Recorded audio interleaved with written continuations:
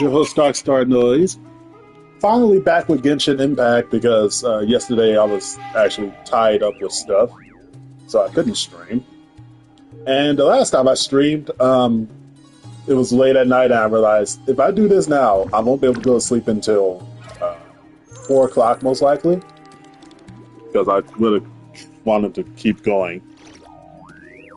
And yeah, that was not going to be a good idea. So I'm off today, so I have nothing to do. So let's do this.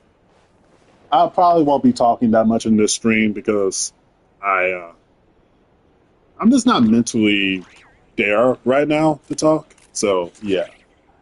We all have to bring our A game here.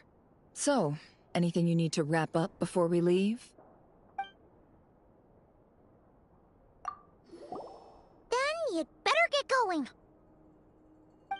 Very well. All these broken machines on the ground. Someone got here before us. Could it be Arlecchino and Sandrone?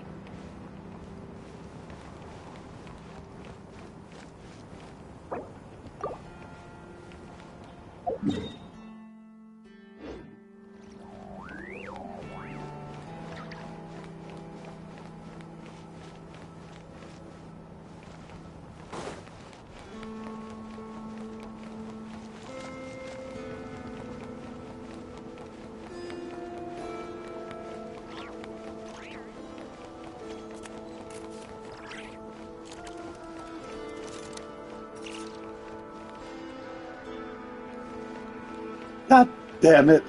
It's going to go look for a waypoint. Never mind.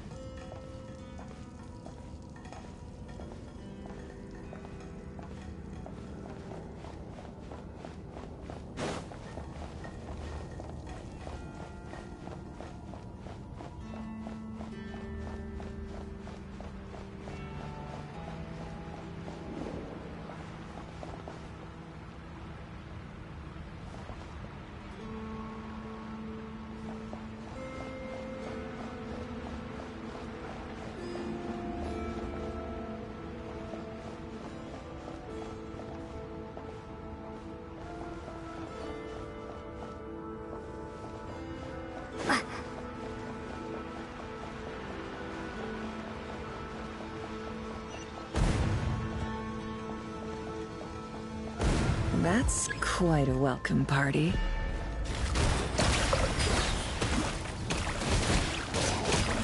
Can't hide the truth.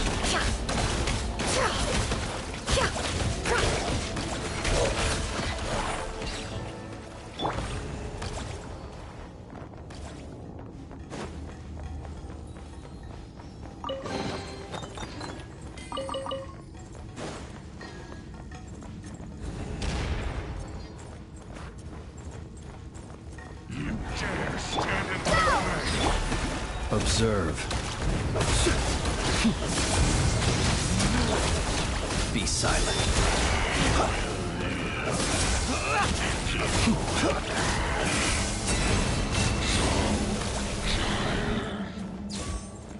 Get back! I said get back! Do you hear me? Why isn't it working? No! Don't come any closer! Don't!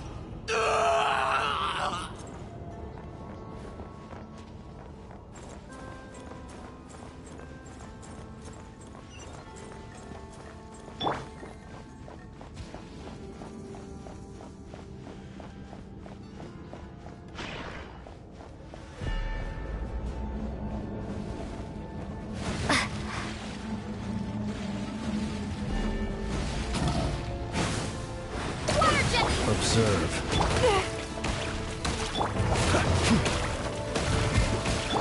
Doris? Poor Seth. May your spirits find peace. Grab that key on the ground. We'll probably need it at some point.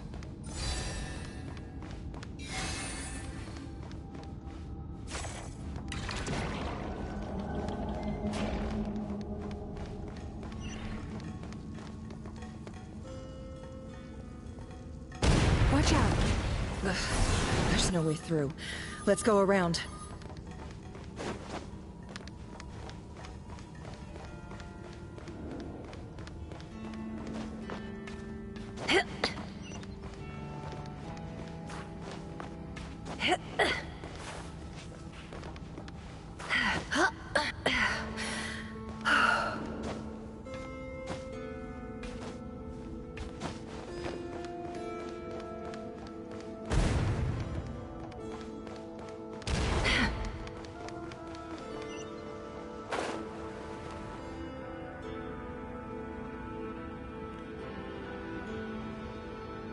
What the?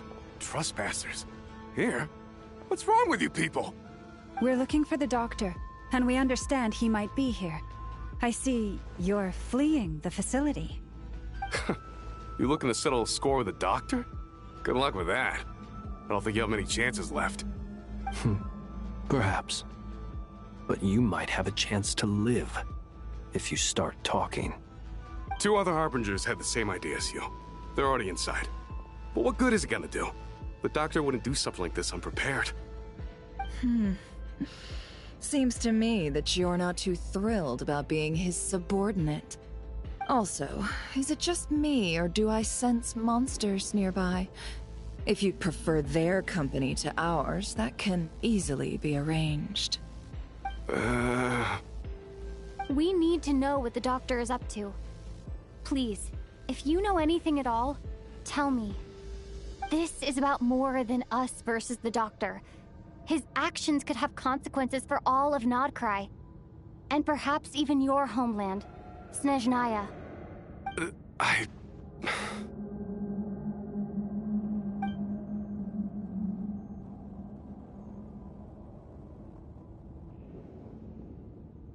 He's building something.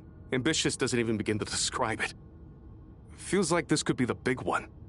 God knows how long he's been planning it.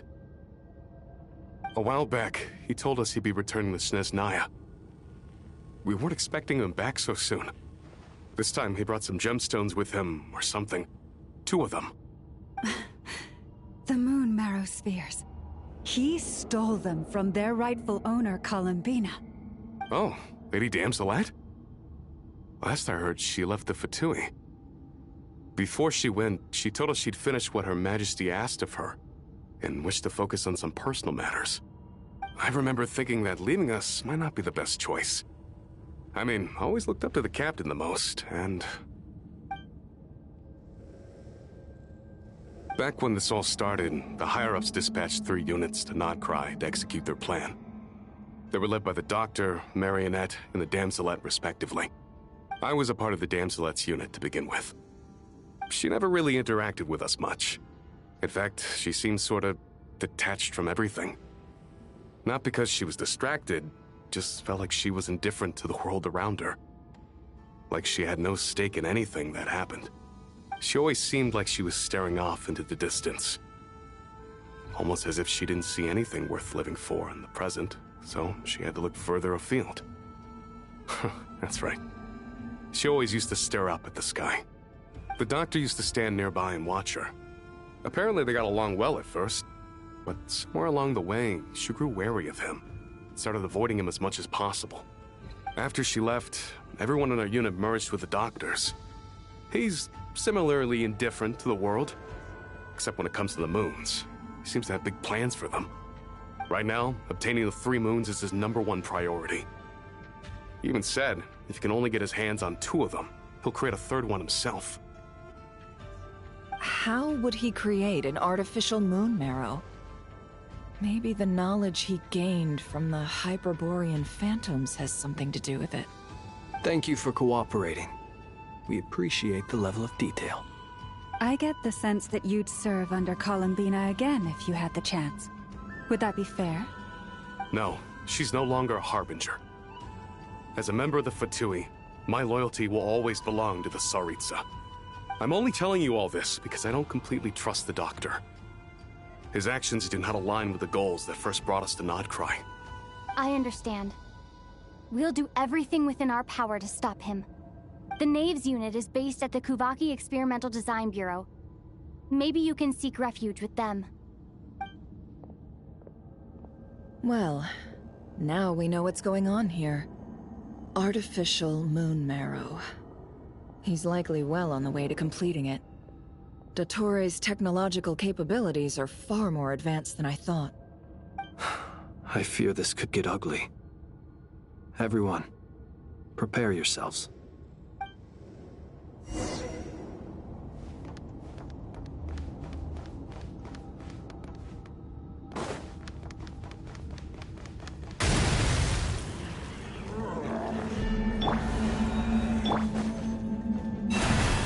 It all adds up.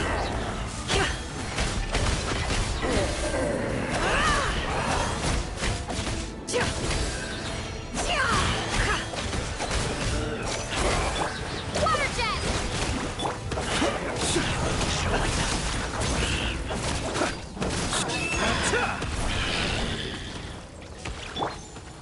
Leave this place.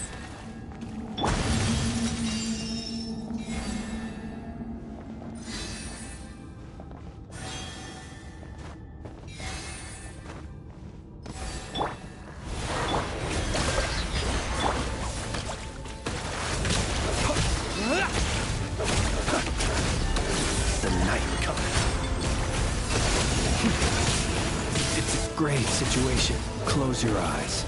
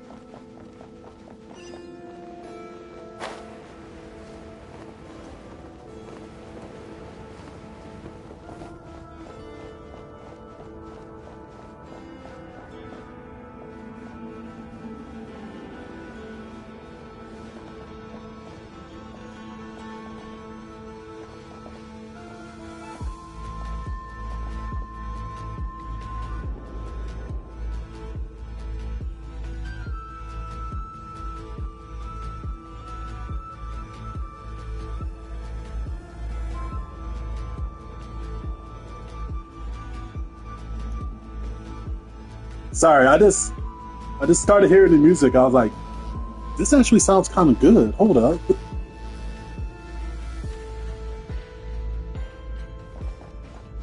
Okay.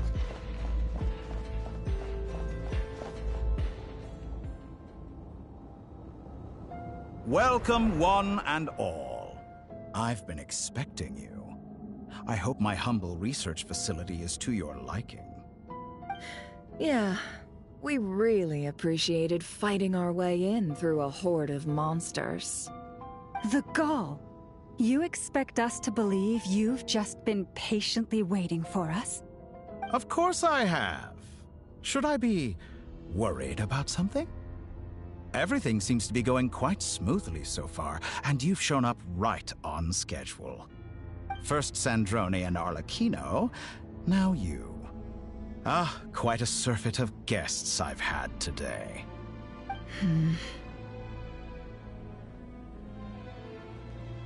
If you were looking for them, I should probably mention that Arlecchino disappeared as soon as she entered the facility.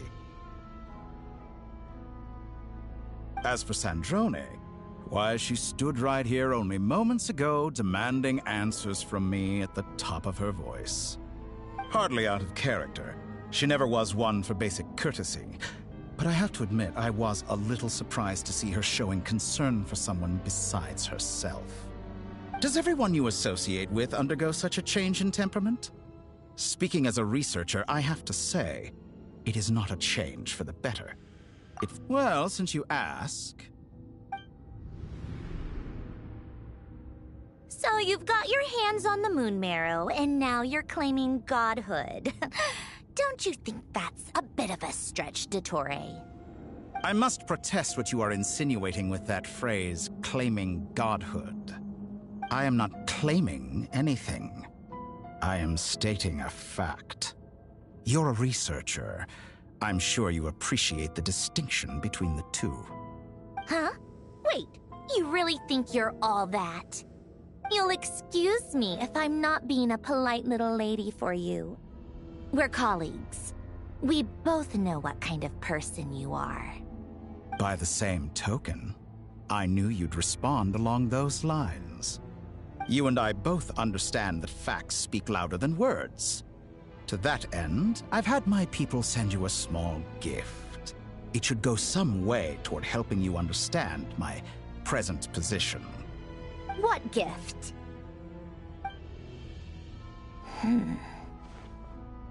Where have all your troops gone? Who knows? Perhaps they are already marching toward a new world, following in the footsteps of an unknown god.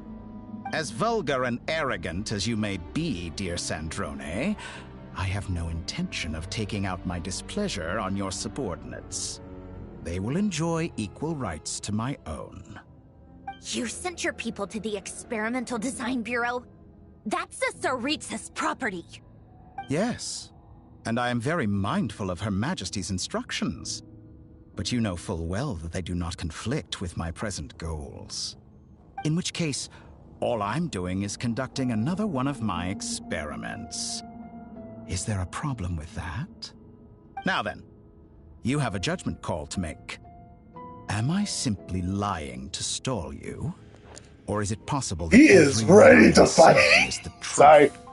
In which case, your subordinates really are in danger. So now you've turned on fellow Fatui soldiers. You're completely insane. I have set a new rule for myself.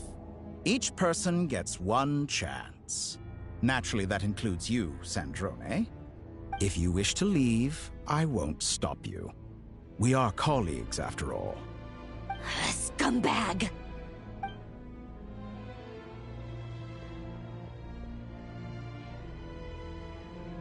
Still, I hadn't counted on Sandrone sparing any thought for the people of this world.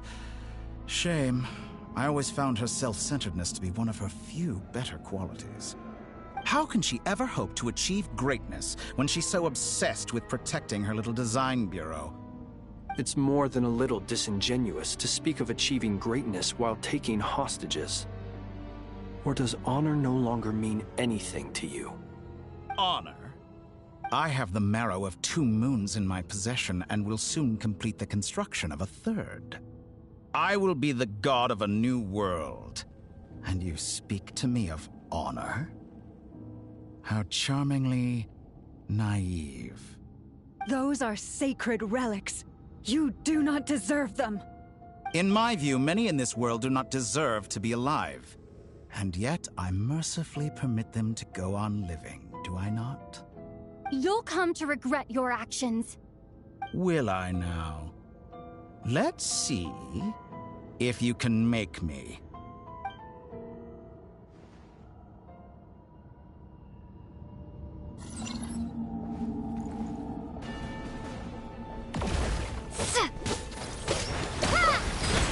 Be silent.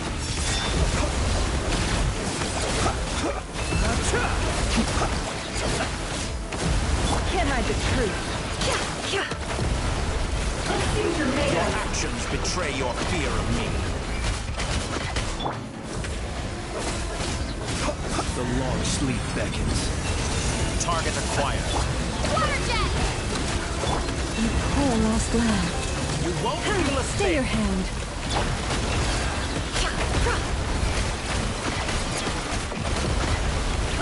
Is that the best you can do? The mystery unravels.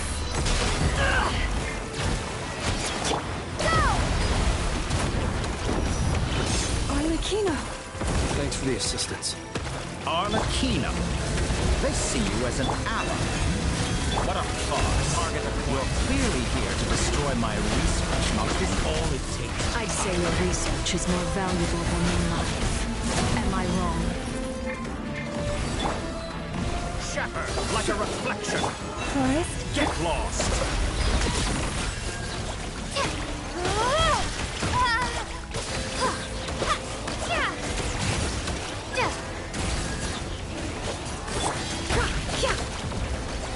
It all adds up.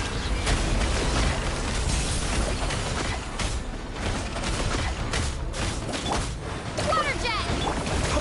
Close your eyes. Your actions betray your fear of silence. Night falls. You won't feel a thing. Can I the truth?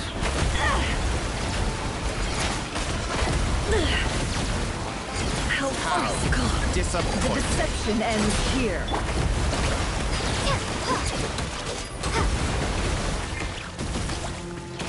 You poor lost lamb. It all adds up. It all falls into place. Interesting. Get lost. Observe. Be silent.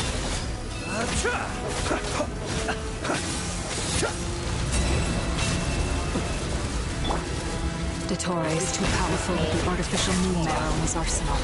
Fighting him is futile. Quickly! How's this?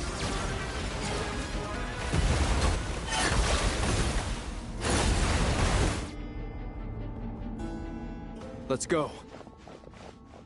I've always thought it is wiser to flee than surrender.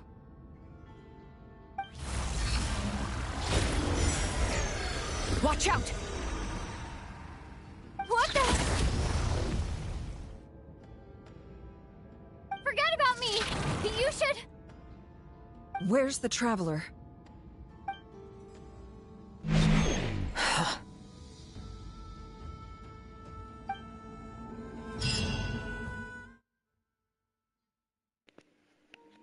Damn, we just got captured. Why does it say saving down there? What?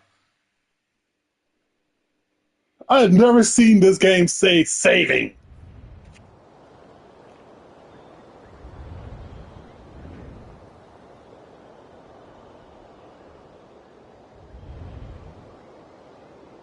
What just happened? Nasha Town? How did I get here? Strange.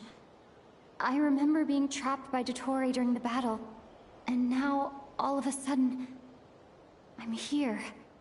Something weird is going on. I guess I'll start by exploring the area. Huh? Traveler? What brings you here at this hour? Huh? What are you in the mood for today? A hot dog? Or something else? We've got some special discounts at the moment. Want to see the menu?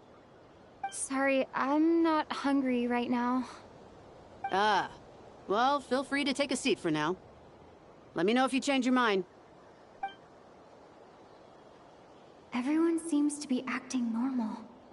Am I just overthinking? Oh, darling, look who it is. One of our regular customers. Get the Traveler something to eat, would you, dear? Wait. Why is he talking like that?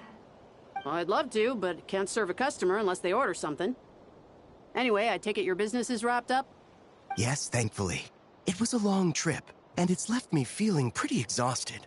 But the upshot is, I won't have to leave again for a good while. We can have some quality time to ourselves. Wait. These two are a couple? I see some kids around too. I didn't know they had a family. Hey there! I haven't seen you in ages! What's keeping you so busy? I've been looking forward to playing with you again. You forgot already? You're silly. Daddy brought you over to our house recently. We had some snacks together. What is she talking about? We've had a lot of customers over the last few days, so we've been real busy. And like my mom always says, some people are more than just customers. They're friends. Oh, Another customer's arrived! I better go see what they want. This is all wrong. I never once heard the owner of this restaurant talk about their family. It certainly isn't a family-run business. And that child, I don't recognize her at all. Could this be a false memory? Very good. I knew you had it in you. Aren't you going to try the house special? When did he show up? No, none of this is real. You don't seem to like it here. That's fine. We can change venues.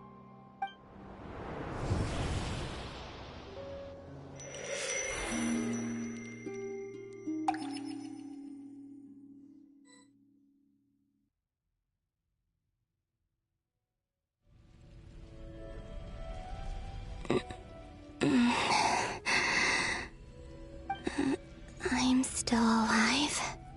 Where is this place? It took all my strength to open the moon gate, and then I leapt into it. So this is the moon's reflection? The mysterious realm beyond the gate?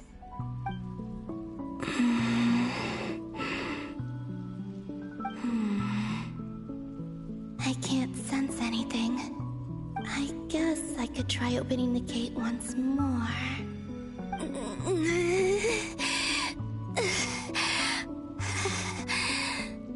No response.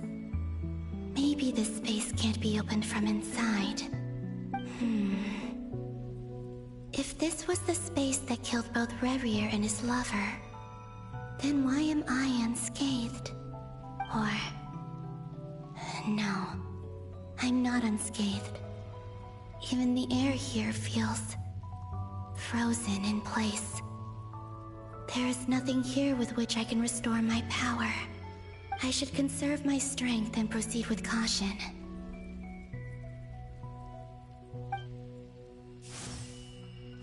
I don't believe Dotori's scheming will stop just because I escaped.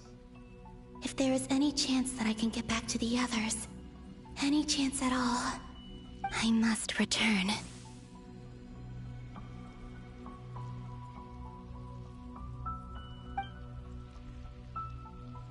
Emptiness. Silence. What is this place? Or maybe the real question is, what is it for? What's this? Looks like it responds to my power.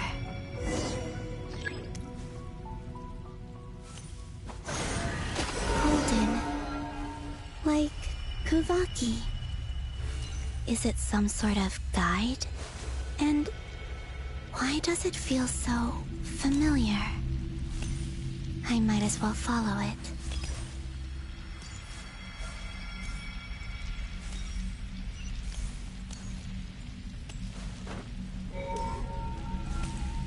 Where does this lead? Could it be the exit?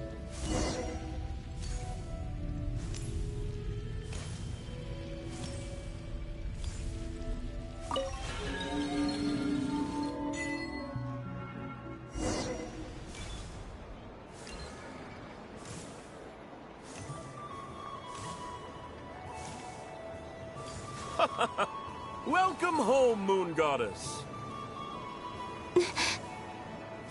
Is this Nasha Town? But isn't Moonbriar Night over already?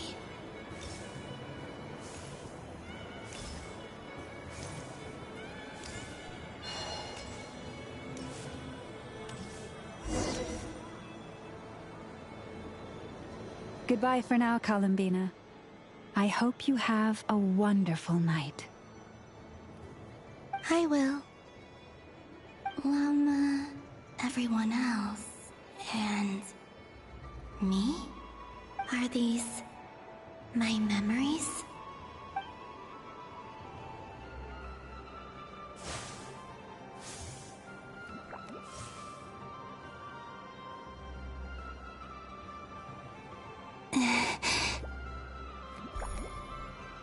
I can't touch them. It's as if we're separated by some impenetrable power.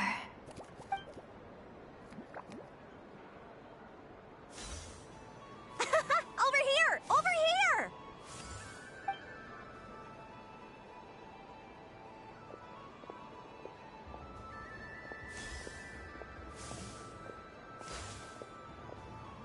But the people in these memories pass right through me.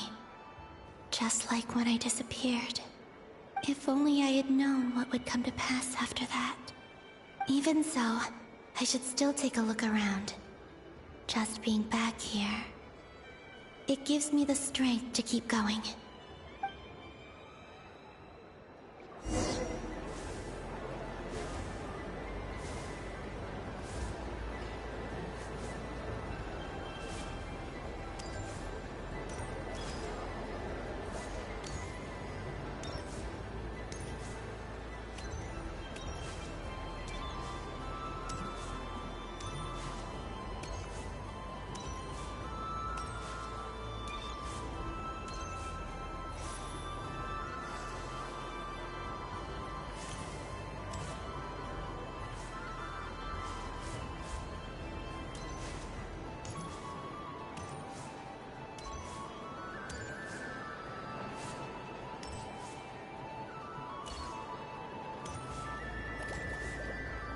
Welcome home, Moon Goddess.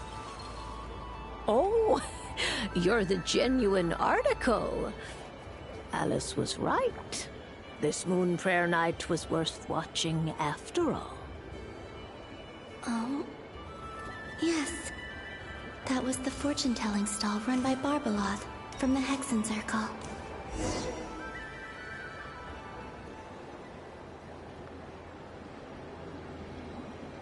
Please, draw the first lunar arcana. This represents destiny and is the foundation for the divination as a whole.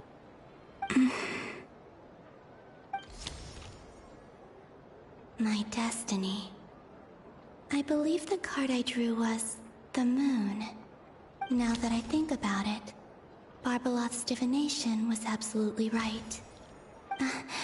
It's almost time to draw the last card. The one that represents the future.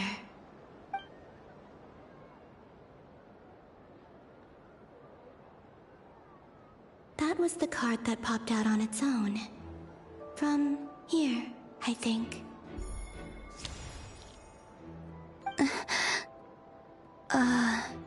Kuvaki Pulse? What? Fascinating. I've never encountered this before in my role as a diviner. What's going on? Did that card leave the deck? Because of my influence? All I did was try to touch it, and then... Maybe this memory space is not untouchable after all. Are there weak points in the barrier? Or... is it possible that there's more to this space than my memories alone? This card is death. I need to get to the bottom of this.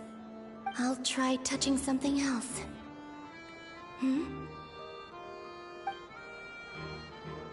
Is this... the wind? No, it's gravity. It's pulling me outwards. No, Traveler!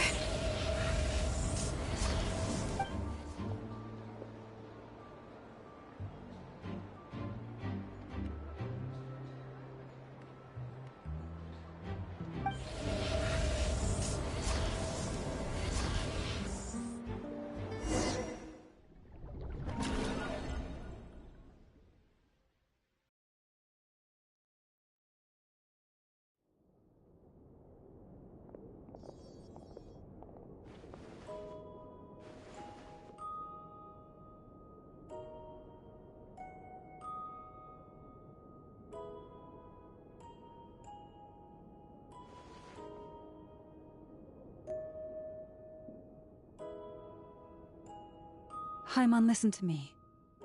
From the bottom of our hearts, we are so sorry. We completely understand how you must feel. The Traveler is trapped, and we all feel responsible for it. Don't say that! Paimon's not a little kid! You didn't leave her behind on purpose! There was nothing you could do! But... She's all alone in there! What if something happens to her? What are we gonna do then? We've barely spent any time apart since we met. Is she gonna... die? We must find a way to rescue her. We were all involved in the operation where she was captured, and we do not abandon our comrades. That being said, it won't be easy. Through conversation with the others on our return, we've arrived at a basic idea of what we're up against. Dottore's lab has clearly been in operation for a lot longer than we realized. We found many monster samples stored there. In all likelihood, they were materials he used to research his latest technology. We also know that through his contact with the phantoms of Hyperborea, he gained knowledge about the moons and certain Hyperborean technologies. Using this knowledge, he then fashioned an artificial moon marrow to serve as a replacement for the frost moon beyond the sky. Unlike Columbina, Dottore is not being rejected by Teyvat. And even with 2 of the 3 moon marrows, his power far exceeds all of ours combined. Once his 3rd moon marrow is complete, Dottore will have completely seized the authority of the 3 moons. Teyvat's most primordial powers will then be in his grasp.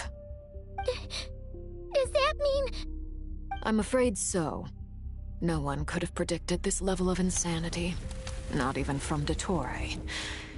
And unfortunately, his insanity is coupled with an intellect and ambition that not even his peers in the Fatui can match. This is dire. Sounds like the world is done for. The 3 moons' authority can influence the very fabric of time and space. I dare not imagine what a monster like him would do with that kind of power. The trouble's already begun, I'm afraid. On our way back, we discovered that part of Nodcry is being enveloped by an unknown energy. We cannot ascertain what is happening inside. I don't know why, but this really feels like part of a JoJo plot line going on right now. I'm sorry, it just rung in my mind. It's like, this feels like something that would literally happen in JoJo. It probably will, honestly. I'm convinced this is Dottore's doing. Not that there's any way to prove it. The issue is, we have no idea what his intentions are. The only thing more frustrating than facing down evil is knowing that it will surely come, but not knowing when. The Doctor is guilty of numerous crimes at Mondstadt as well. One of our knights, well, former knights. His father was murdered by Dottore. His ideology and methodology are a danger to everything in his path, from individuals to entire nations. He does not feel guilt, even when he acts against his own people. He doesn't see them as his own people, that's why. People like him see everyone else as beneath them. Right. He views other people only in terms of how they can benefit him. That's the basis of all his social connections. Wait. He said former knight. We don't really know that many former knights other than Diluc. Was his father killed by... Hold up. Wait. Hold up.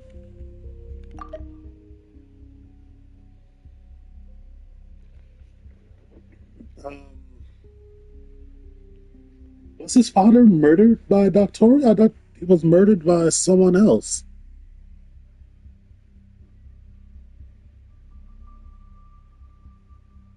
I have to go back to one of the events online to see if that's true.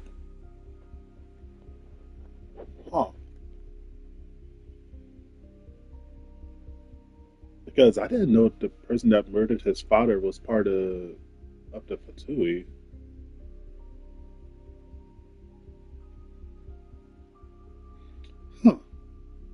It's It's also been years since that plotline really was revealed, so I don't clearly remember much.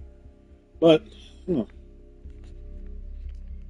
Granted, he's hardly the only harbinger to pursue their own interests. We all do, and Her Majesty is gracious enough to permit it. Still, her mercy has its limits. Dottoro's actions have gone beyond even what the Fatui could have imagined. Usurping divine authority to become a god. For a servant of the Tsaritsa, that goes beyond being disloyal. It's treason of the highest order. We can't expect him to heed the Tsaritsa's will once he gains the Three Moons' authority. Even we Harbingers consider him the most self-interested among us. Poor Traveler. Of all the people to get caught by... We have to go save her! Right now! Please! We gotta find a way! Paimon, I promise you, we are with you all the way. I get how you feel. I do. But it's gonna take more than strong emotions to take down an enemy like Dottore. What we need now is more information. Right. We can't even guarantee he's still at his research center. Before we can think about mounting a rescue operation, we need to confirm the Traveler's location. I'll find a way. Paimon knows, but... She's so scared. If anything happens to the Traveler... She might be the strongest person Paimon knows, but she's still human. She feels pain and bleeds just like anyone else. Then think things through before you stick your neck out. Unless you want to lose your head. Sandrone. Miss Sandrone, you're okay? Put the stuff over there, and be gentle with it. Am I okay? As you can see, I've had to move my whole livelihood out of the Experimental Design Bureau. It's been swallowed up by Dottore's energy field. If I'd left it any longer, I probably would have gotten stuck there.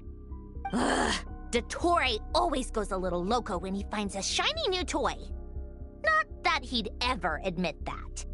But this time, he's gone full psycho.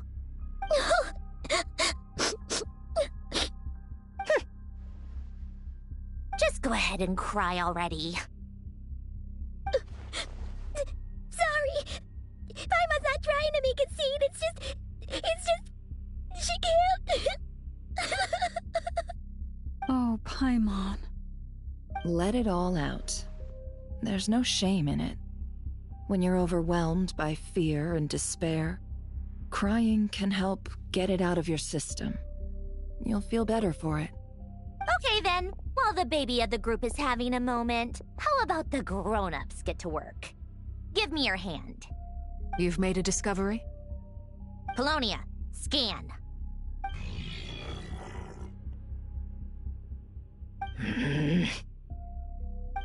You, hand, now.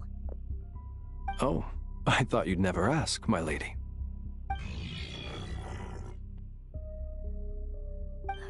Curses! You're next, then you.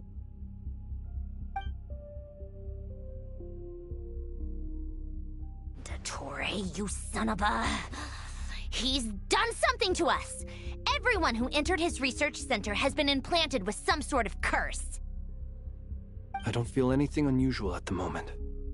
Does that mean it hasn't activated yet? Is there a way to figure out its purpose and what might trigger it? My best guess is Dottore created it using the Moon Goddess's powers. 1 second, analyzing. Ugh! That friggin' maniac! So, what twisted game is he playing this time? The moment I analyzed the energy composition, some encrypted text appeared in my mind's eye. And when I deciphered it according to the Fatui's standard encryption protocol, I got the following message. Feel free to run, or you will perish in nod cry. He's mocking us. Yep, he loves to toy with people. Only in this case, there might be more to it. But I didn't detect any murderous intent or malice either in the message or the curse's energy. As if this is him at his least malicious. Or perhaps all people are cowards in his eyes. Maybe he thinks the threat alone will be effective. What a despicable person. And he has the Traveler in his grasp. If I may, as unhinged as Dottore may be, he has always exercised great patience with the objects of his interest. I remember a comment he made when we first arrived in Nodcry. He said, "This world is, on the whole, an exceedingly dull place. But at least there are a few intriguing features, such as the gods, or the Traveler." Oh god, I'm an experiment now. Presumably, they interest him because they're unknown quantities. He wants to understand as much as he can about them. Agreed. The Traveler is Tevat's fourth descender. All Harbingers are aware of this. Since Dottore took such pains to capture the Traveler, he is unlikely to kill her right away. Okay, but we still have to do that rescue operation. Of course. I also think we need to read between the lines with Dottore's message. If he's encouraging us to run, that means we mustn't leave Nodcry under any circumstances. My guess is, his curse will only trigger if we leave.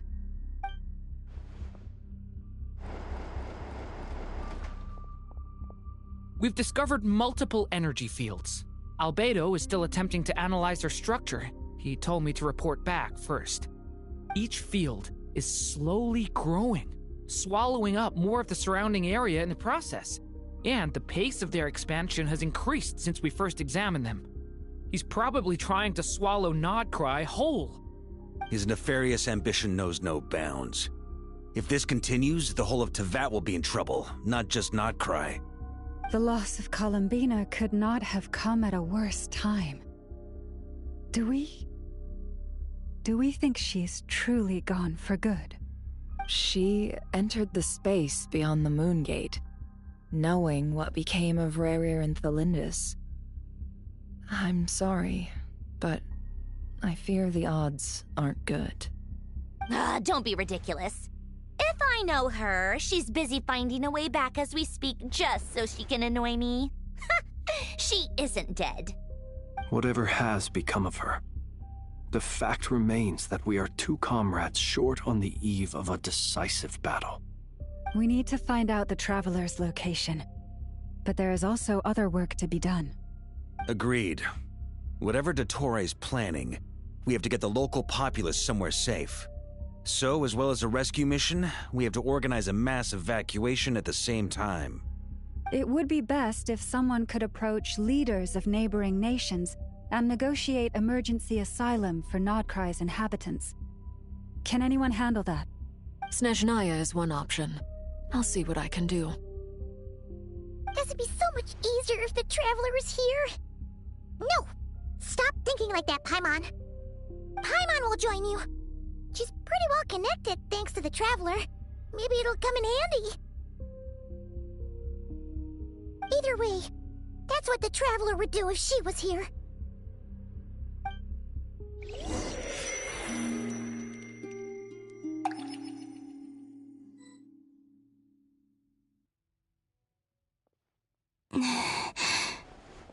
Back here again. That gravitational force that pulled me back. Is this where it came from? I'm back, baby! Memory of Moonprayer Night. I think I influenced reality. Was it just a coincidence? Or... if only I could have sent the others some kind of warning on Moonprayer Night. Maybe we could have stopped Dottore. I feel... so heavy. Does entering that space consume a lot of energy? Well, even so, I have to keep moving forward. Back to emptiness and silence again. I should try and find my way back inside that memory.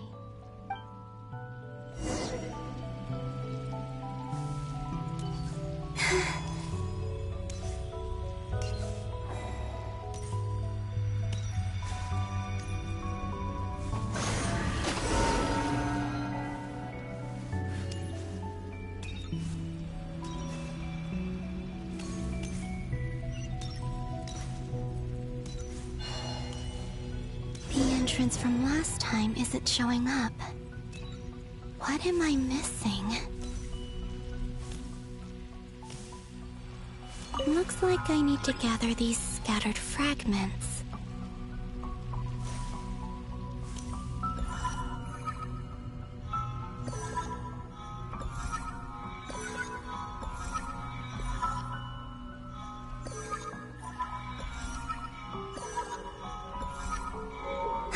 It worked!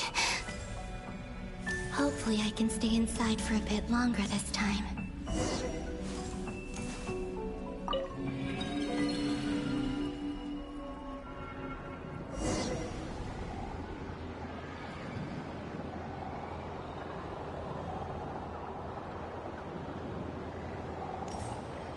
Ad Astra Abyssosk. Welcome to the Adventurers Guild.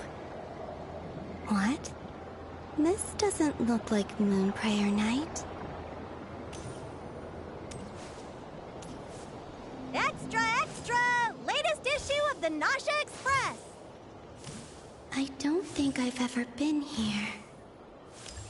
Maybe this space isn't comprised of my memories after all. There aren't any festive decorations around. Is this Nausea Town after Moonprayer Night ended? Did Dotori's plan not affect the town? Or is no one aware of what happened because he used the Three Moons' authority? Let me see if I can influence anyone else. So, what do we do next? Wait, that voice. Paimon? The most important thing right now is to find that mage. Lauma the Traveler and Mr. Varga are here too. I'd better go pay the Fatui a visit. Traveler!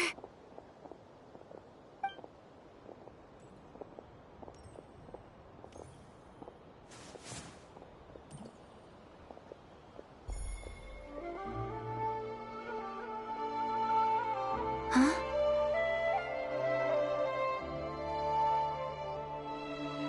Columbina? I made contact. It's me, Columbina. Huh?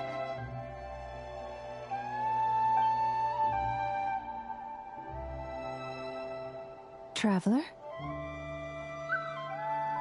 Let's go! This is no time to be spacing out! Huh? Huh? Wait a moment. This has happened before. Huh? This is what happened when I disappeared. I stood right over there, thinking that no one would ever find me again. It was only when she called my name that I decided to follow them. But did she turn around because she sensed my touch just now? Is it really possible that from in here, I can change the past? If I keep following them, maybe... Huh? It's that gravity again.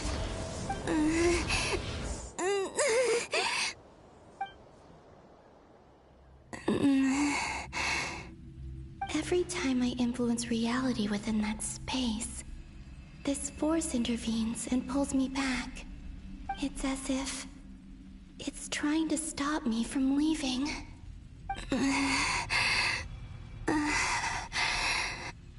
I'm getting weaker and weaker.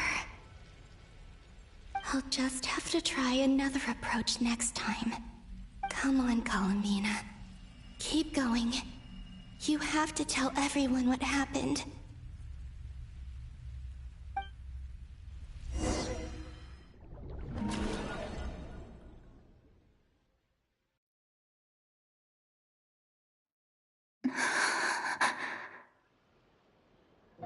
Suddenly, I've been plunged into darkness, alone. It feels strange, as if something has grabbed hold of me. Is Dottore now powerful enough to interfere with space itself? Look at you, standing so still in total silence. I almost didn't recognize you. Hello there, traveler. He seems to be in a good mood. Wait, what's that behind him? Ah, so you noticed. This is the completed Trilune. 2 primordial moon marrows and 1 artificial specimen. You are wary of it. Good. Maintain that reverence. You performed well in that recent battle. Brave and reckless as always. Courage is the sign of a true hero, and impulsiveness is the hallmark of those who strive to advance. I say this not to belittle you. Most creatures are far more timid by comparison. 3 moon marrows. Does that mean the artificial one is now complete too? Well spotted. What do you think? For a replica I built myself, I dare say it looks the part. Dottore, are you planting illusions in my mind? I have no interest in fooling your eyes. On the contrary, I hope to show you the true essence of all that you see before you. Is this not a beautiful city? People live in peace and find joy in their work. The streets are safe. People can even leave their doors unlocked at night. You might say it is the Elysium everyone dreams of. All available data indicates your values and worldview conform with the mainstream. This kind of society should be quite to your taste. False beauty is deceitful. Lies are to no one's taste. I wonder, is it your moral standards that are too high? Or your expectations of reality? Answer me this. If someone existed in a sweet dream from the moment they were born, a dream in which they never once felt pain, which do you think they would consider superior? The dream or the reality? That's pure sophistry. It has nothing to do with your actions. As I suspected. You have yet to understand all of this for what it really is. What do you want from me? You sound impatient. Do you think the only reason I'm keeping you is because I want something from you? If it's not, then why haven't you killed me yet? No one can stop you if you're as powerful as a god. I'm delighted you recognize that fact. I believe we last squared off in Sumeru. Ah, the memories. How time flies. You and I have both grown. I'm not surprised that Arlecchino and Sandrone worked with you. You've always a way of slowly but surely ingratiating yourself with all levels of society. People laud you as a hero, but I suspect there's more to it than that. Oh, but to be clear, I don't say that to flatter you. Do you always give your opponent an appraisal before you deal the final blow? Call it a long-time habit. I'm a researcher, and one of my duties is to give an objective assessment of my subjects. But you misunderstand. We are not opponents. Not at this moment. I just want to talk. Think back to Tartaglia, Arlecchino, Capitano, Colombina, and now even Sandrone.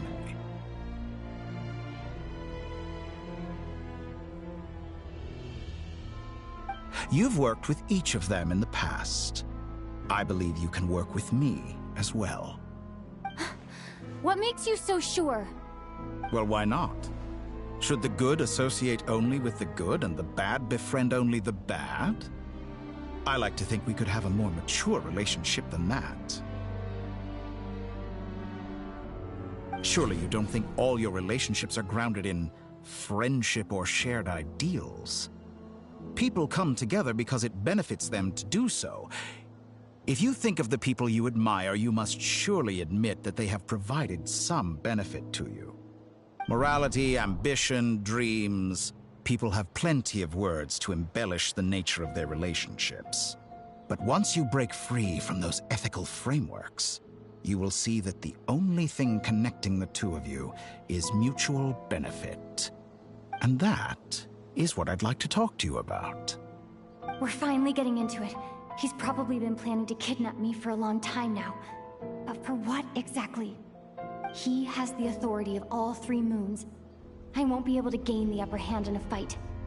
Best if I pretend that I'm willing to negotiate for now. You say you're a god, but you also speak of mutual benefit. What could a god want that the 3 moons cannot provide? Excellent question. But before I answer, I would ask you the same thing. Gaining Columbina's allegiance was a rare and extraordinary feat. But the Moon Marrows are now in my hands, and I have the edge over her. For this artificial moon is not being rejected by Tevat. Her identity and lineage may have been a thing of glory in the old world, but they were also shackles that prevented her from ever integrating into Tevat. I, on the other hand, you may view me as a thief, but I have overcome that limitation. So what is it that the 3 moons cannot grant you?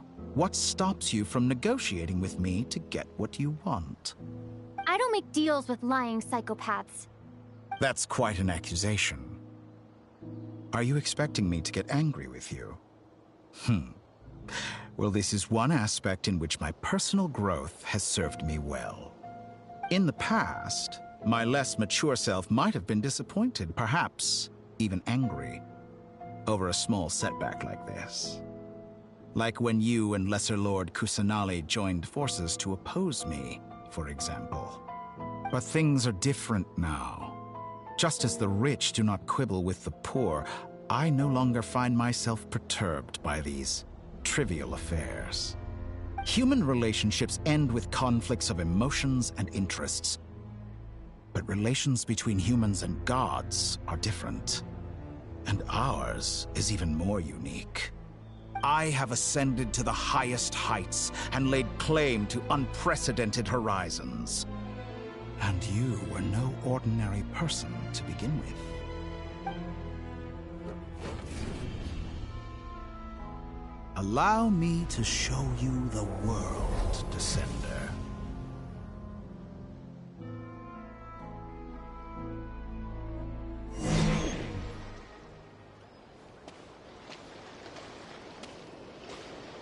To stand, walk, jump, sit, and lie down. These are the most common of behaviors.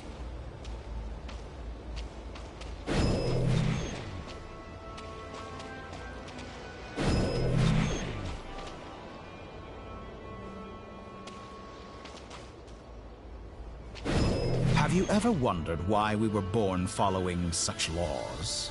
Who stipulated that we could not fly instead of walk?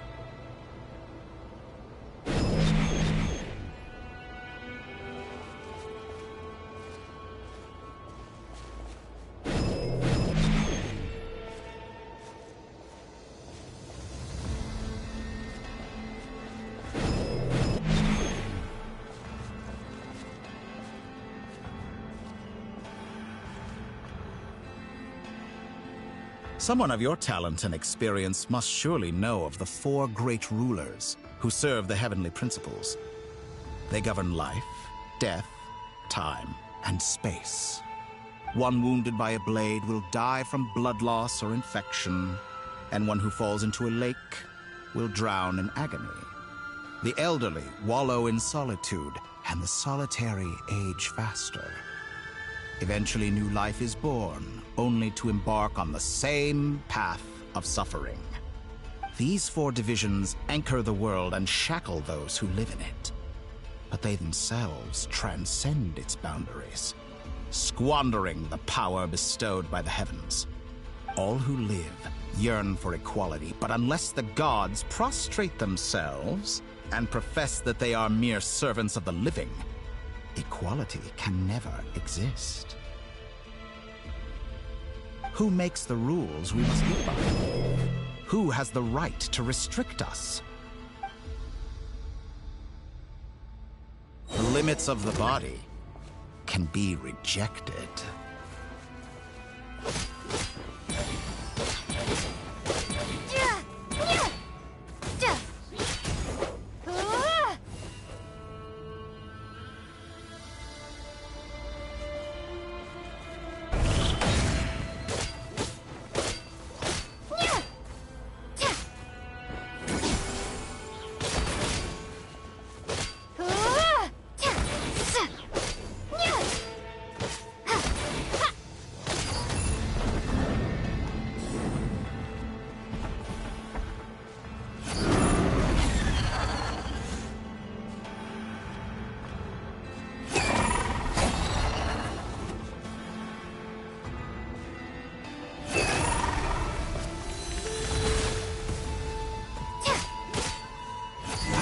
feel to be among those with absolute power?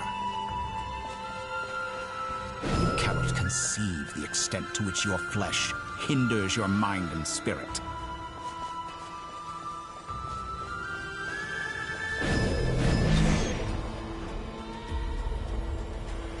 Only by discarding our useless, primitive eyes can we perceive a new world. How narrow-minded we all were in the past.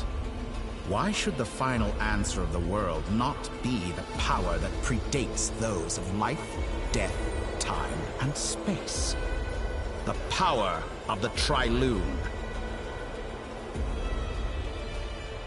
Through it, I have glimpsed new experimental possibilities. Nature suppressed, authority exiled, souls controlled.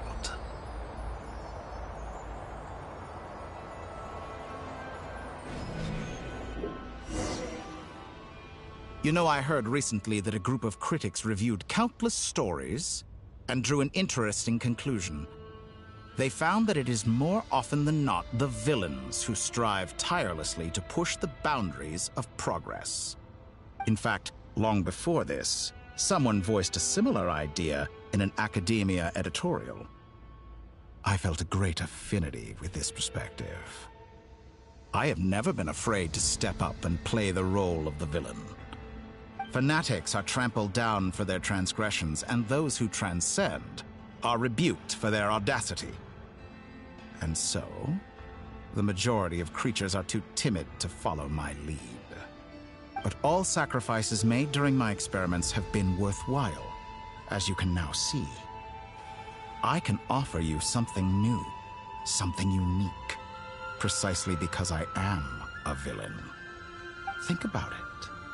We are eternally bound through mutual interest. Can you truly say you would never turn to malice if it could give you the life you dream of? After all, what value do perfection and purity really have? They are fragile and feeble things, utterly tedious. I say, better to be governed by a flawed humanity than a gnosis. The true seeker of knowledge is the villain who undergoes countless tribulations in pursuit of their goal. I'm sure many people have told you that you're different. Because I'm a descender? Exactly. Very clever. But what has that got to do with you? I do not conceal my wicked deeds, my selfish desires, or my greed. A true researcher must act as I do if they are to understand and speak of the truth. And yet, a knowledge seeker like myself will inevitably grow tired of studying Tevat beyond a point. You have traveled to all corners of the world and met many people. Along the way, there have been moments when you were misunderstood or even became a wanted criminal. And all the while, you have spent your days doing some of the most mundane jobs in the world. You fight and toil, claim minuscule rewards from my friend Pantalone, then you fight some more, winning some battles and losing others as your search goes on. And this cycle continues, with no end in sight. Surely you must sometimes grow weary of being stuck in this same loop day after day. We're completely different. I embrace everything that life throws at me. I am engaged in every step of my journey. How does that make us different? I too embrace what life brings, researching everything that interests me. Think of all the novel things I've managed to create, like the artificial moon marrow. Don't you see? As unique a specimen as she was, even Columbina is not irreplaceable. Take that back! She's gone because of your actions! I didn't say that to anger you. Though admittedly, I don't see what there is to be angry about. Anything Columbina could do for you, I can do better.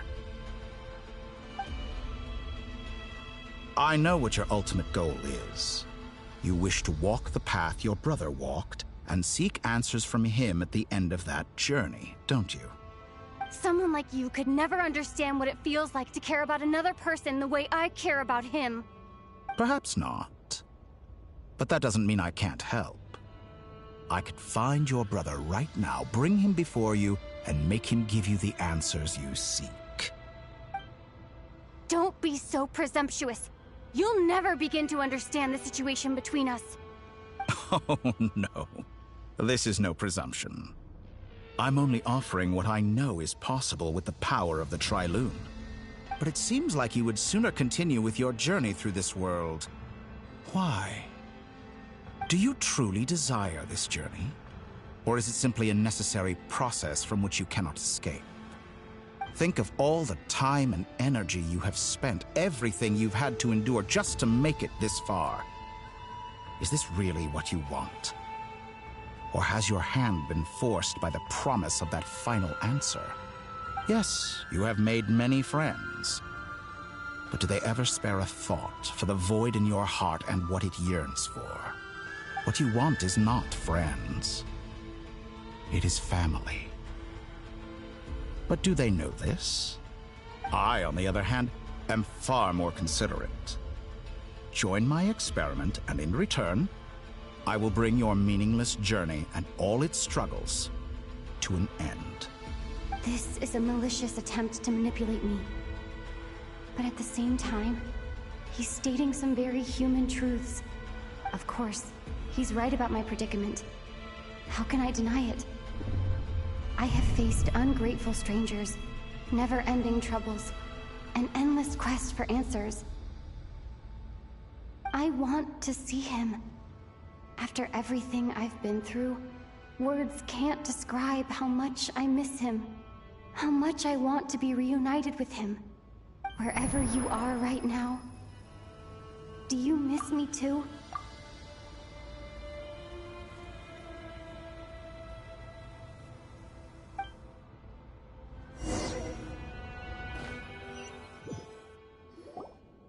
All right, everyone.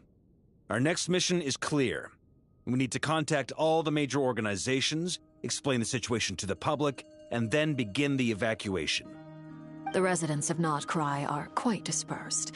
The two most populated areas are the Southern Isles and Pyramida. Miss Lauma, I will leave Hisi Island and Nasha Town in your hands. I will liaise with the Fatui and Pyramida. Agreed. We will reach out to Natlan and Snezhnaya.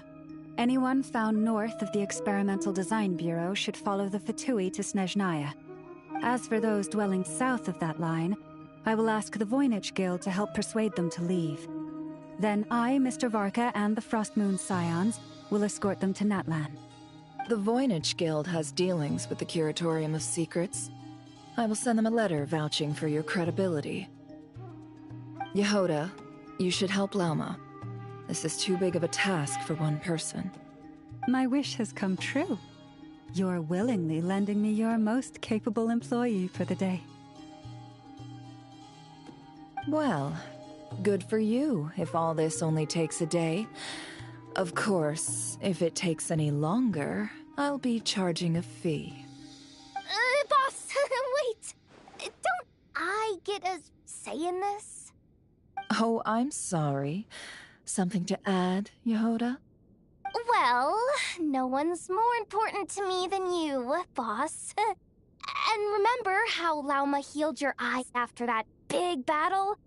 I think that's worth at least 2 or 3 days' work for the Frostmoon Scions. Are you completely incapable of acting in your own self-interest? Or do you simply devalue your own labor?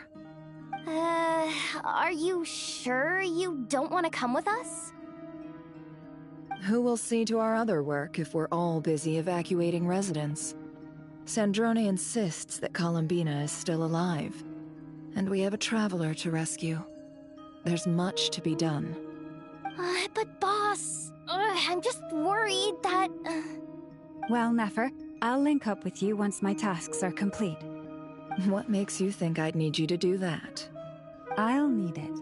And considering the way you approach certain matters, I think you'll be better off with me present. That's quite enough. Just focus on your work first. I bet we're in for an uphill battle here. But we can help out too. Ineppa and I are gonna help Nasha Town's residents carry their stuff. Loading schedule. Store essential local research data and technology samples, then escort the people to Natlan. Understood. I will execute this to the best of my abilities. Great stuff. Thank you, ladies. I've contacted the Lightkeepers. A colleague of mine will join us shortly. I will persuade them to conduct a thorough search of the region to ensure that no civilians get left behind. As for me, I guess I'll be making an early return to Sumeru. I think it's important that someone informs the Dendro Archon of what's going on in Notcry. Roger that.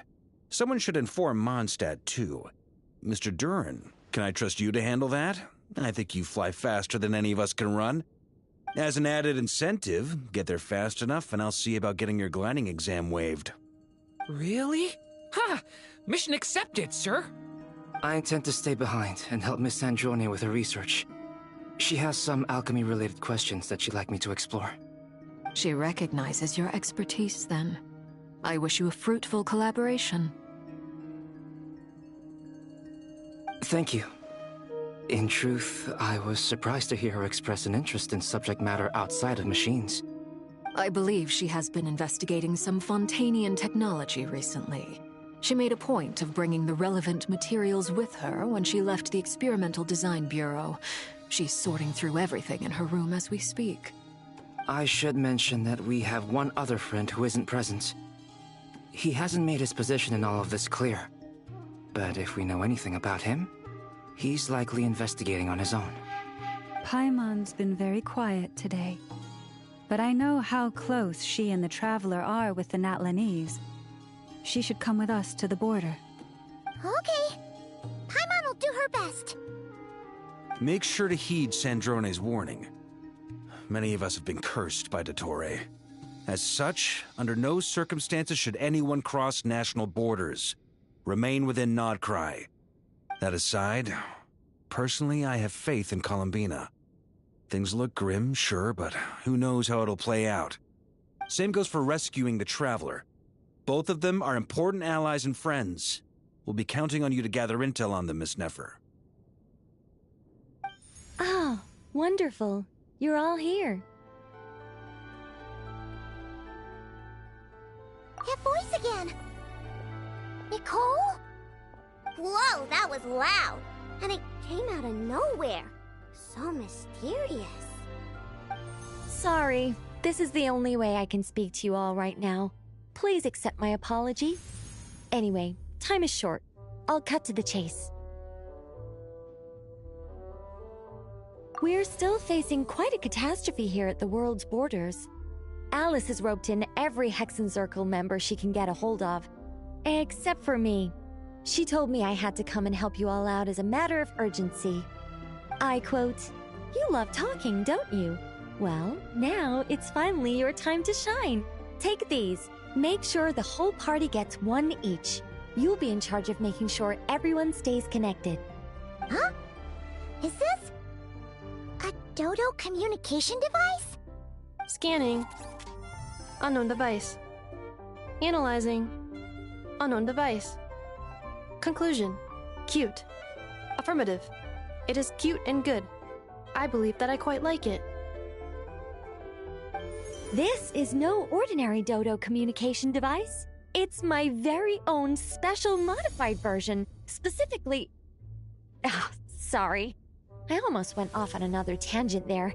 Anyway, help yourselves.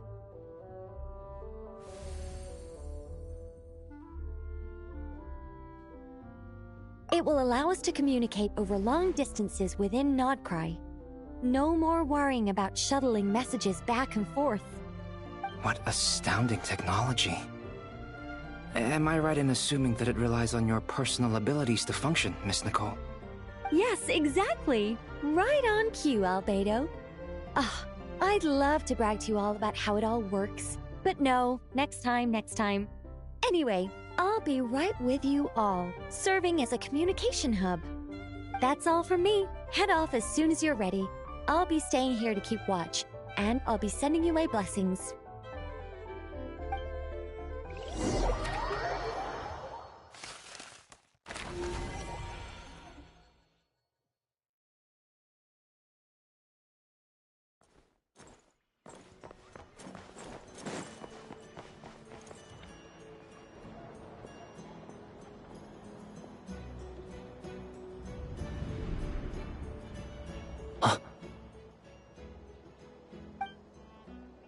Sir Flint, perfect timing. I just arrived myself. You are most considerate, Master Ilua. But in fact, I know you have been sitting here for quite some time. If you saw me, why didn't you say something?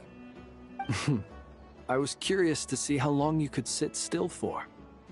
Also, shouldn't you have managed to sense me approaching? That would be a first. You always seem to appear out of thin air without making a peep. Also, how many times do I have to tell you not to address me as master? I don't qualify. I beg to differ. Why should a young man so well versed in social graces as yourself not be worthy of that title? Please, Lord Flint's... Sir Flint's. I'm begging you, don't flatter me into complacency like you do with everyone else. You understand me better than most. My newest acquaintances tell me I love complimenting others. What do you think? I think they don't understand why you do it. You just love puffing people up till they're a big, happy ball of hot air that floats away into the sky. In all sincerity, I can only hope that they bring good tidings when they come back down to Earth. Is the situation that bad? Oh my god, he has a scar on his neck. I dig strategy that. meeting. That's a design Let me choice. fill you in.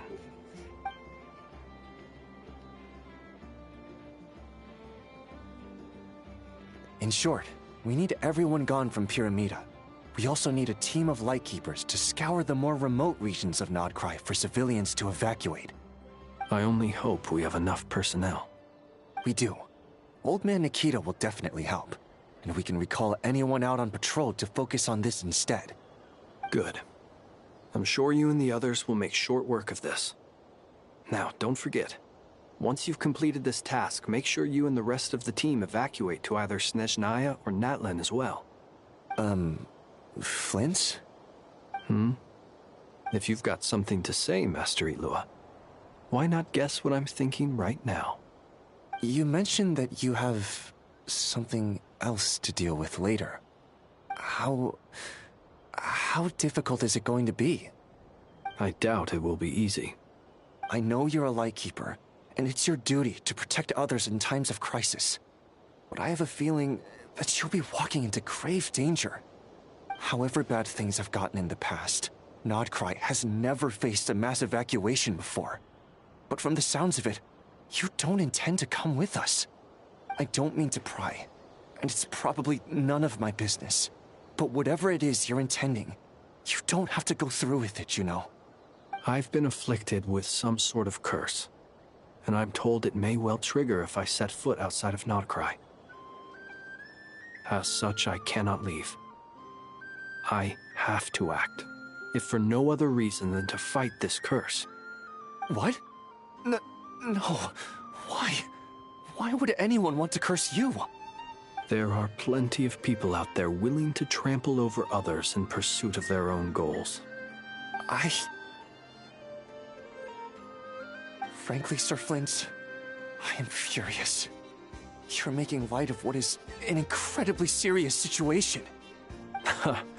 Indeed I am. And? And what? I told you, I'm furious about this. Nothing I can do about it, I'm afraid. Things happen, and we just have to deal with them. If you find yourself feeling angry, perhaps start by drinking a big I glass love of water. Flint's, man. Hey, you mean you're completely unmoved by my anger?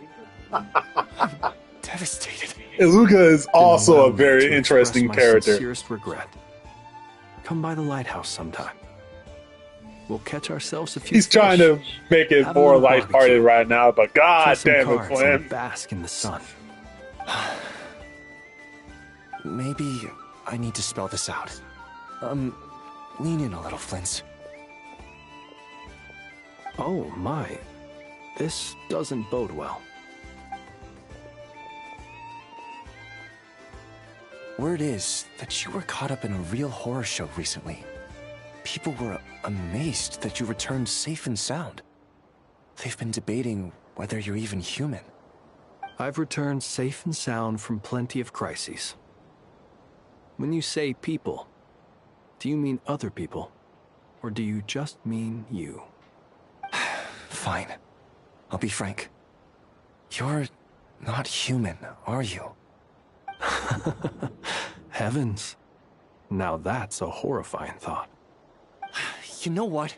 Forget it. We'll revisit this once it's all over. A sound plan.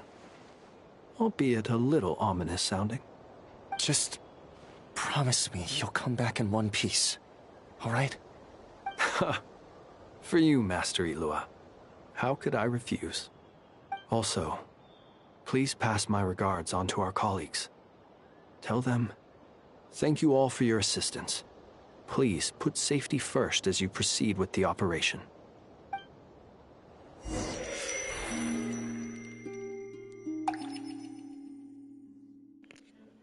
Am I back with the Traveler or Calabina? I think it's Calabina. I have to keep searching for a path toward reality.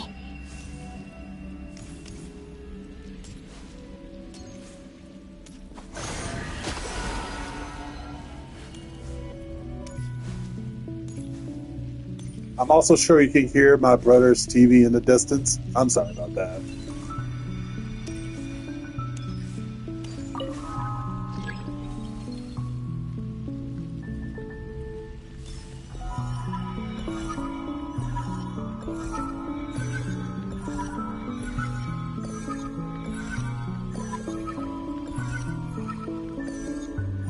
This should do it. I kept overshooting. The last 2 times I tried to influence reality in this space, it consumed a lot of Kuvaki.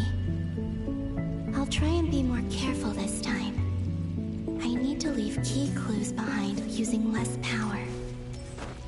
I hope everyone still remembers what I said on Moon Prayer Night.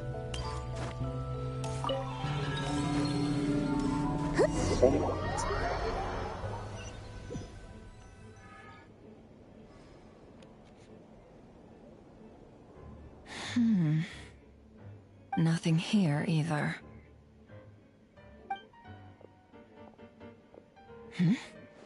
Flints? Ah, Miss Nefer. What are you doing here? Unless... I just spoke with Ilua about arrangements for the search and came for a walk nearby.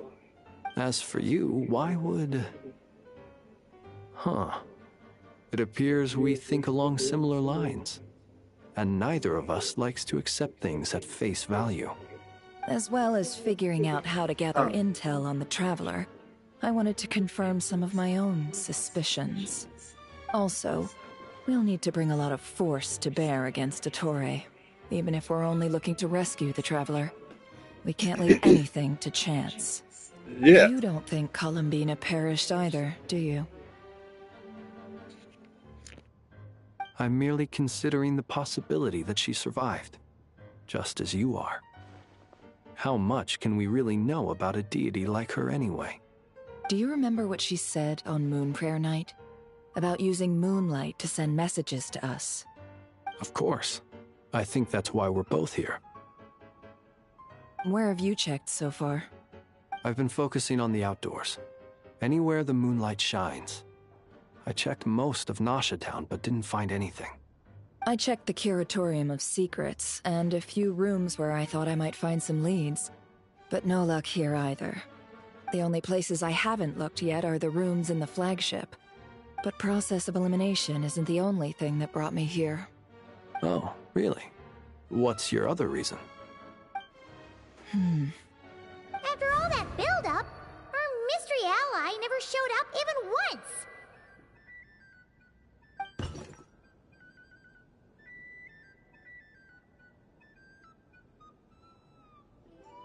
Huh? Am I imagining things?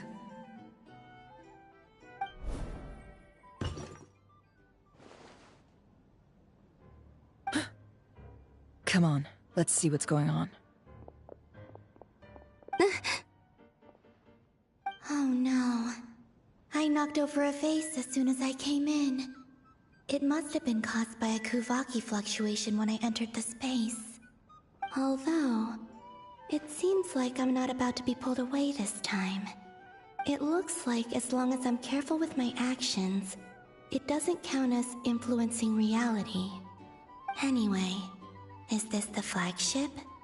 The Traveler mentioned that's where she was staying. I only went into the lobby last time, so I've never actually been here before. How does this space work? If nothing else, I can now be sure that it is not simply memory. She mentioned where her room was. I think it's this one.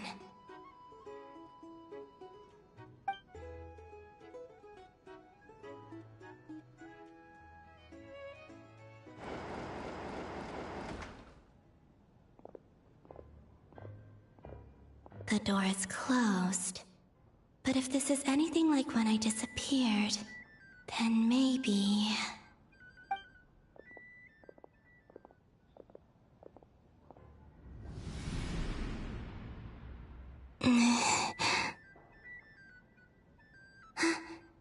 I'm in.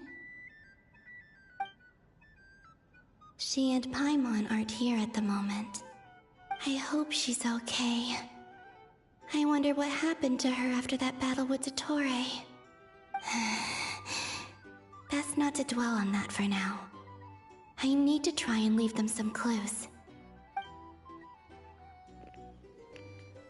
I just noticed in Please, that Traveler. close up there I really that her hope you mask find actually this. shines. I dig that.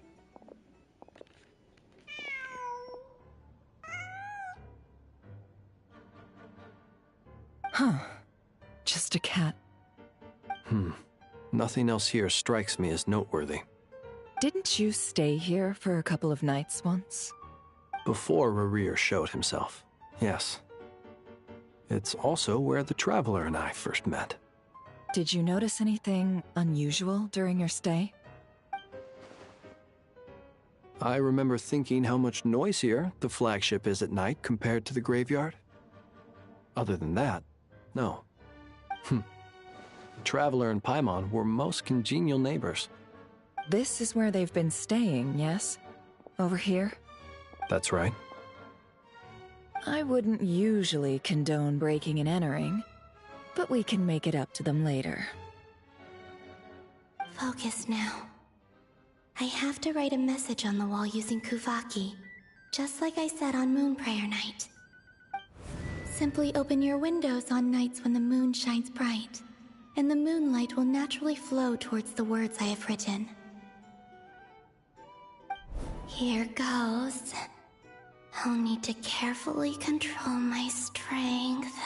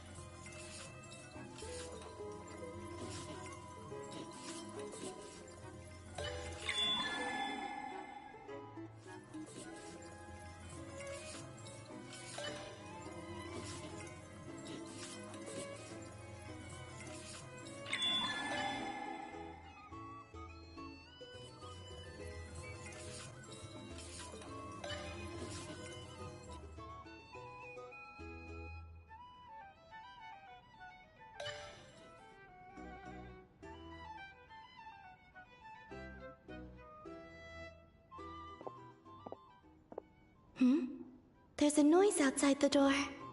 Is she back?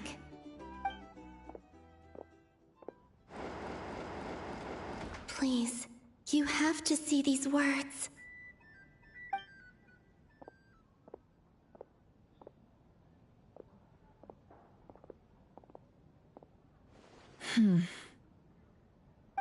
Well, do you sense anything? Unfortunately, no. And this place was our last chance. Not necessarily. We've only looked in Nasha Town so far.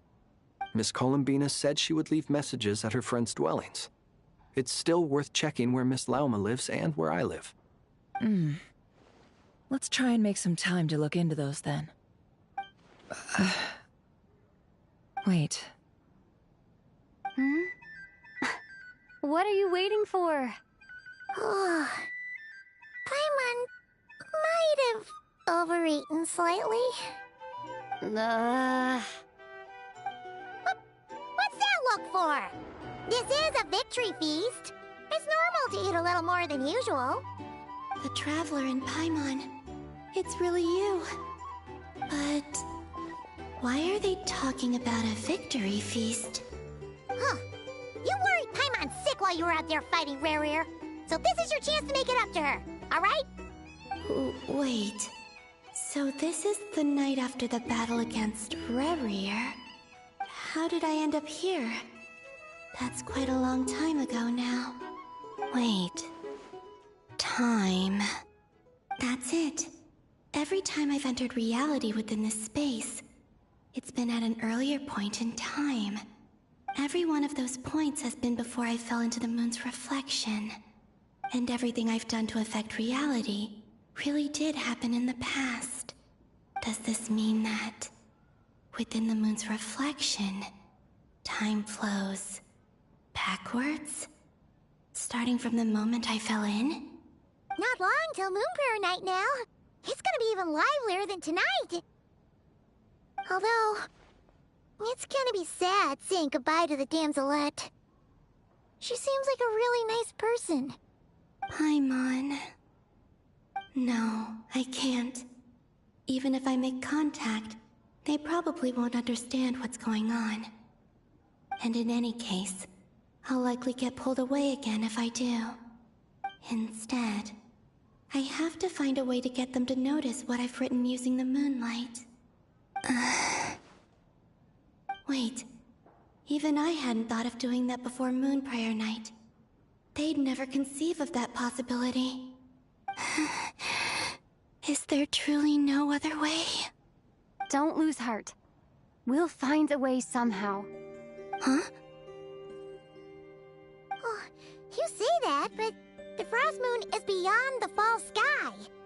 If we wanted to go visit her, how would we make it through to the other side? We might not have all the answers now, but I'm sure we'll find a way one day. Huh. Guess someone's gotta be the optimist. The present. The future. That's right. There are still things I can do. What's your plan? Flint's, when you were staying next door, did you ever open the window? No. The rooms here are dark and damp, and there's such a buildup of dust on the windows that the moonlight can't even get in. I didn't think it was worth the trouble. The moonlight? Ah, I think I see where you're going. One moment. I'll see if the owner is available. Don't bother. Time is of the essence.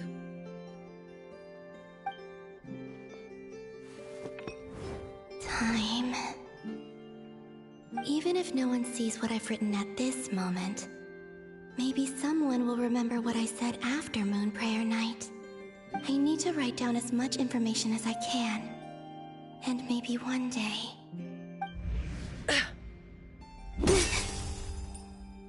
Huh? What's up with you? You can't even hold your cup steady. Are you getting tired? A little. Well, you should probably hit the hay then. You've had a really tough couple of days for you.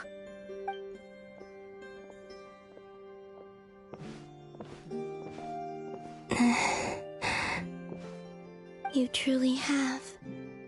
You helped defeat Rare, helped me reclaim my name, and you helped the others organize Moon Prayer Night. Wherever you are right now, I'm sure you're still fighting against the injustices of fate. This is all I can leave for them.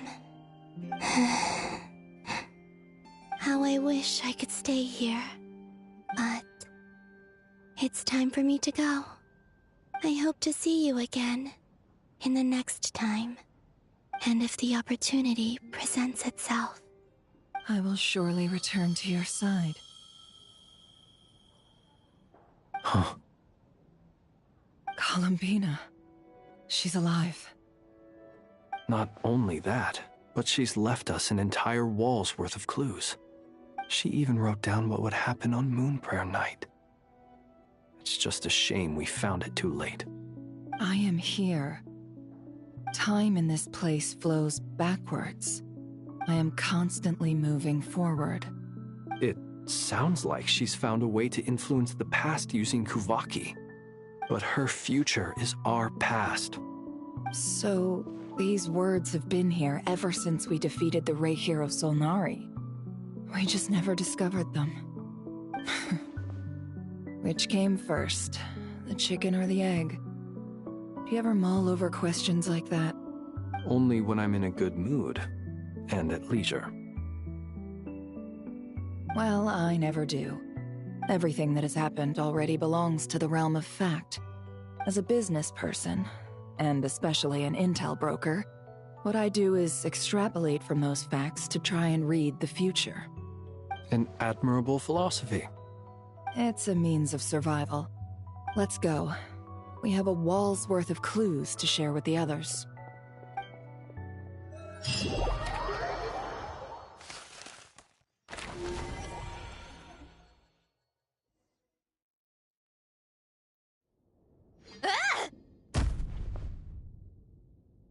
It appears that the doctor's energy signature has changed to something similar to Kuvaki, but not like the Kuvaki we're used to.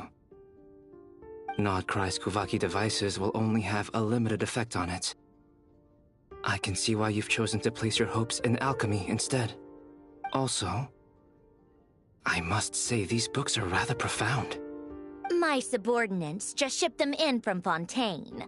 Some of them are from the Narcissenkreuz Ordo. Some are incident reports from Petrichor, and then there's a few test reports for these junk machines. Additionally, after some further scanning, I've discovered something extremely annoying. What's that? Teyvat's skies contain multiple moons. A long time ago, when I did my first scan, I detected 3, just as the legends say. But when I checked again just now, I detected 4 moons. So there's one extra? Yeah. Originally, I thought that if I could still find 3 moons, that would at least mean Columbina's still alive. But then it occurred to me that apart from the Frost Moon, Teyvat's moons are just husks. And husks surely shouldn't show up in the scan, since they're not alive. It's weird, isn't it? If we can't even distinguish between a dead and a living moon, how are we supposed to know whether a moon goddess is still alive? Or does this mean that the moon marrows are equivalent to the moons themselves? It's certainly possible. In which case, the 4th moon you detected may be Dottore artificial creation. So he wasn't bluffing. He really built his own moon marrow. Ugh! I'm so mad right now! It's easy to get overwhelmed when you have too much on your plate. Maybe you need to relax. Perhaps try going for a walk. Or simply take a few deep breaths. Nothing can calm me down at a time like this. I need more time, and I need progress.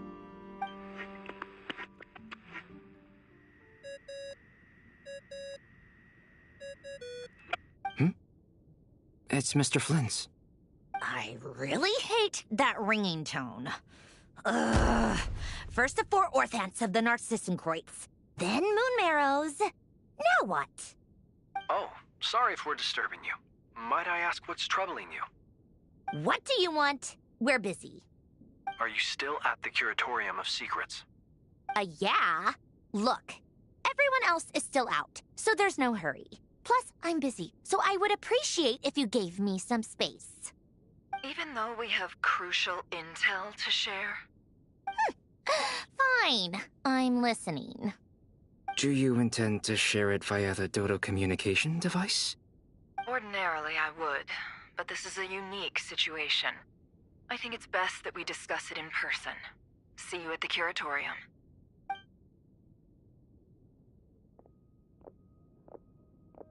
All right, then. So, what's the situation?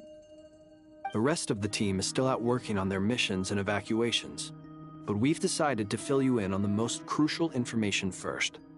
Sandrone, you were right. Columbina is most likely still alive.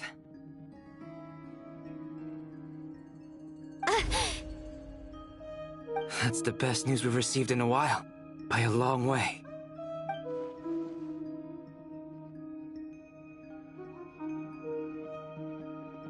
Random locations. Appearing in reverse order?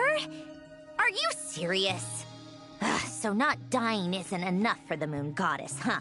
She has to show off too. They have such a unique friendship. I love We can it. deduce her condition from the moon marrows. Miss Androne, there's nothing wrong with simply admitting that you're happy to hear the good news. I'm not. And she's the least of our problems. We're facing a huge crisis. If she can't control the flow of time in there, she's just gonna keep moving backwards. Different points in time won't intersect, and she'll never find a way out. Let's say life begins with a drop of water. When did time begin? The moment this planet came into being?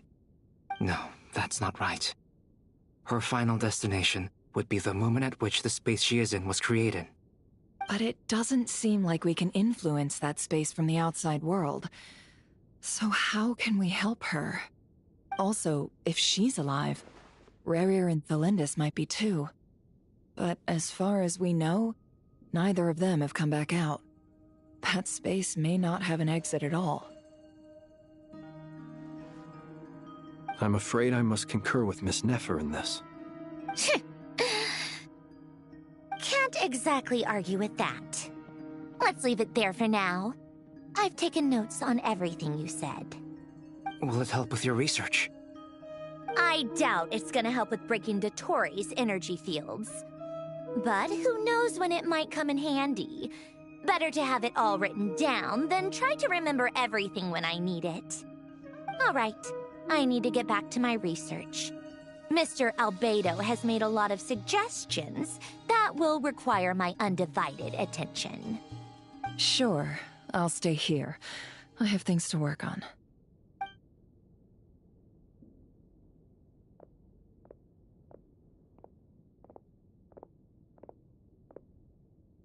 Paimon, are you there? Oh, right. She went with Varka to Natlan, didn't she? Good thing we've moved her and the Traveler's luggage in here. Speaking of the Traveler, where could they be? There's a note from Paimon. Paimon here. Not in at the moment, but if anyone needs to borrow her stuff or the Travelers, go ahead and help yourself. Paimon won't be mad. Also, Traveler, if you get back before Paimon, make sure to get some rest.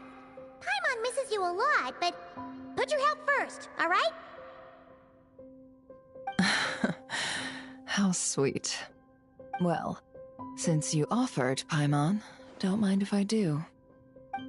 This is the Traveler and Paimon's luggage. All the items they use day to day are here.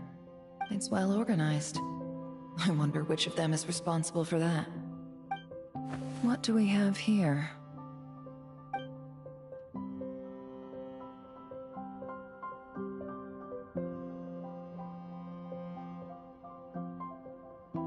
The camera captured a special moment that can only occur between people who are close to one another. You can really sense how the photographer feels about their subject. I wonder why this picture was placed outside. Is it because Paimon recently looked at it?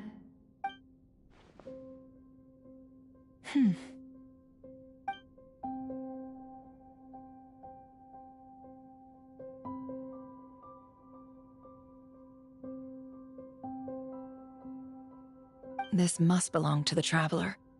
Perfect. I'll use this. Hang in there. We'll find you.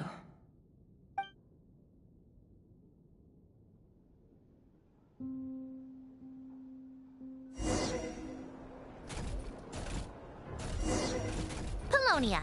Search keyword world formula and bring me all relevant books.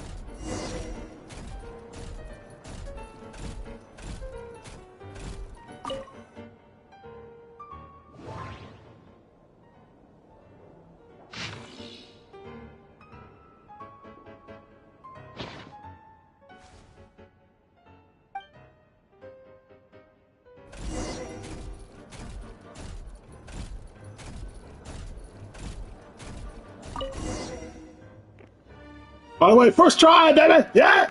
Let's see. This one is on Tonki's sermon dictation concerning the apocalypse. I believe that the correct term for this is Fortuna. This was an ancient Romorian technology, a wisdom unparalleled. I never imagined that Romorian ideas would be so similar to the diagram I have named, the World Formula. This is strong evidence that human civilization should gradually shed possibilities as it continues to explore and evolve. The end of humankind may well be upon us right now.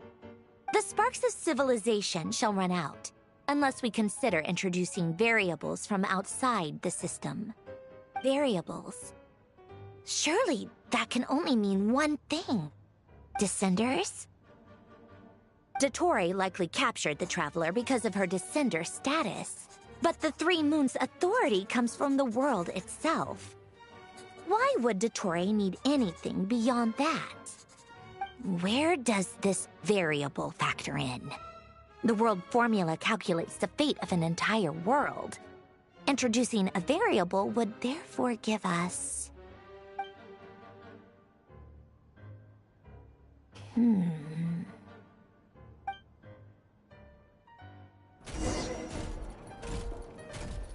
Polonia, search keyword pathway and bring me all relevant books.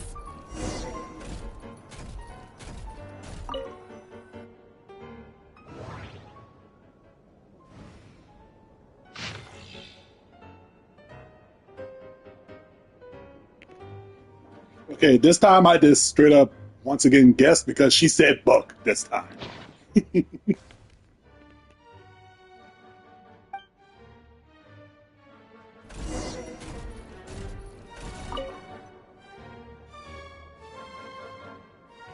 Otonki Sermon Dictation. Explications on the Chemical Marriage. These titles are pretty esoteric. Observe and compute the pathway displayed in the guidance diagram. Deconstructing and reversing its effects could generate potential ideas. So, it's one of Renee's draft lectures. Deconstructing the pathway. I suppose that could lead to a breakthrough.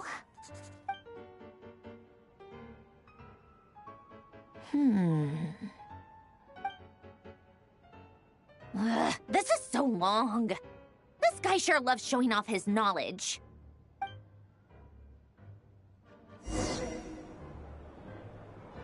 Polonia, search keyword tree model and bring me all relevant books.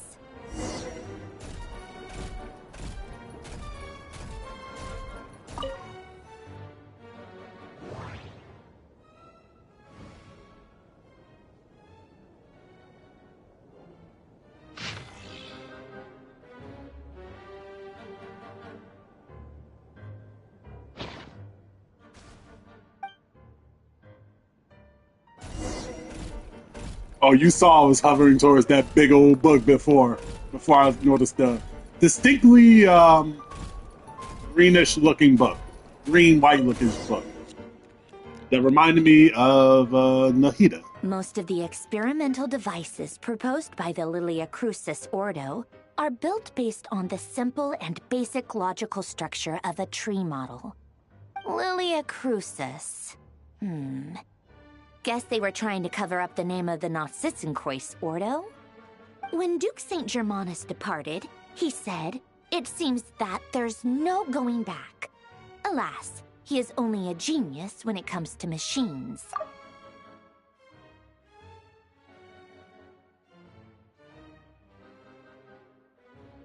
In all other things, he is but ordinary. Excuse me? I'm sorry. That's just ridiculous. What kind of book is this? Great Detective Herlock, the Alchemist and the Clockwork Saint? Isn't this a novel?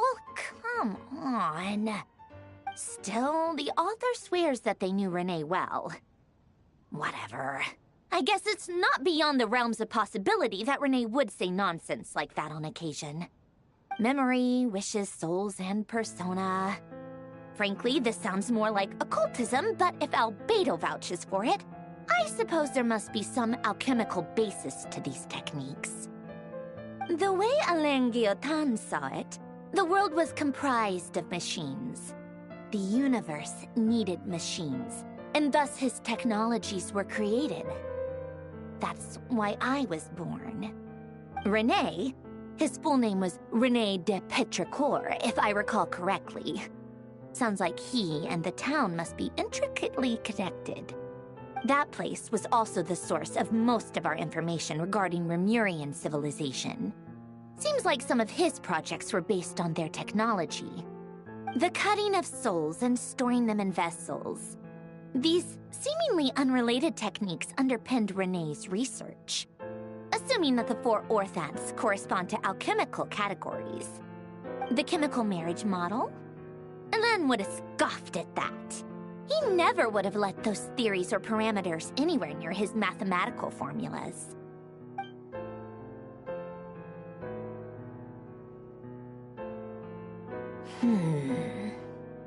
What was Alain's view on René?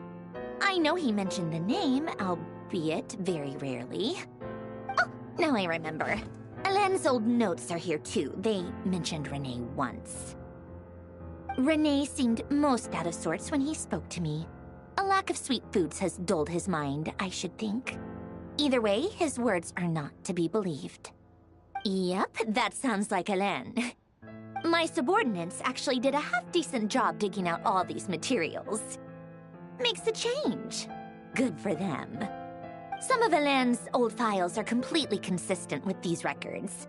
He must have gotten them from the Tower of Gestalt. I never knew he got his hands on René's records that early. Heh, he may have kept them, but he never even attempted to use them. Didn't believe a word they said. Come to think of it, René's world formula was filled with calculations of constants. That shows he believed that the fate of the world to be predetermined. As for Alain... it's been too long. I forget what he said. What would he have said? A guy like him, fervent believer in machines, but not headstrong enough. The world can be changed. It is worth persevering. Yes, that's how he used to think at least. He created that procedure to save this world. Yet the scale of the world's fate proved too enormous. The result was beyond his ability to calculate. He died having never seen the outcome. And there I was, left behind in the ashes of his dreams. Did you really never take a close look at René's research? Or did you read it but deem his philosophy incompatible with your model? The very thought of trying to incorporate his ideas probably made you feel sick to the stomach. Well, don't worry, because there's a whole new category of lunatic in town. Next to Dottore, every other madman looks sane. You once asked me what I wished for. Should have asked him instead. He's the one pining for things you'd sooner die than witness.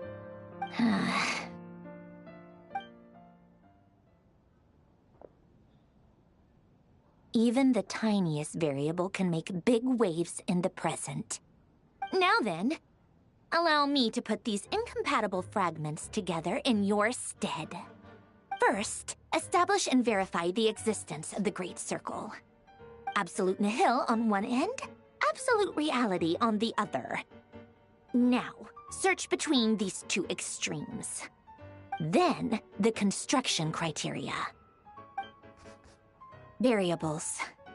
The sparks of civilization shall run out unless we consider introducing variables from outside the system. Input variables. Traverse the world, space-time, and civilization.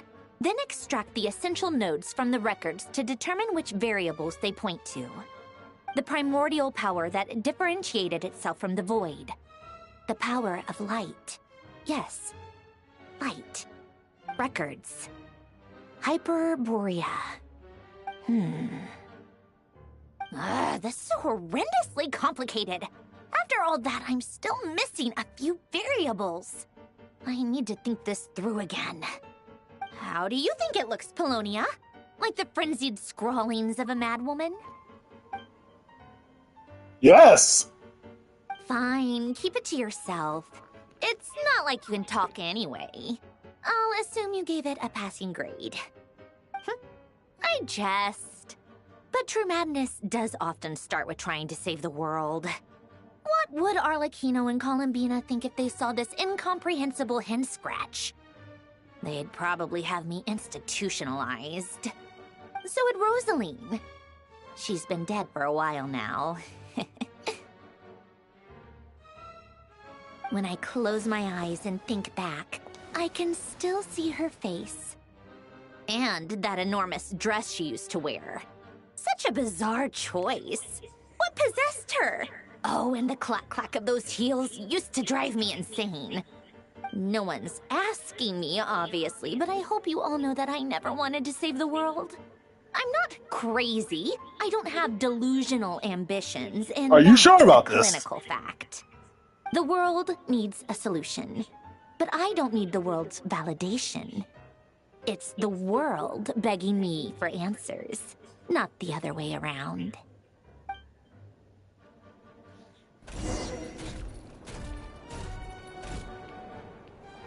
Tea time?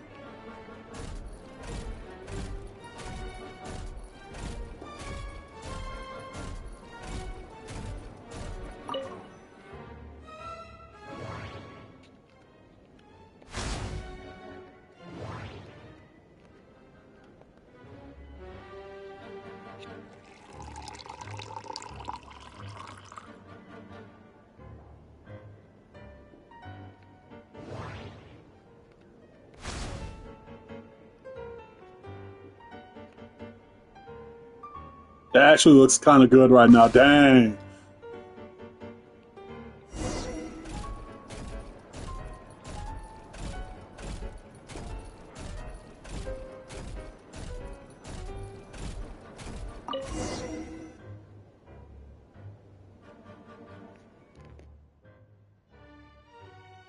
Oh, cookies to go with the tea. Let's see. They must be from that person who brought those documents. I see they're from Hotel de Boer. Something's written on the box. We are proud to present this homage to the Fortress of Meropede's fun-filled mill collection system. Fortune cookies. Have a lucky start to your day. Sounds like a dumb gimmick to me. Be early to bed and early to rise.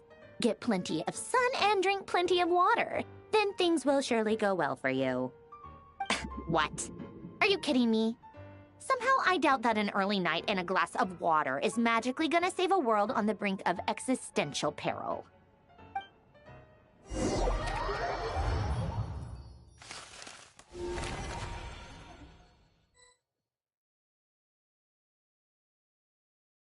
Lady Arlecchino, word has reached us that Lady Marionette's troops are all in position. They are ready to act as soon as the order is given. Excellent.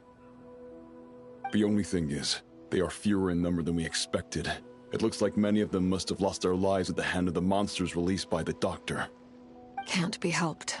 Allow them to join our ranks, and keep in contact. As you wish.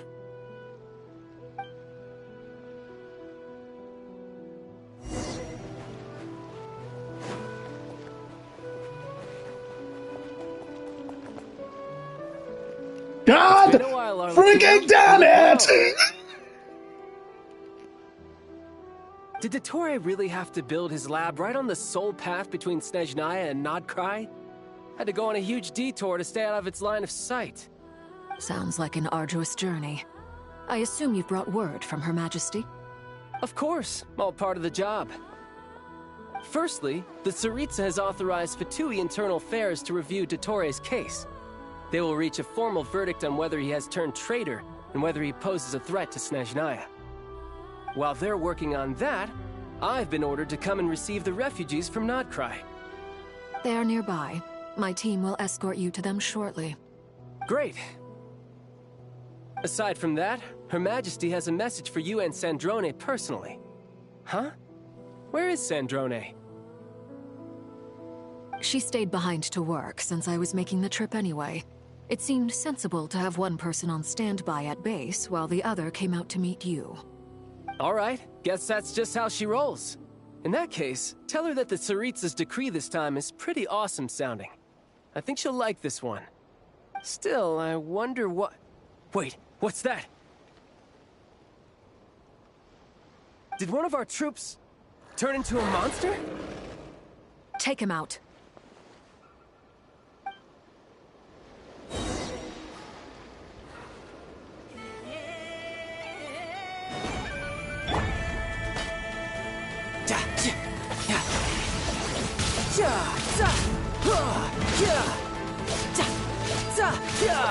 Brace yourself. This is gonna hurt.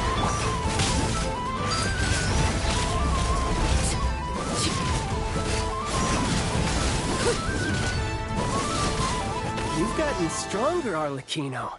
Nice. Stop that right now. I appreciate the praise, but I'm not fighting you today. I knew it.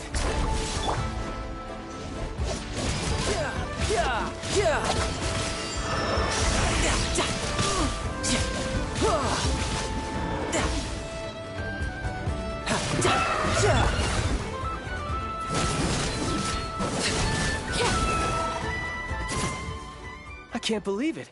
He was a living, breathing human one moment, and the next... Another fine piece of work by our dear colleague, I'm afraid. What in the world has been going on in Nodcry? A lot.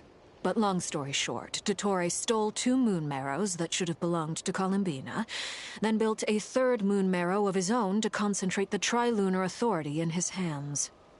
What? What do you mean he built a moon marrow? People build roads and houses, not moon marrows. What's his next DIY project? He's gonna build a god? You could stand to be less surprised. We are harbingers. The work we are engaged in makes the creation of gods seem mundane by comparison. I tell everyone who asks that you once crossed swords with Rex Lapis while serving as a key supporter for Rosaline's plan. But right now, you're acting like a common adventurer. Thanks for speaking up for me. Those 2 really took me for a ride back then. Then again, surely no common adventurer would manage to get tangled up with them the way I did. That's gotta count in my favor, right? It almost sounds like you wish to repeat the experience. I might have to lower my opinion of you. No. I'll stop talking. Please, go on. Dottore is currently still experimenting with his newfound power in ways that continue to corrode the outside world. As for the human mutation, I believe this is simply a consequence of his experiments, and not a strategic move. That radiant beast was once a subordinate of Sandrone's. I suspect he was only allowed to live so that he could become an experimental subject. Also, those of us who fought Dottore have been afflicted with a curse. As such, I cannot leave Nodcry. This is so much worse than I thought. No wonder Her Majesty's decree is so extreme. While these exceptional circumstances persist, the Harbingers are hereby authorized to use unilateral executive powers. Should Dottore pose a threat, Arlecchino and Sandrone are permitted to eliminate him. My thanks to Her Majesty. I will pass these good tidings on to Sandrone. Her Majesty has also declared that she will refrain from launching an attack on the now evacuated Nodcry due to the presence of unretrieved research material. A wise decision. By the way, how's my old partner doing? I'm assuming they're with you? Partner? You mean the Traveler? I'm afraid I have bad news. She was captured after our failed assault on Dottore's lab. Her whereabouts are currently unknown. What? Why? Since when does Dottore have a bone to pick with her? That is indeed the question. I'm not sure he does. He must have some other goal in mind. This won't do. I have to rescue her. You can't. We have no idea where the Traveler is. What am I supposed to do then? Stand here twiddling my thumbs? Sandrone is working on it. The best thing you can do right now is complete your mission. Fine. I guess I'll leave this to you then.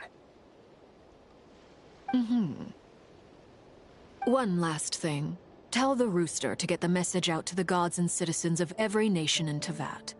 Beware, an uncontrollable pollution is spreading forth from Nodcry. The source of that pollution is a madman drunk on the success of his experiments. The Fatui and our allies will endeavor to contain the threat. However, if Nodcry falls, things are likely to escalate. Considering Dottore is one of our own, all Fatui stationed in Nodcry consider it our duty to stay and fight him to the bitter end. Whatever the cost. Hey, don't be too pessimistic. If it comes to it, I'm sure Her Majesty won't stand by and do nothing. I hope you're right.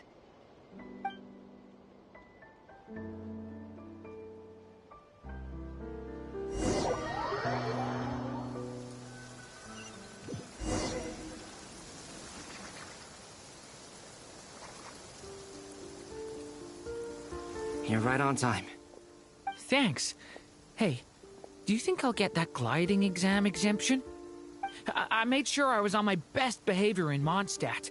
I landed well outside the city and walked in through the gates. I'll help you apply, don't worry. For now, let's see what we have here. What are the doctor's energy fields even made from? The usual attract and repel principles that govern Kuvaki don't seem to apply to them. They are very mysterious, but ultimately, they appear to be comprised of energies from the 3 realms. Thanks to research by Master and the Hexen Circle, we know that Teyvat's 7 elements are derived from the more primordial power of the Light Realm, which is antagonistic with the power of the Void Realm. Since you have the power of the Dragon Durin within you, I'm sure you can already tell that this energy field contains no abyssal energy. That's true. It's not abyssal energy, it's something pure, wild, and untamed. I've been thinking about something. Do you still remember the device that Dory supplied from the Academia when you and Miss Columbina fought Rarier? That was one of the most marvelous feats of ingenuity I've ever seen. The design, the craftsmanship, the material selection. I couldn't fault any of it. Not to mention the operating principles. Surely the most ingenious feature of all. Dory didn't go into detail on how it functions, but I have a working theory. The clue was that Miss Columbina was somehow able to use the pyro energy that you provided, despite the fact that, as a moon goddess, she should only be able to use light realm energy in principle. Now, all elemental energy is, of course, derived from light realm energy to begin with. Hence, I suspect that the device works by restoring elemental energy to its original state. This presumes a theoretical model of the 7 elements akin to that of light refracted through a prism. Perhaps it is no mere analogy. Maybe there is indeed a prism in this model. I almost wonder if the idea for the device was conceived based on direct observations of said prism. It would explain how such an ironclad design concept was achieved.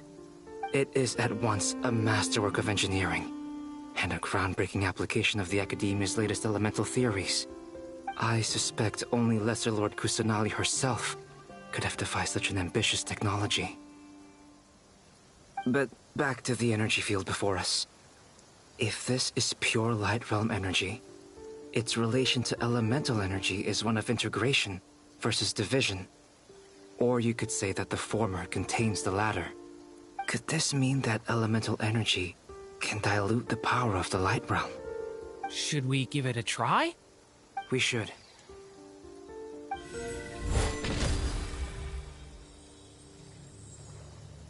Ha! It works! Clear signs of disruption were detected at the periphery of the energy field. This indicates that elemental energy can disturb or even negate the field. Now you try. All right, here goes. It's working! Switch to abyssal energy and attack again. No surprises there. Abyssal power drains the energy field to a significantly greater extent. I now feel confident in asserting that the energy field is indeed pure light realm energy, and that elemental energy can dilute it. But the energy field is huge. How much elemental energy will it take to neutralize it? We don't have to neutralize it completely. We can try other approaches. That's all for theory. Would you like to continue watching? So you knew I was here? Huh? When did you get here? A while ago. But Albedo sounded like he was working on his thesis defense back there. Back in Sumeru. You can end a person's whole career by interrupting them mid-speech. Very thoughtful of you. I'm truly touched. Could I ask you to lend me a hand? With what? A little test. Try using Anima to unleash a concentrated assault with circular blades, with the goal of breaking through at a singular point. Nice! This time it tore through the field. Tremendous. This is a major breakthrough. Should we go through? We probably shouldn't risk having mutually antagonistic energies in such close proximity.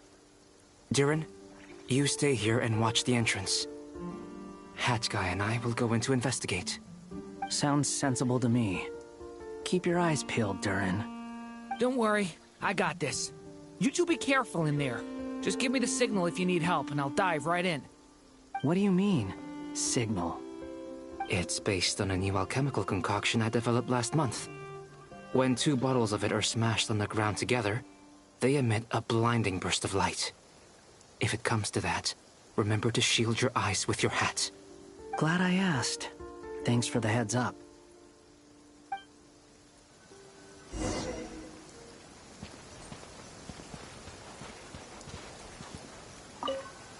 Like I thought.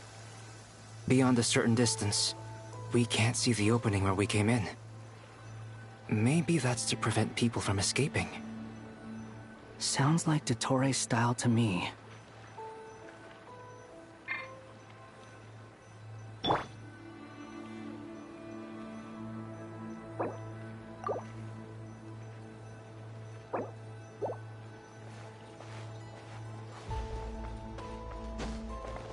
Not much has changed. Things are basically the same here as they were before the energy field appeared.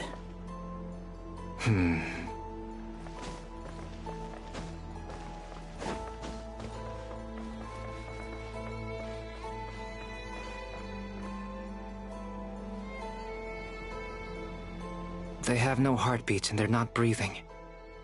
We can only assume they're dead. But there are no visible wounds.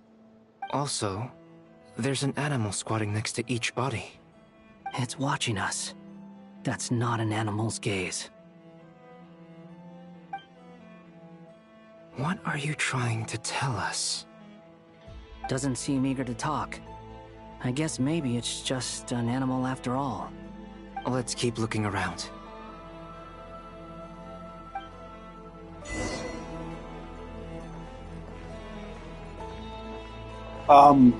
No. I'm gonna guess that each animal is like a person or something of that matter.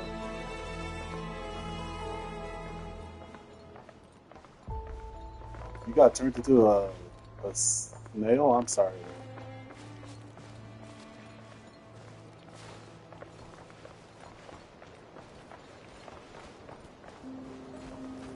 Yeah, everyone has an animal next to their body. Yeah, they're an animal right now. They're not dead, but their soul is inside of the body of an animal? That's what I'm guessing. Same situation everywhere. Not a living soul in sight. Just countless bodies with animals standing watch over them. Well, I think we can safely rule out the possibility that they're all pets. Is skirting around the topic your way of showing consideration for other people's feelings? Just being cautious.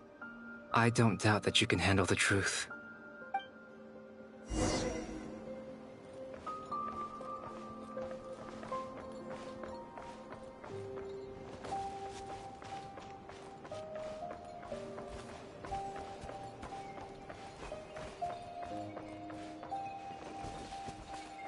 Careful.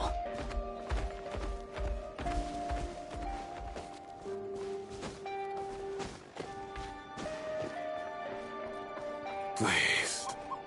Help us. Please. Please. Help us. Please. What happened here? I don't know. Suddenly, everyone collapsed. Then my line of sight got lower. I still have some of my senses left. I gotta get out of here.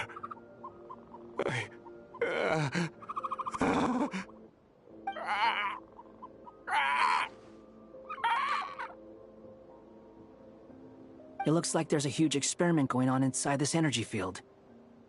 Maybe each energy field is its own giant experiment. Vile. He's swapping human minds with those of animals. Even without the other circumstances, this would be an extremely radical experiment. Those people may have lost their sense of selves, but they are not fully animals either. If they were, they would have left. But instead, their instincts are driving them to remain by their dead bodies. We should go. No sense in sticking around here longer than we need to. Agreed. Over there, I hear a voice.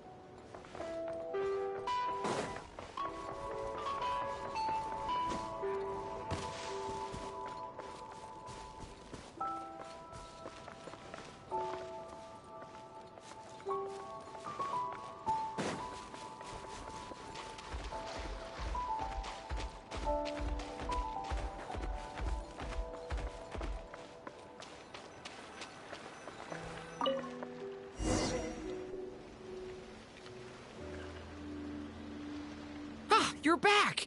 Everything okay? We saw some things that take a strong stomach. Otherwise, we're fine. We should share our findings with the others.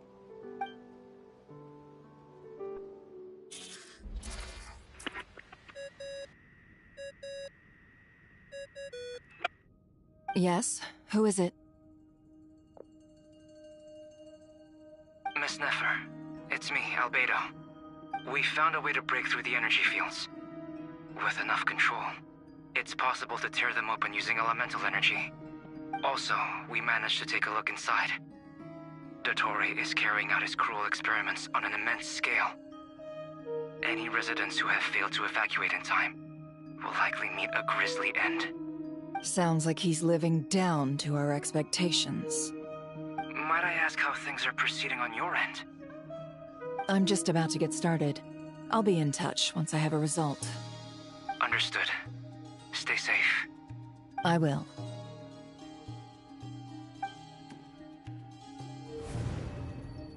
Well, Nefer, I'll link up with you once my tasks are complete. What makes you think I'd need you to do that? I'll need it. And considering the way you approach certain matters, I think you'll be better off with me present.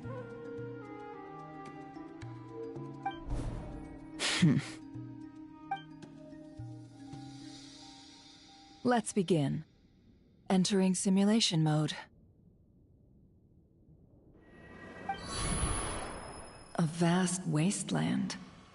Is this the Traveler's inner world?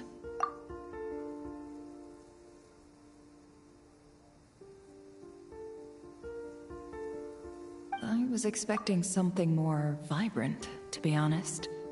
Wait, someone's there. What are you looking at? In that case, I'll look at it with you. I want to know all about everything you've seen and experienced. Is there somewhere I should return to? Or should I stay here and be the hero everyone says I am?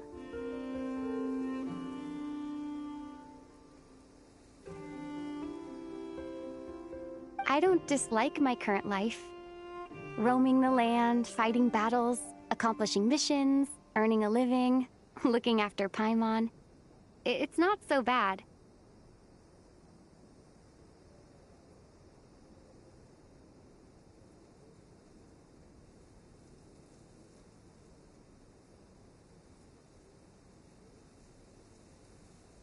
I guess the only thing that's missing is that you're not here with me. This is the conscious layer, which contains a person's true feelings. It is filled with both longing and kindness. I suppose anyone who lives long enough ends up wishing for someone who can't be there. Maybe it's the only way we can feel truly alive. Time to delve a little deeper.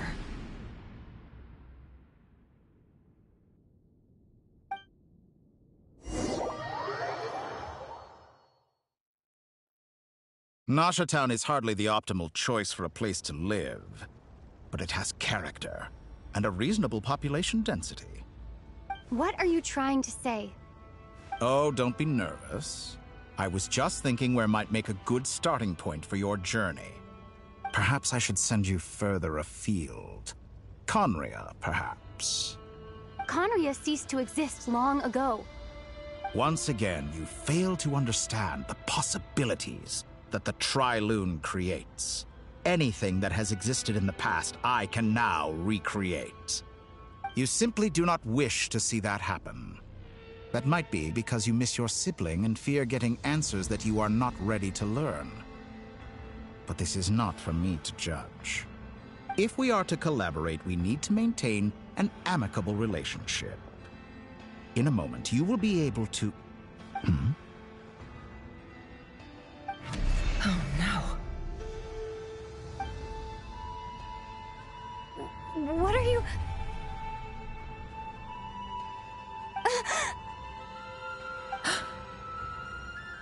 What are you gonna do? Don't move. Something unwanted has crept into... Oh? Gone as quickly as it came.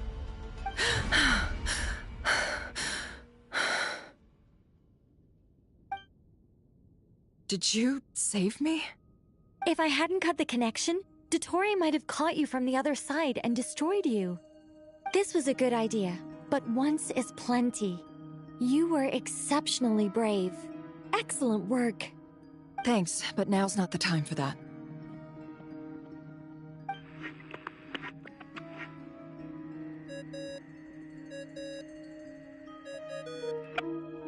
Albedo speaking. I think I know where she is. What is this endless darkness? I can't see anything, even though my eyes are wide open. But why? What happened? Ah, sorry about that. I take it you didn't notice. Just now, a friend of yours took a little peek into your mind. Could it be Nefer? How did she do it? Did she use something as a medium to connect to me? Do you think she's aware of your current circumstances?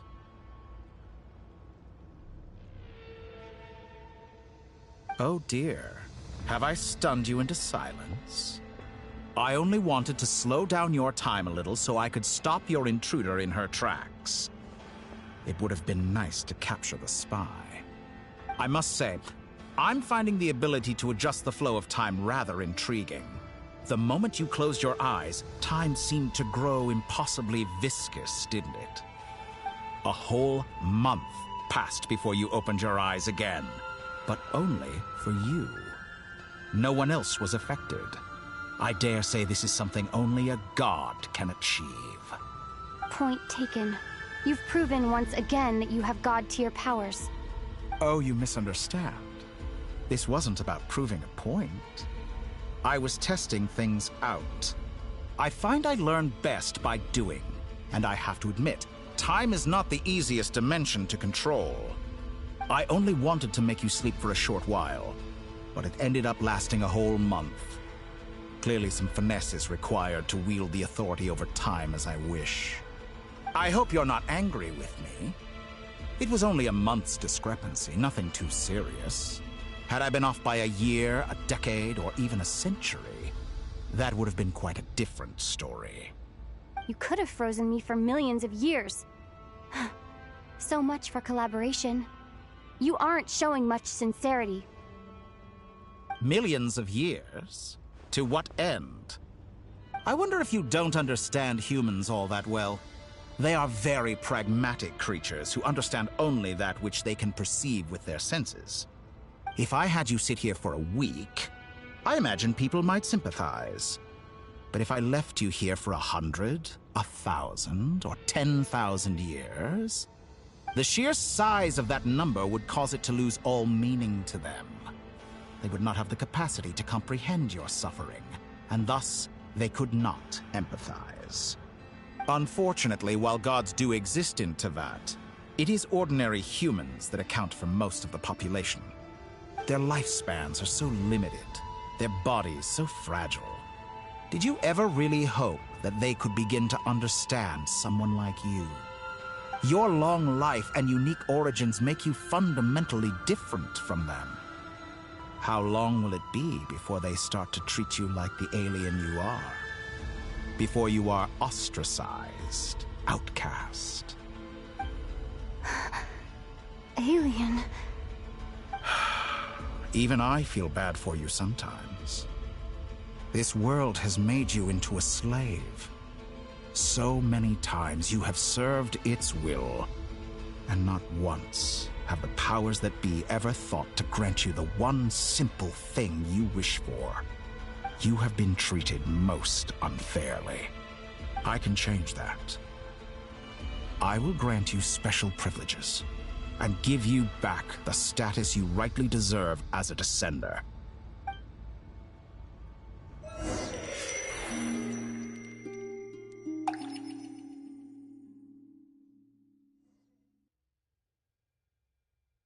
I've entered the past 3 times at this point, but I still have so many questions. For instance, beyond each point being further back in time than the last, what determines the specific locations at which I can make entry? So far, the common thread linking all 3 scenarios is that the Traveler has been present. But it's more than that. I know I sensed something familiar around her. What was it? I'll keep this question in mind as I carry on.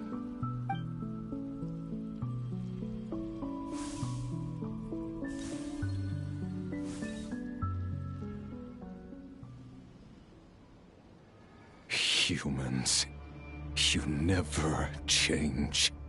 Always trying to use powers you neither comprehend nor control. This looks like Star Sand Shoal. Was this before Rerir regained his physical form?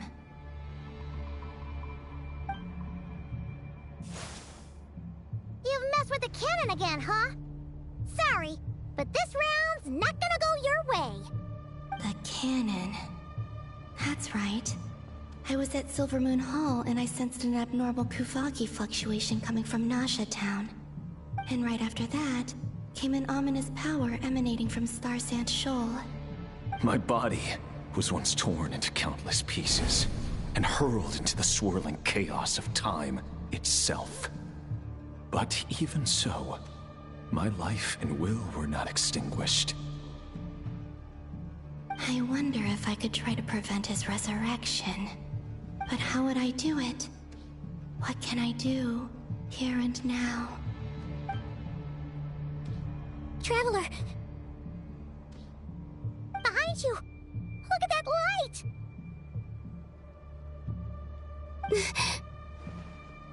No, I won't make it in time. She's using the Kuvaki shield like I taught her. Is she gonna use it to block the cannon's beam? She's strong. I'm sure she can manage. But the force released when the beam impacts the shield might lead to collateral damage. Easy Island. The Frost Moon Scions will be exposed to lethal levels of Kuvaki. A question, if I may, kind Miss Columbina.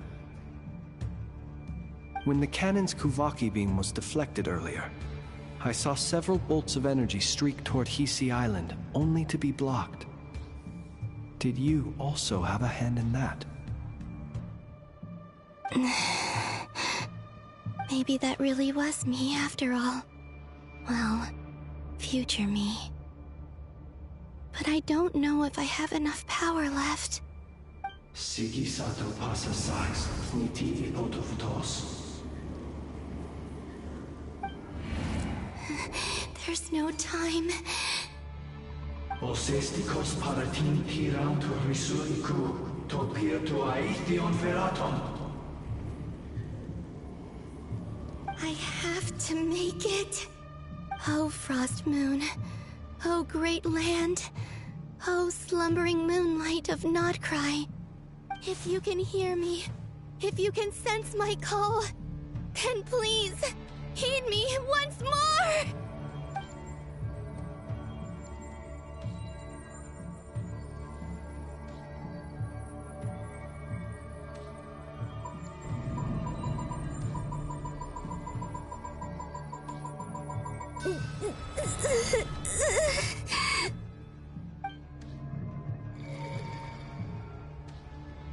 Did it work?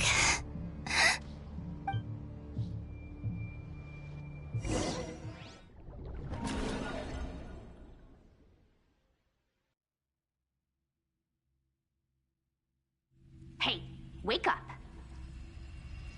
Hey, did you hear me? Columbina, I said wake up now! Oh, good morning, Sandrone. It's 3 in the afternoon, actually. And could you kindly not use my quarters as your personal nap room next time? But I feel so safe here. And your coffee, right? It's so bitter, but it smells lovely. It's like you were raised by wolves in a forest or something. What did you drink growing up? Grass tea? The Frost Moon Scions certainly led a more frugal existence than the Fatui. Then I'll bet you've never eaten one of these before. It smells delicious. That's because it's a Fontanian recipe. I had a little free time today, so I made a batch. Rosaline will be here shortly, but if you really can't wait, I guess you can go ahead and...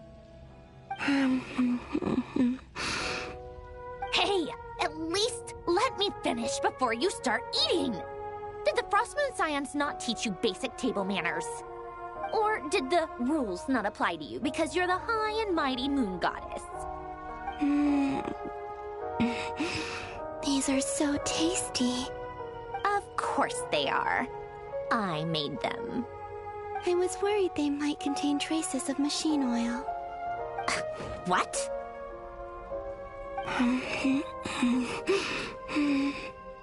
You know, there's something I've always wanted to ask you.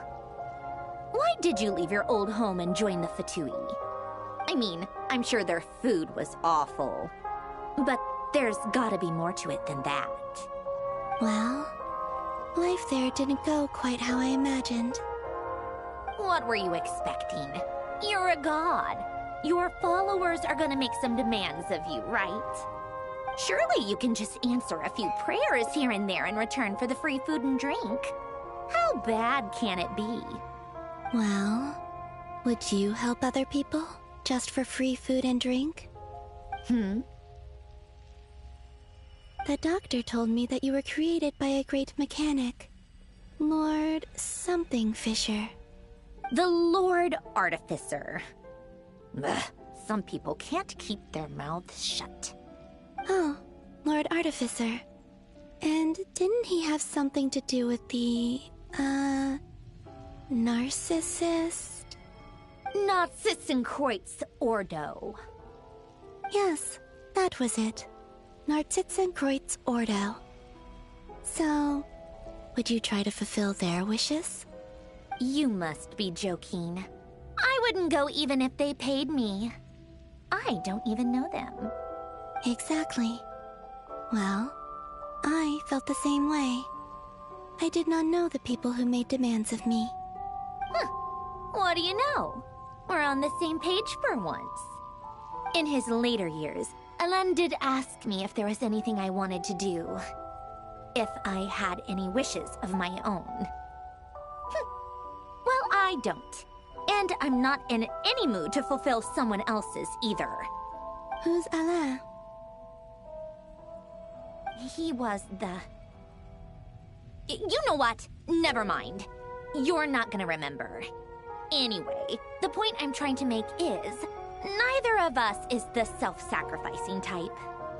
Let me ask you this. What sort of place would you like to live in, if you could choose? A place where people don't ask me for things I cannot give them. Where they don't worship me, or fear me, but just want to chat with me like a normal person. I'd also like the freedom to come and go as I please. And ideally, it would be somewhere with the smell of coffee and snacks. Not to burst your bubble, but no such place exists in the world. Now, take your snacks and scram.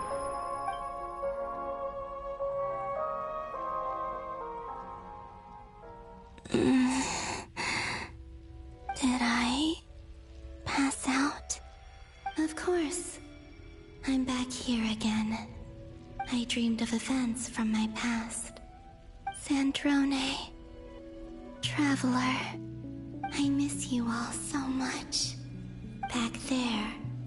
I guess I managed to harness all the Kuvaki energy on Hisi Island. But how did I do it? Time is flowing backwards here, and I can use that familiar power to enter the world of the past. That mystery ally everyone talked about. It was me all along. I can sense that there isn't much more power remaining up ahead. What lies at the end of all of this? Will time keep flowing into the past? And will I ever find my way back?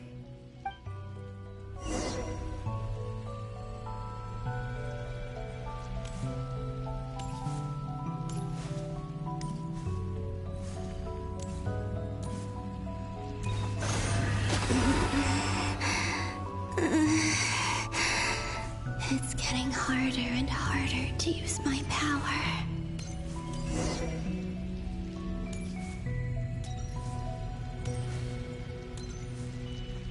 I'm no match for the Abyss in this state. I need to avoid the contaminated fragments.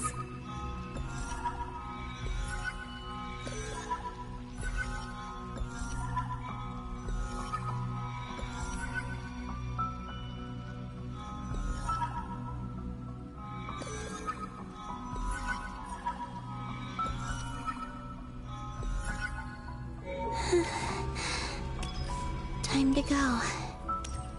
I wonder where I'll find myself this time.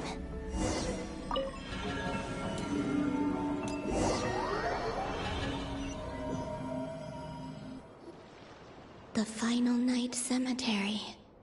This is where Flint's is based. Or not! How are we supposed to read through this many files? Difficult, yes, but it is also our most efficient option. Seems like they're searching for information. Oh, I remember. Flint's and Varga talked about some files on the Wild Hunt. Was this my doing too? To expose the true intentions of this Rarir, we need to dive into Notcry's history. Are my actions changing the past? Or are they simply completing a process? Is all of this inevitable? Or am I the one making these decisions?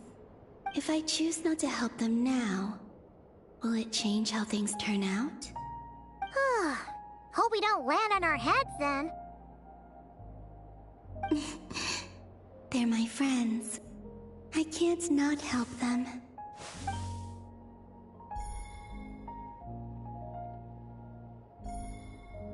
Ghost! And the other one was... here. Hey! Another file's moving!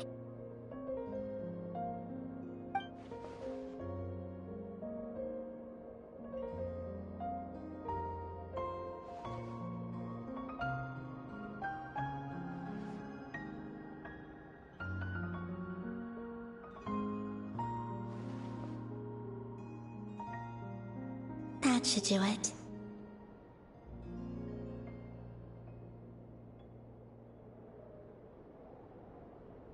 Hmm? Luanatar? You can sense my presence? Wait!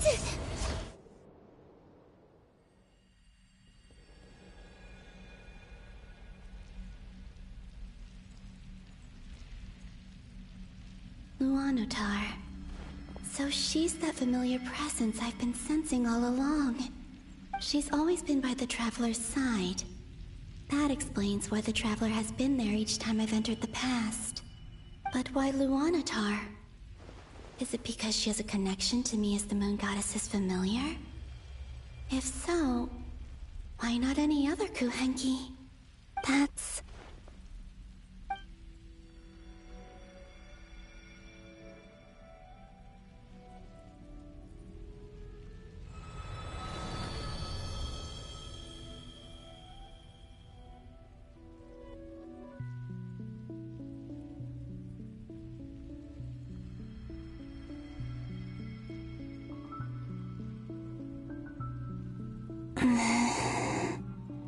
I cannot sense any power up ahead. Just a void, stretching out into infinity. This is likely my final chance to enter the past. It's now or never. I have to find a way back.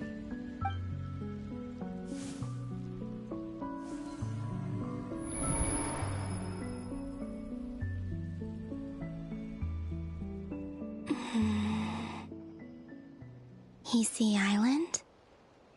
How far back in time is this? Where's Luanatar? I can't sense her presence this time. Oh, seeing Enefa and Aino reunited like that sure was heartwarming. Traveler, Paimon. No, stay calm. I don't have much power left to change things. I don't even have that much time left here. Think, Columbina. How do I find a way back? A way back... to where? Do I go back to Moon Prayer Night? Or to the future that followed? And if I return in my current state, what will become of me then? Dottoro's actions that day proved that he'd been planning that for a long time. He had already seized the power of 2 moon marrows before capturing me. Even if I managed to get back, how can I fight against him when he wields the Tri-Lune Authority? I can't. If I go back like this, I'll be playing right into his hands. I have to find some way of rivaling the power he has usurped. Wait. Time flowing backwards. The Tri-Lune Authority. Does that mean... I think I know what the final destination of this lunar reflection might be. I know what I must do. Speaking of homes, we must already be close to where the Frost Moon Scions live. The vibe here feels different, just like the scenery. But how do I communicate my plan to my friends? Should I write it down here? No. Someone else will see it. I need something with a close connection to me. Something I can use as a medium to tell them what's happened to me in here.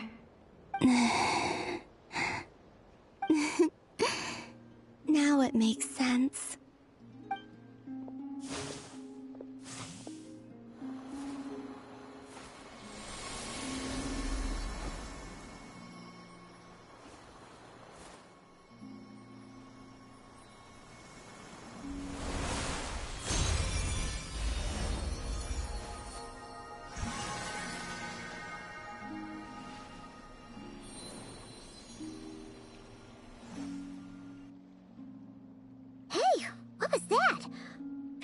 Some sort of breeze blew by, and then the petals suddenly turned into... Huh? It was I who brought Luanatar into being. I gave up a piece of my own soul to create her. That's why I could sense a familiar power from the moment I entered this space. It also explains why she's been present in every past location that I've entered. Because we have a deep connection. Hey there! What's your name? And the reason why there are no more gates to the past after this point is that Luanatar hadn't been born then. No wonder I sensed the trace of a blessing when we first met. But I still didn't recognize the soul hidden within you. Back then, I was just a little lost dove. I had yet to become Columbina Hyposelenia. Go on now. We've got stuff to do. Best you find someone else to hang out with. Hey, you scared it off. I'll be counting on you. Remember to stay by the traveler's side, guide her, and help her in my stead. Oh, and bring her to the garden where the moon prayer blossoms grow. There's a little lost dove there who will need her help.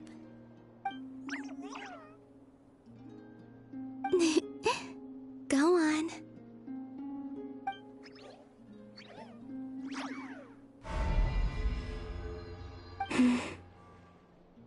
You too. Go and live your story. As for mine must go in a different direction.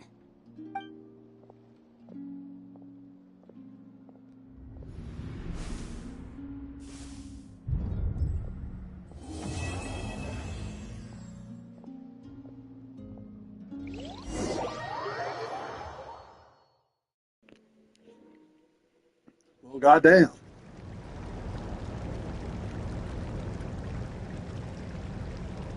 How would you like to experience the thrill of never being held accountable for your actions?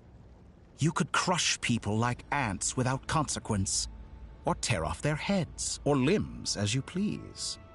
Believe me, such a life is but one small step away. What point is he trying to make? Freedom?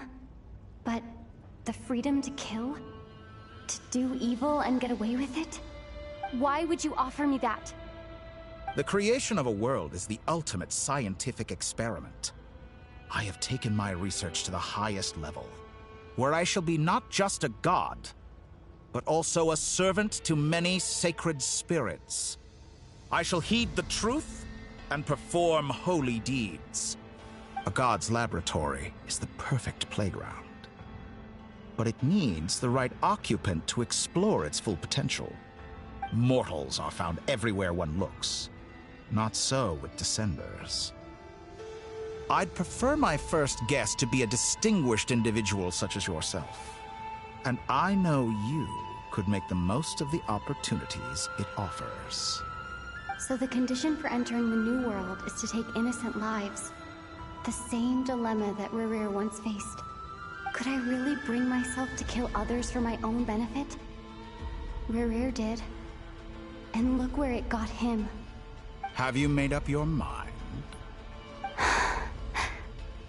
I can't do it. Your playground is no place for me. You're putting your hopes in the wrong person. But we both know I'm not quite the hero you say I am either. I have my own reasons for the journey I'm on. And they aren't all selfless. You've grown a lot since we last met. But there are still things you are unwilling to compromise on. This will only hinder you. Why don't I lower my requirements a little as a gesture of goodwill? I'll give you a little time to learn to be a less noble soul. That'll make things much easier for you. I really doubt I could live that sort of life. And yet you already sound less defiant than a moment ago. The benefits appeal to you because you can read the signs of the times. Why don't we return to my research facility? Your last visit was so rushed. There is much that I have yet to show you.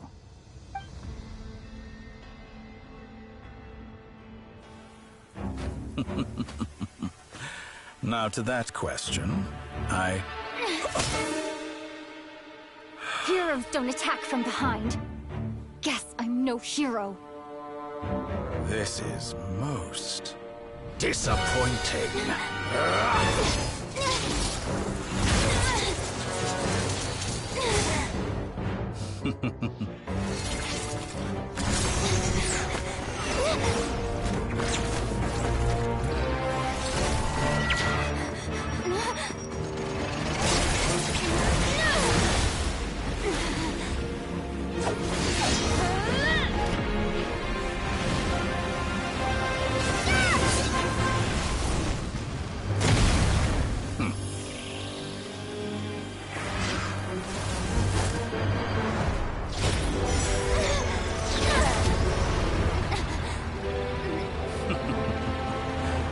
Now then.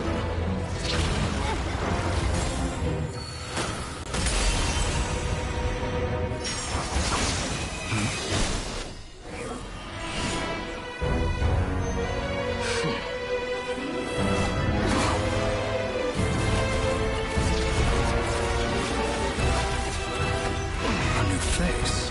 Interesting.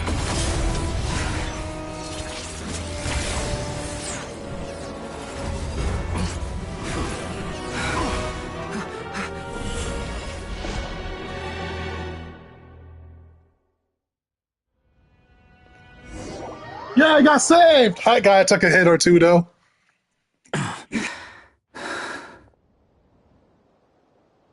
You're still gonna call me Hat Guy after that, huh?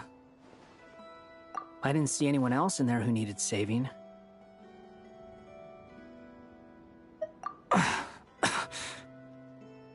It's nothing. I'll be fine.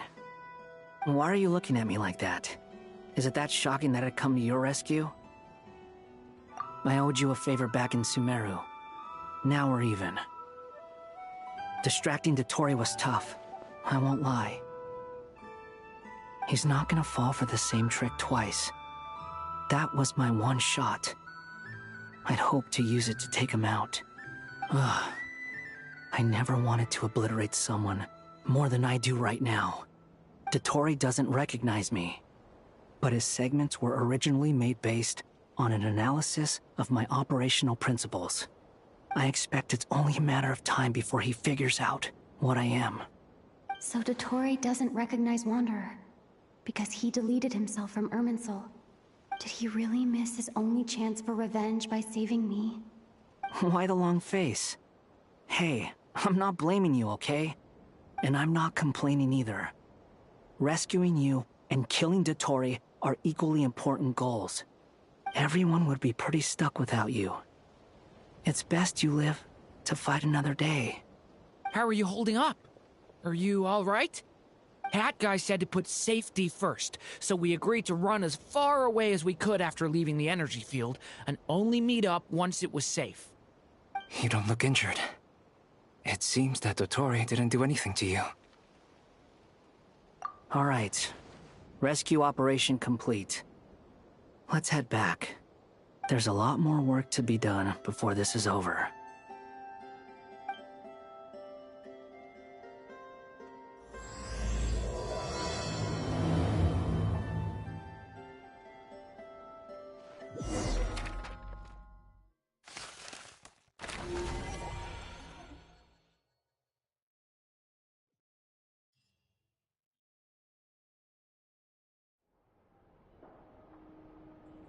Understood. I will bear the Tsaritsa's degree in mind. I don't see what's so awesome about it, though. Does he really think everyone else is as immature as him? I'm not stooping to Tartaglia's level. Girl, you sound so giddy about this. How's your progress? Quite promising, actually. That alchemist Albedo gave me a few ideas. Remember how I asked you to look up some files for me? That stuff on the Nazi-Kreuz Institute. Rene de Petrichor and Jakob Ingold. Alain Guillotin despised Rene's theories and methods, but he never managed to come up with better alternatives either. So I adopted some of Rene's ideas. I thought Alain was like a father to you. He and Rene were mortal enemies, were they not? And what would you say if Lenny and his friends one day learned something useful from someone you utterly detested? I would applaud them for it. That would mean that they have surpassed me. For all we know, Alan Giltan might have thought the same thing. Not that it matters, though. He's dead, and I'm alive. So it's my call to make. Once you die, it doesn't matter how great you were in life. Only the living get to decide what happens next. Hey, come on out. They're back. Huh?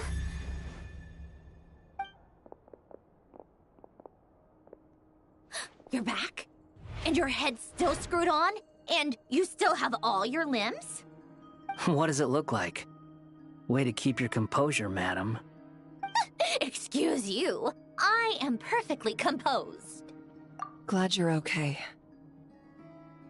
Yes, it's a huge relief. Worry? Oh, yeah, right. You think we, the Fatui, were worried about you? We were worried sick. Hey!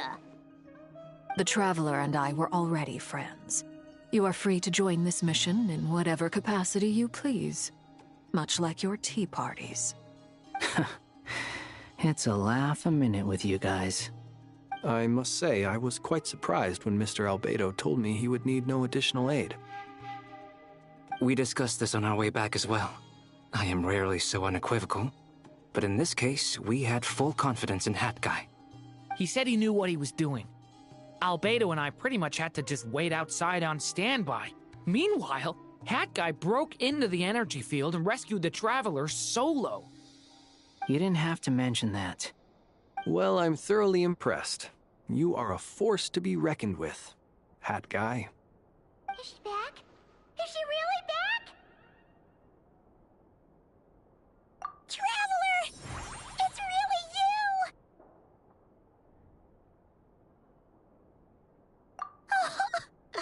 Oh, thank goodness! Paimon missed you so much! You can finally breathe easy, Paimon. It's great to have you back in one piece! Oh, Paimon's been having nightmares the whole time you were gone! Look at them. You know, once you reach my age, there's nothing better than watching a misty-eyed reunion between friends. That's nothing. Same goes when you get to my age, too. I bet Ino and Anefa would be tearing up as well if they were here.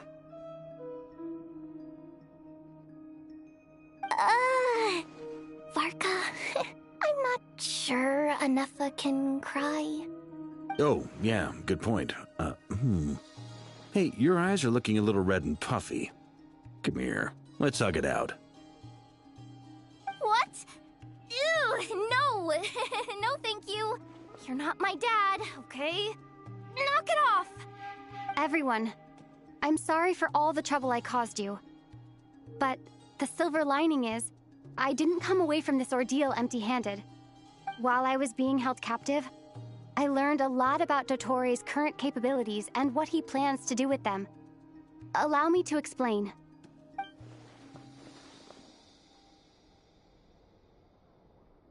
The three moon goddesses were even more powerful than we imagined.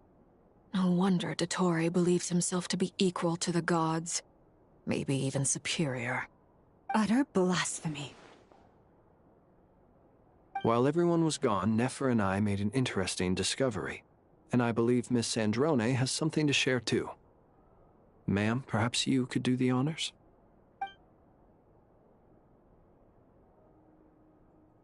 Called it. Getting rid of a pesky troublemaker like her is like trying to clean up after a crumbly cake. It always comes back to haunt you. Our next step is to find a way to bring her back. A place where time flows backwards, with no destination in sight.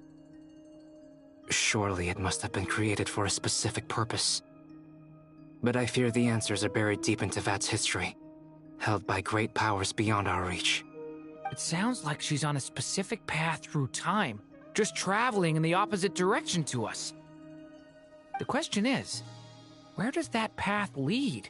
Or will it keep going to infinity? We considered that question as well. Strictly speaking, time is not infinite. Indeed not. Every road has an end. Nicole! You sure love quietly sneaking in mid-conversation. I do, in fact. It's something I've always done at our mages' tea parties. Quiet, mysterious, and persuasive. You wonder what lies at the end of her road. Well, just as the world has a beginning and an end, so too does time. And so, the end of the road is the moment that Tevat was born. But where Miss Columbina will end up along this road, that depends on where this particular river of reverse time began. What about the original moons and the moon goddesses? Do they have a beginning too? All things do. In the beginning, no moons adorned the sky. It was the Dragon King Nibelung who raised the 3 moons into the heavens, and thus were the moon goddesses born. They were shadows of the planet, born to wield Nibelung's authority and oversee the world on his behalf. They were extensions of his will, manifestations of his majesty. But then one day, they disappeared just as suddenly as they had once been brought into being. Nobody knew where they had gone.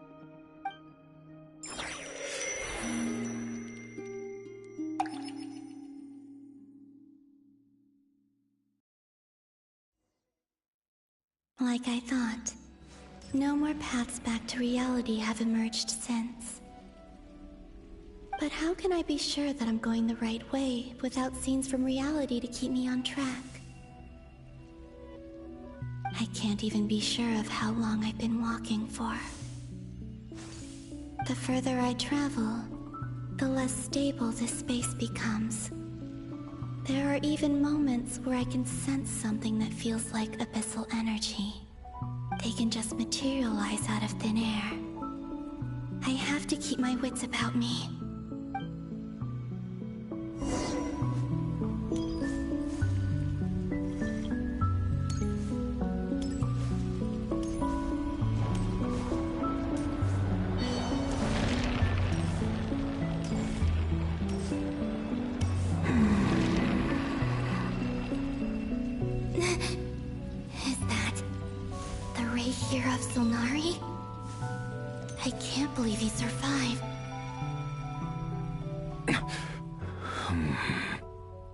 You are the moon goddess.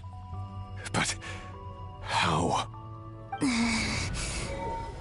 Please, there's no need. I'm not interested in fighting anymore. I find that a little difficult to believe. Yeah. Honestly, so do I. The way you used my own power against me was... It was a brilliant strategy. And then, in the final moment before I was thrown into this space, I got to see an old friend. Mr. Dainsleif. Right. It was so long ago now. But we were friends once.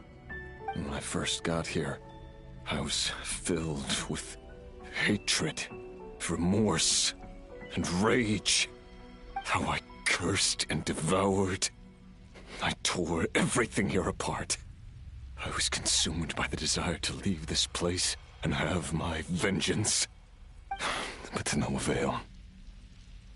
This is a place with no exit. This is the second time I've entered this space. Though I have no memory of the first. I was torn to shreds the moment I entered. But this time I survived. It must be partly because of this new body.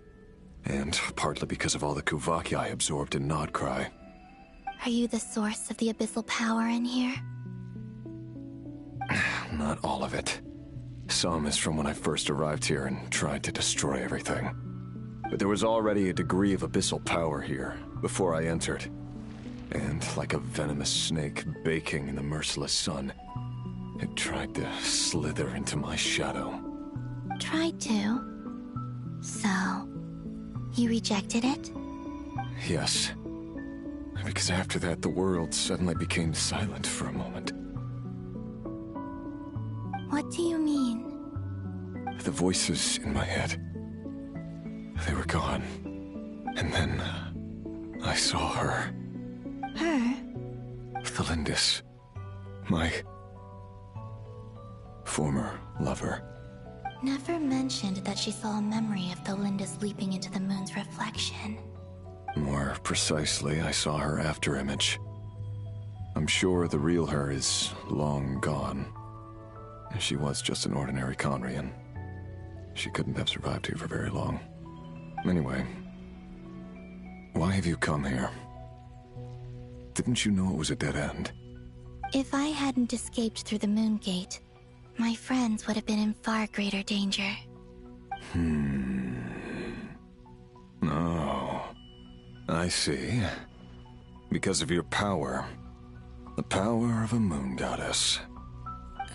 What? You'd like to know how I know, wouldn't you? The one who resurrected me said so. I could hear a deep lust for power in his voice.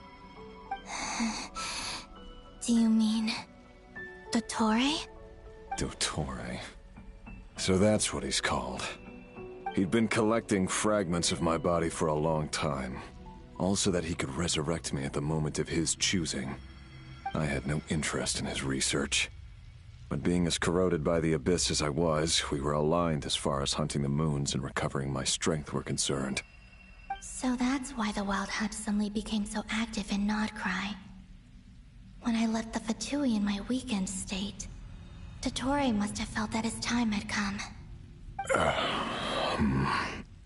Moon Goddess, could I ask a favor of you?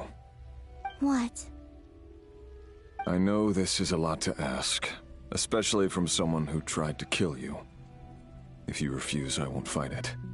But this is the only thing I desire now. Nothing else matters. What do you want? I'd like you to take a message to Thelindis for me. Thelindis? But... Yes, she's dead. But like I said, I saw her afterimage. I can sense that some part of her soul remains here. Far, far ahead. Why don't you go and speak to her yourself? I can't. I don't know why, but I can't move freely in this space as you can. All I can see is a glimpse of her, walking away. Just like the moment when I last saw her in life.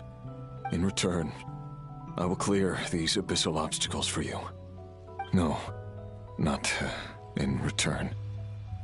I'll clear them for you, whether you want to help me or not. It feels like something I ought to do. Why? Yeah. Why, indeed. I've been asking myself that question a lot recently. Why did I do the things I did? I'm tired of it all. Tired of the person I became. People used me. And then I turned around and started using others. I hurt a lot of people. I think I grew tired of it long ago. But I wouldn't admit it to myself. And ultimately, that's how I ended up here. What do you wish to tell her? All of it. My past. My mistakes. Everything that happened after we were separated. Is it okay if I give her the abridged version? Yeah, I'm sure there's plenty you can skip over. Just tell her the important parts. Whatever you think that means. Like the part where you relentlessly tried to kill us? It's up to you. Love demands honesty. But my relationship with Thelindis was built on lies. We hid too much from each other. But after living my whole life in the shadows, I don't want to hide anything anymore. I will do my best.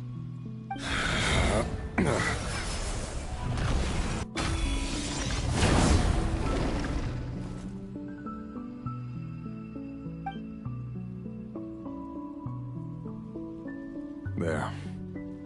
The Abyss will no longer stand in your way. Even though Mr. Dainsliff felt he had to fight you, I think he still regarded you as a friend. Dane? He said that you betrayed him, but he also felt great remorse at never having understood what you were truly going through. Why tell me this? Because if he'd known that someone could take a message to you, I believe that's what he would have said. Thank you. It means a lot. I know this will sound strange coming from me, but don't die, Moon Goddess. I can tell that you're determined to get out of here.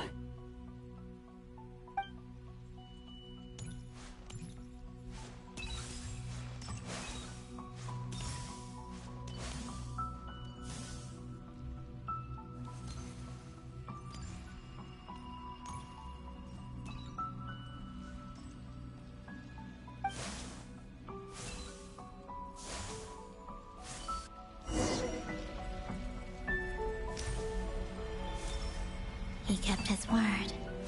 The Abyss is no longer obstructing my path.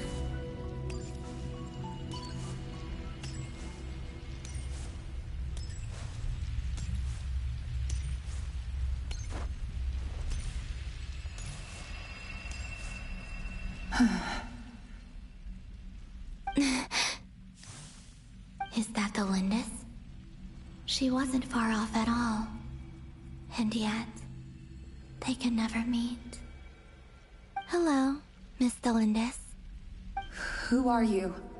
How do you know my name?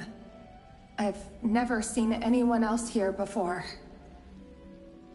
You can call me Columbina. I promised Rerir that I'd bring a message to you.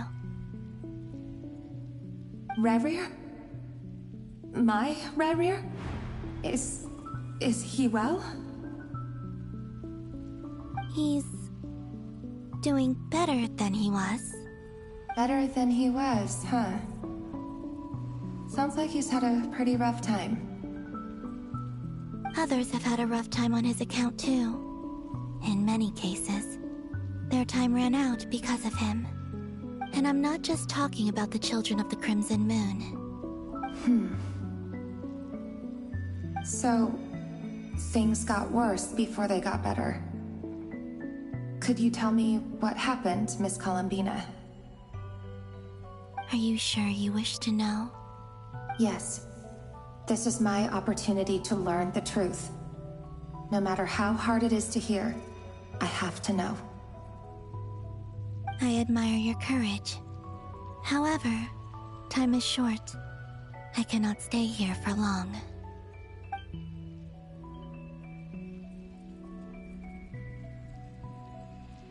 Rerir had seeds of hatred in his heart, and many people nursed them for their own ends. On some level, everything he did was to try and find a way to see you again. But in the end, he came to regret his mistakes. He wanted to apologize for hiding his past from you. Beyond that, he did not say specifically what it was he wished to convey to you, but I'm sure that you've always been on his mind. You are what has kept him going over all these years.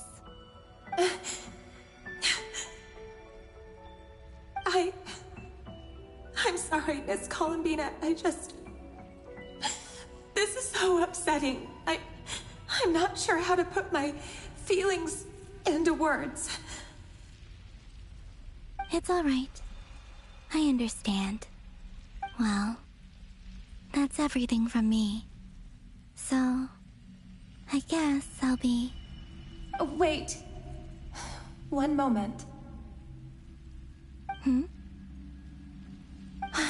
Time flows backwards here. The road ahead only leads further and further into the past. I know. I intend to reach the end of that road.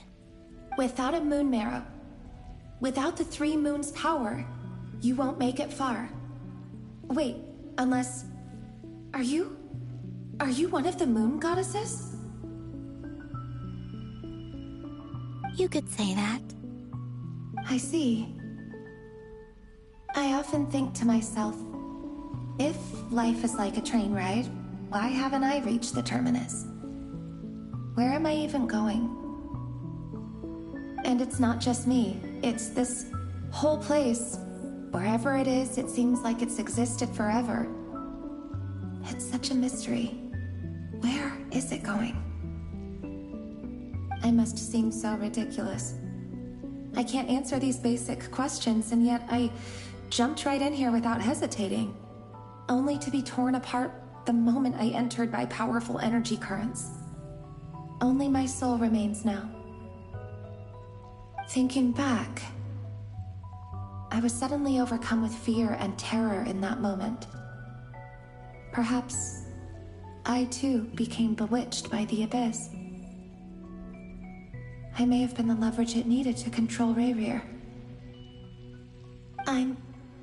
I used to be a researcher at the Universitas Magistrorum in Conria, researching the iridescent moon's marrow. Eventually, I came to the conclusion that time in here flows in reverse. Rayrir was one of the Vinster King's retainers. With me, he was in an impossible position. It plagued him constantly. I wanted to help him escape his lot in life. I wanted him to be happy, so I thought I'd use this place to return to the past. At the time, I thought I could just go back to the day that the Vinster King first found the prince. It was only after meeting the prince that the Vinster King started going too far with his research into the abyss. That was the day all of our woes began. I thought I could stop the king from ever meeting him and solve everything. I couldn't kill the Vinster King himself, so I had to find another way to save Rayrir. That's why I wanted to go back, to kill the person who had brought new possibilities to our realm. I'm sure it was a futile endeavor, but the abyss probably enhances the basest human desires. So I naively hoped I could change everything. But I was simply too weak. Like a speck of dust against the whole universe. Look at me. I didn't even survive the journey here. Not physically, at least. I know I'm never getting out of here. But you're different. You can make it, and I want to help you. I owe you that much.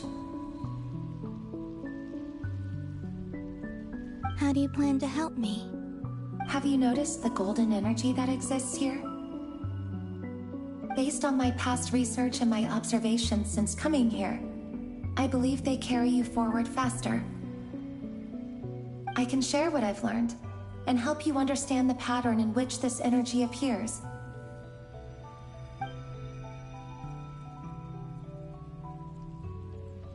I think you just might... Now, I know you will be able to change the past. Also, I've been speculating about where this phase ends.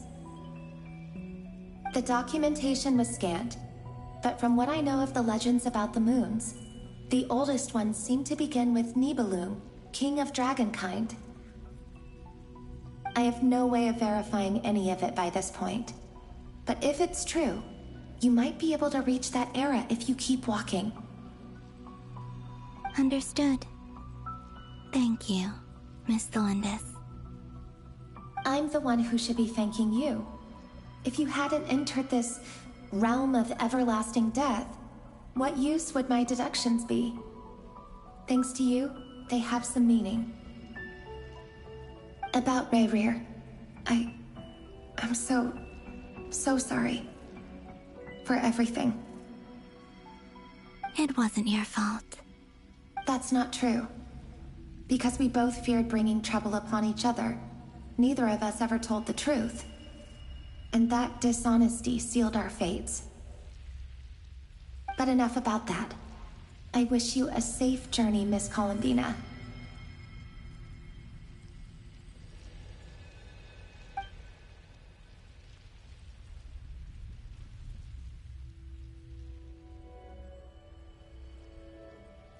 And may the outside world never have to experience pain like this again.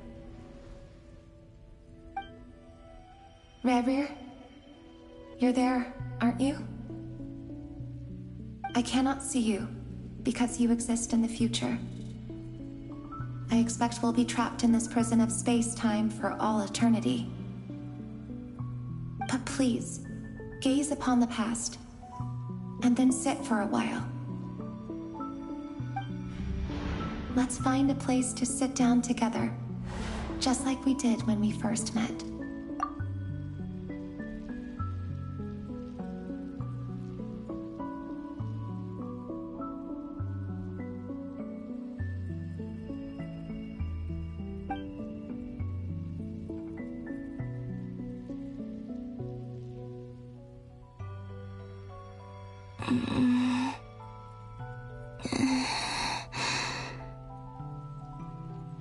How long have I been walking?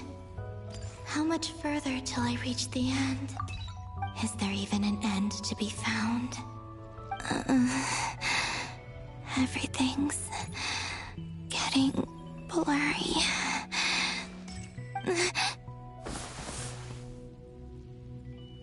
Huh?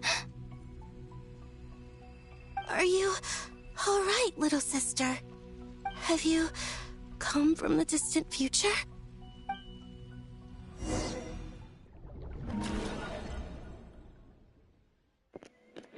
So, how exactly did the moons just disappear? I did Shouldn't not it expect be a little that. harder to get rid of major creations like moons? The world is a vast and ancient place.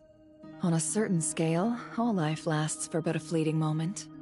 Miss Nicole explained that the moon goddesses likely perished in the War of Funerary Flame. The moons themselves were also destroyed at that time, save for the Frost Moon, from which a new moon goddess was later born. Am I missing something then?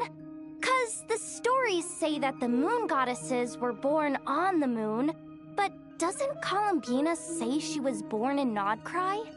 Huh. You're right. Why do their birthplaces differ? What's the difference between the two generations of moon goddesses? Also, remember what Sandrone said? Her scans detected 4 moons. In other words, 4 moon marrows. Technically, the result of the scan means that 4 moon marrows were detected and positively identified as moons in that moment. In other words, this piece of information alone isn't enough for us to know how Miss Columbina is doing right now. Yep. We have no way of staying up to date on whether she's dead or alive. She's on her own for now. But at least she's trying her best to get back to us. Yeah. She's a tough cookie. And a sore loser, too. We have to trust that she'll find a way. Because we really need her power. As much as it pains me to say it, we've got no chance of beating Dottore in a straight-up fight. He's much too powerful. It wouldn't even be close. That maniac is going to devour everything in his path until he reaches us.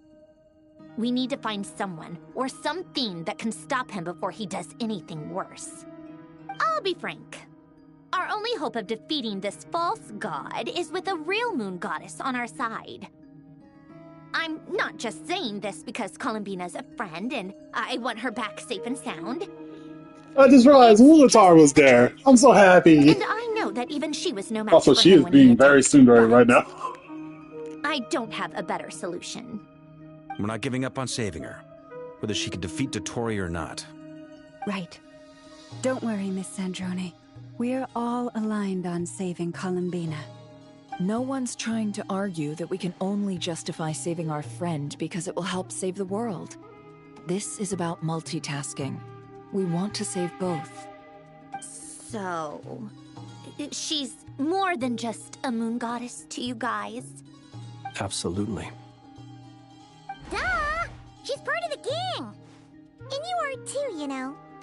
Yes, I know. You don't need to labor the point. I knew that the moment I came running over with my documents that I was part of the in-group. I mean, if Arlecchino can fit in, I certainly can. Anyway, as for how we get Columbina back, I've been working on it constantly. But I think I'm still lacking certain information about the moon. I'd probably get there if I could continue my calculations, but the problem is, I've run out of computing power. Computing power? You mean you need more energy? No, the issue isn't energy, it's processing power.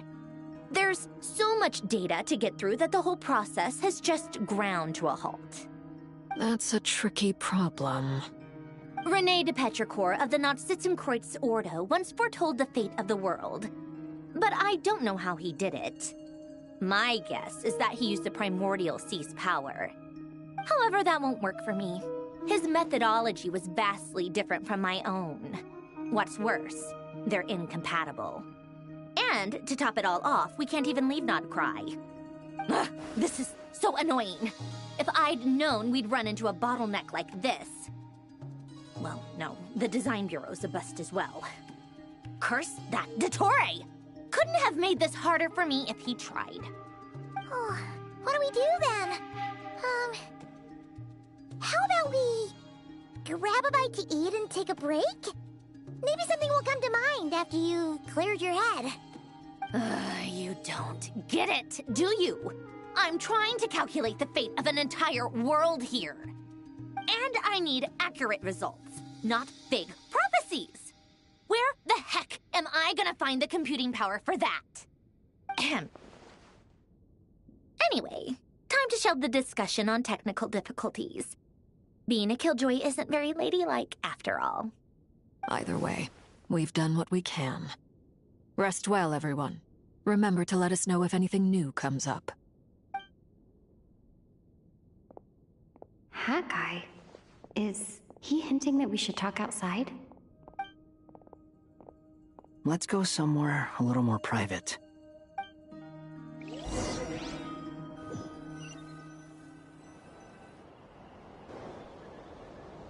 You know that Dory went back to Sumeru, right? Yeah. She mentioned she was planning to head back. Things aren't looking good for Nodcry. She's gone to spread the word so that Sumeru has a chance to prepare for the worst. From what I know of Dottore, there are two possible reasons why he hasn't made a move yet.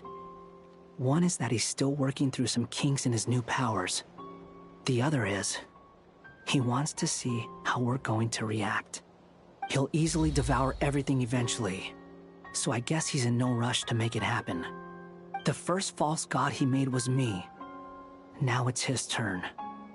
Even though my records were erased from Irminsul, Dottore's ideas haven't changed one bit.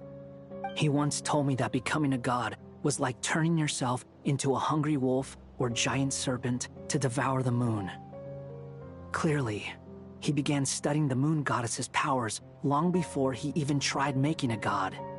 He's always wanted to get his greedy hands on divine authority one way or another. And in the end, he devoured the moon where I failed. In the desert of Sumeru, there is a chessboard built by King Deshret, also known as Al-Ahmar.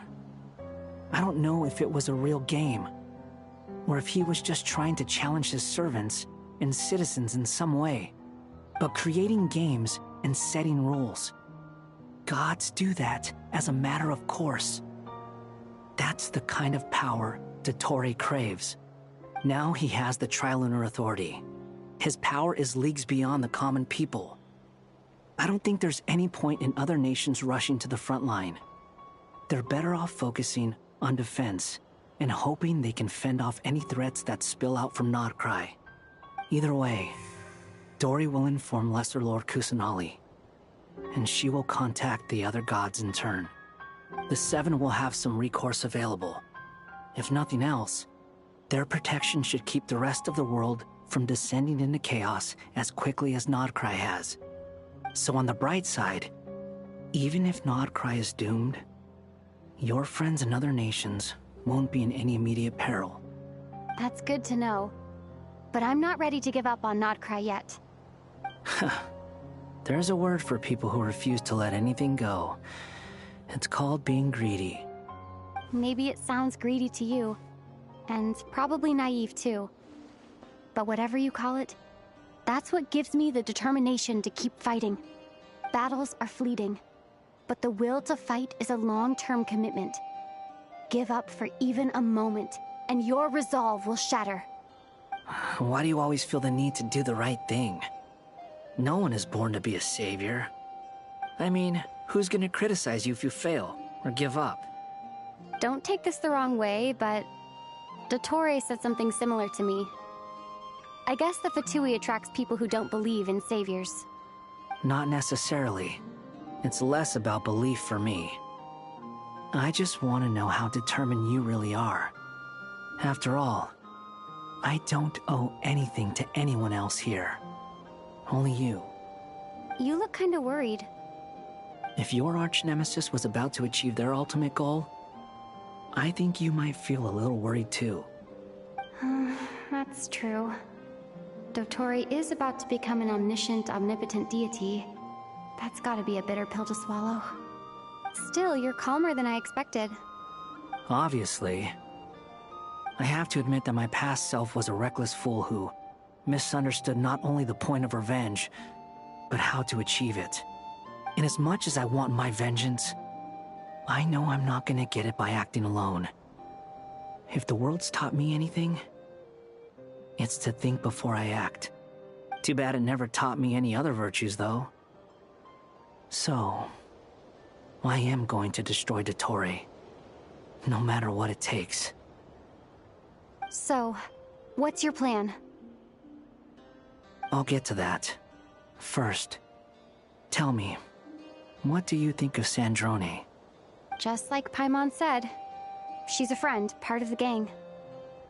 How much do you trust her? This is a serious question. Think carefully before you answer. Although she's with the Fatui, she has her own values, and she's helped us a lot. If nothing else, she's clearly going the extra mile for Columbina. I see no reason not to trust her. If you say so. In that case, the three of us need to talk. I have some thoughts about her computing problem. It can be solved, but it will come with a cost. How much? If I can afford it, I'll cover it. Sometimes your heroism really backs me into a corner. You know that? Come on, let's go talk to her.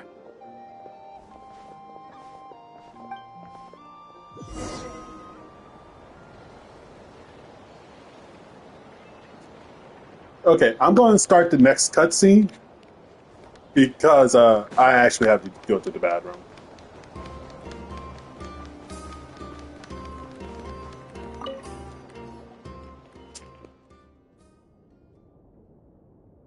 Miss Androne, Traveler. Hey there. Paimon's here too! She was just helping them sort through their things. How did your chat go? That was fast. The call only just ended. Well, you said it was urgent, so we got here as quickly as we could. Albedo, I have some alchemy questions for you. I see. Looks like my knowledge proved useful after all.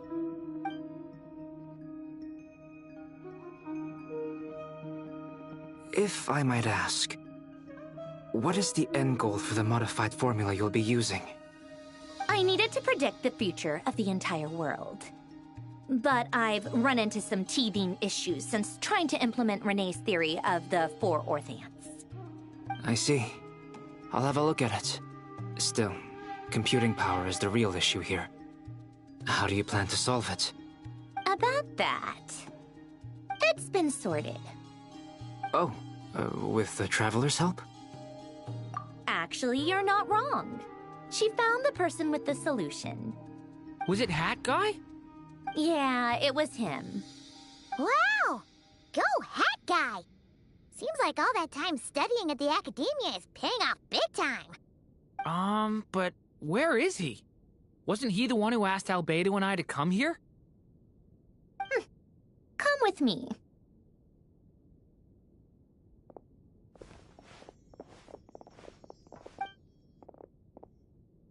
Hat Guy? What's happened to him? Hat Guy! Can you hear us? No response. I guess he's in hibernation. Hat Guy mentioned that he was a puppet. It seems that his functions are currently shut down. I presume this has something to do with the solution to your computing problem. That's right. He and the Traveler came to see me. Wait, what? You have a solution? Would you calm down? Why do you always react so hysterically to everything? Excuse me? How would you know? You shouldn't be so quick to judge complete strangers. It's very bad manners. Oh, please. It doesn't take that long to figure out that you have a temper. Where does a mere student get that kind of confidence? I've actually published more papers than you. Not that status counts for much. Even Paimon's applied for Academia admission. Huh? Are you serious? See? This is why I can't be bothered to explain myself. She recognizes no one's skills but her own. Okay, fine. I'll hear you out. So, tell me, how do you propose to solve my computing power problem? This world itself is constantly processing all kinds of information. If it's the world's future you're trying to calculate, you need a processing device that's designed to cope with that volume. Easier said than done. Only Irminsul can handle that kind of... Wait, is that what you're suggesting? But surely we can't just plug my formula directly into the ley lines. You should be able to tell that I'm not human, right? Yeah, I noticed. The technology, though, seems pretty ancient. Very different from Fontaine's. It's a completely different system. Conrian, to be precise. I'm what they would have called a puppet. Puppets need an energy source and processing power. The artisans who built them sought out the materials most suited for that purpose. You? Do you mean... The Traveler and I have talked it over. She's willing to vouch for you. So, I'll allow you to borrow my core for your calculations.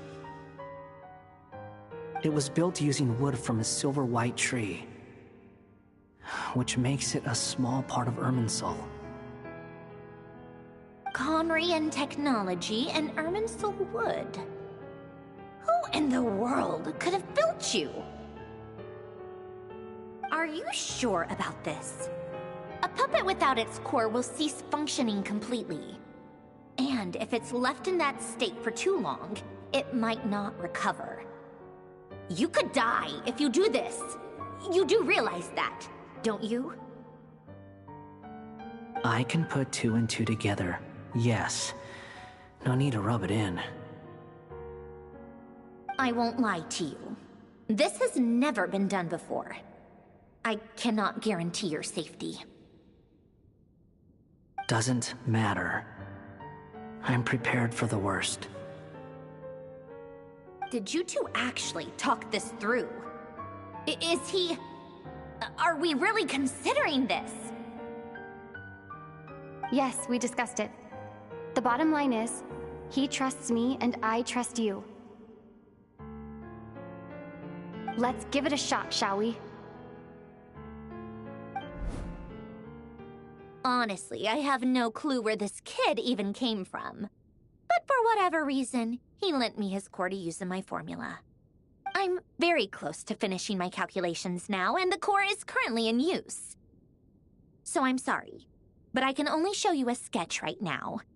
This is what the core looks like. A silver white branch. It certainly matches the legends told about Irminsul. Is Hat Guy gonna be okay? He's not gonna die, right? Right?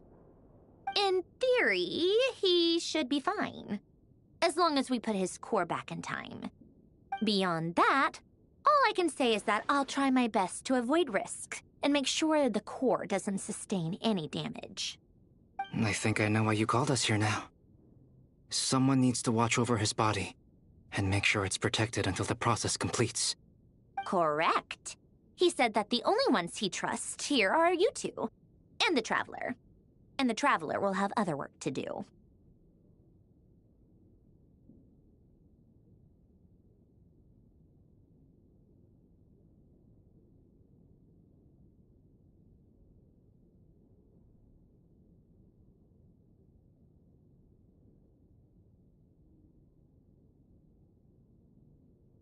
He will have our undivided attention.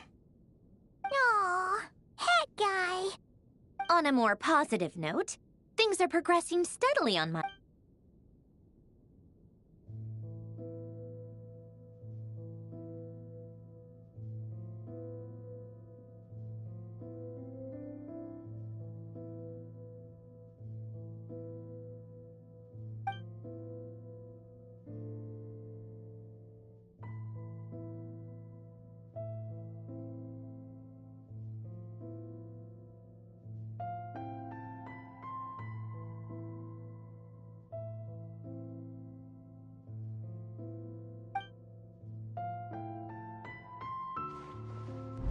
The worst case scenario with the core removal is either a system reset or a total loss of function.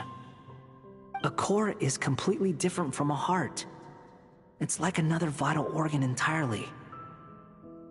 I never believed it could be a true replacement for what I sought.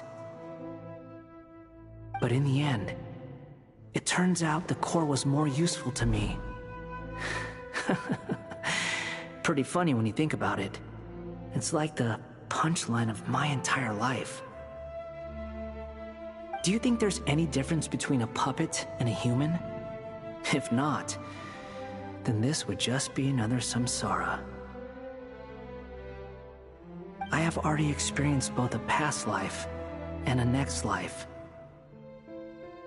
Part of me wonders whether I'm only capable of making this decision because I've become a real human. What's with that expression? Isn't this a good thing? Sandrone will succeed, won't she? She has to. She will. We all have to persevere until this is over.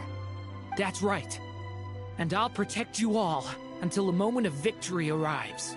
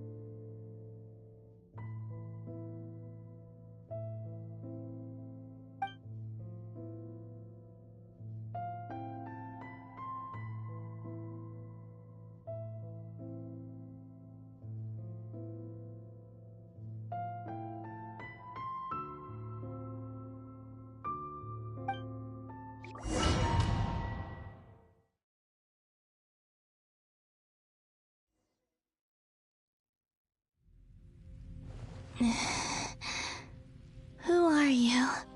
Call me Sonnet. same power as Canon. Sonnet. So, you're the goddess of the iridescent moon? Oh, goodness. You recognize me? Well then, what's your name? Columbina. Columbina Hyposelenia. Hyposelenia? What a lovely name. Did you choose it yourself? It was a joint effort between me and my friends. Friends? You mean your friends in the heavens? Huh? Oh, sorry. You must be exhausted. I apologize. Hang in there. Let me introduce you to my older sisters. Do you mean the other two moon goddesses? Arya and Canon? Wow, you sure know a lot. Hey, does that mean that our story goes on into the future? Oh, I guess that wasn't the best question to ask. It's alright. We were prepared for that possibility. You could say we were too prepared. I can't even remember how long my sisters and I have been here by this point. When did you get here? How long has it been? I can't say for sure, but it feels like it's been forever. I see. Are you feeling alright? You look a little unwell. I can hold out a while longer. We don't have far to go. The place where my sisters and I are based is just up ahead. Don't worry, they're both really nice. I'll introduce you.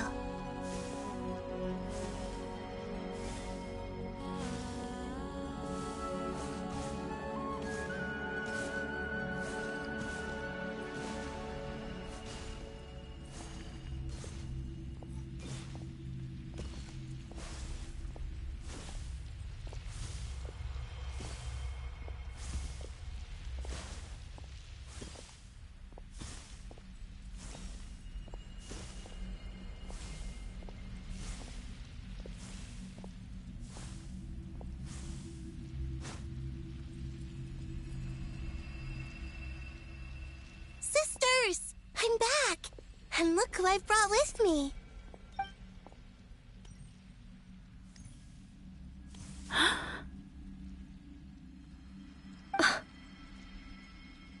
It's our lovely little sister, born in the far future.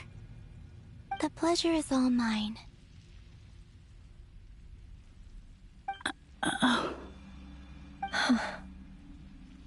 Allow me to introduce you to Columbina Hyposelenia.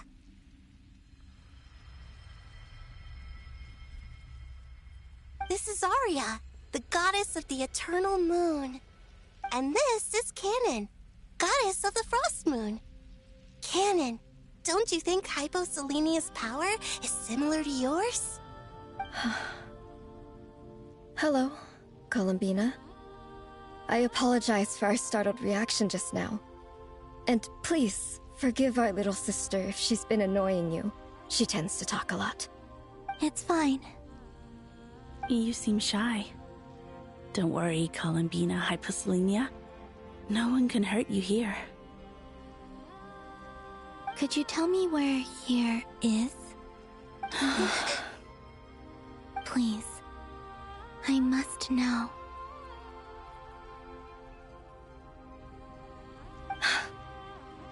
My dear sister, this is where Tevat's original ruler, the Dragon King Nibelung, imprisoned the moon goddesses. What? You're scaring her, Canon. No, I'm fine. Please, continue. Nibelung, our original master, created us in the distant past to maintain Tevat. But he left this world and traveled into the dark universe beyond, to explore worlds vaster still. Day and night, we fulfilled our duty in the heavens, until the day that the first Descender arrived. The great ruler of the firmament. The heavenly principles. Is that what later generations call them? I see. But we did not reject them at first, nor did they seem to harbor ill intent towards this world. We coexisted in peace. They were like a guest in our home. Slowly, however, we came to realize that our guest had a growing desire to change and dominate the world. And you didn't stop it? No. There was an order to the rules they set up that Nibelung never taught us. We wanted to know if this order would bode good or ill for Teyvat.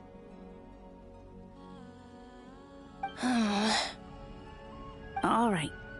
Canon and I wanted to know. Sonnet was against it from the outset. Later, we discovered that this great ruler of the firmament bore an almost paranoid hostility toward the desire of certain life forms to seek power. Or perhaps they feared them. They would even cast down celestial nails as manifestations of their power, to punish the civilizations of the world below. Only this was far beyond mere punishment. Right. Their rules brought order, but the price people paid for merely testing the limits of those rules was far too great. I did everything in my power to help the punished escape catastrophe, but still, too many lives were lost. The ancestors of the Frost Moon Scions were some of the ones you helped. But just when we had decided to take countermeasures, the Dragon King, Nibelung, returned. And so began the War of Funerary Flame. So, that's the name the world gave that war in the future. Well, who won in the end? As far as I know, the Heavenly Principles won, although it came at a great cost. They remained in Teyvat, where they continue to rule to this day. And the world's original master, the Dragon King Nibelung, was destroyed. And what of the moons? Are there still 3 moons in Teyvat's skies? You can tell us the truth, Columbina. We know we are but remnants of a bygone age. We are prepared for the answer. Only the Frost Moon remains. But it has been cast beyond the false firmament by the Heavenly Principles. The eternal and iridescent moons were both shattered during the war. So death finally came for us in the end. Sonnet. But you're still here, aren't you? A moon goddess cannot live without her moon, Columbina. She's right. That's why I began to disappear. Because the Frost Moon is cut off by the false sky. How much worse it would have been if it were outright destroyed. Our souls may endure within this lunar palace, but if our moons are destroyed, then we shall disappear the moment we depart from it. I'm sorry. There's no need to apologize to us, dear sister. If anything, we owe the world an apology. If only we'd decided to act sooner, rather than arguing amongst ourselves. All the more reason not to spend this time in regret and repentance. Instead, we should focus our efforts on how we might help our future sister. Sorry? Don't you see, Columbina, your story is not yet over. Is that not why you are here?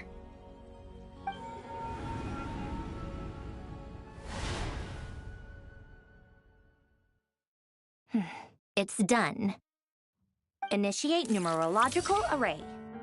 Continue running primary process. Calculate the world's fate through extrapolation. And identify nodes of potential change. Secondary process, scan for moons. Still 4. The number of moon marrows hasn't changed. Wait, let me think. Is it possible that there's something I've been misunderstanding about the moons all along? Variables. Variables in the world. I know where potential variables within the world come from. So what about the moons? Are there any variables there? Like their life or death, for instance. What if being alive or dead makes no difference to a moon? But that's so strange. Even immortal gods can die. Why would the moons alone be? Wait! Wait! I've got it! I've got it! If alive or dead is considered a variable, we might have had this wrong the whole time. No one ever said that a moon marrow equals a living moon. We just made that assumption ourselves. Initiate secondary process. Scan again. This time filtering out interfering perimeter. Moon marrow. I don't care if they're natural or artificial. Get them out of my search results! Why? It says 3 moons still exist in Tevat, even after excluding the moon marrows. But we know for a fact that 2 of them are dead. Redo the scan. Narrow the results to living moons and real moons. No, scrap that. Narrow it down to moons that have lunar authority and remain alive. Why? Why is it still 3? What is this, Columbina? Has the world lied to us? Or are you the one pulling the wool over our eyes?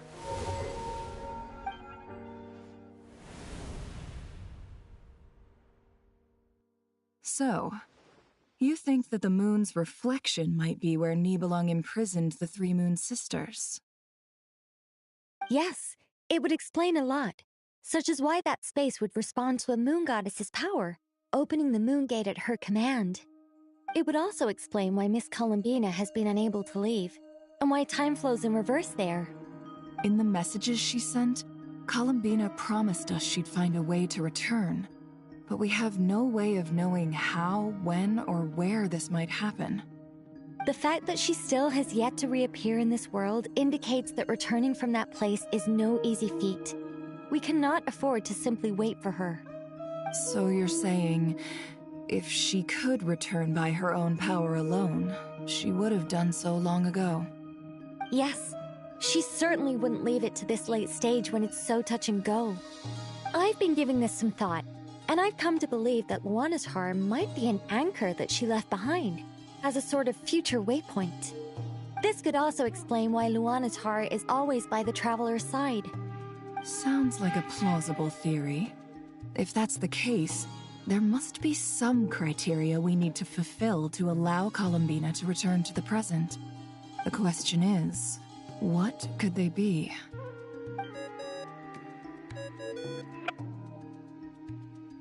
Hello? Listen up! This is extremely important!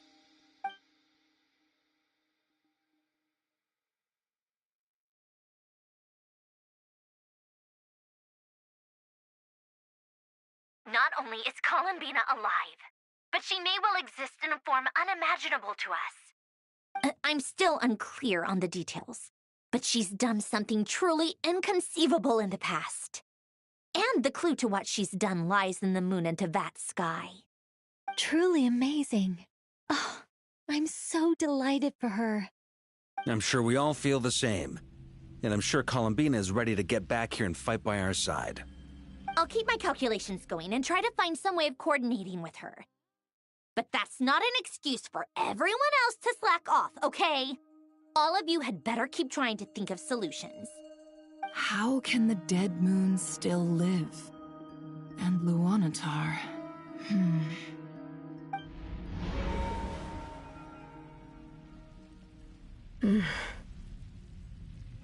It's hard to believe that's what will happen in the distant future. Our authority is linked to the most fundamental rules of Tevat. I suppose it's no wonder that many would covet that power. I didn't realize that when you said friends, you meant people who live down in Tevat. That's so lovely. I always wanted to go down there and have some fun. Have you ever tried leaving this prison? Of course. Between us, we've tried everything. But no matter where we go, this space will eventually bring us back here. It's like the center of a whirlpool.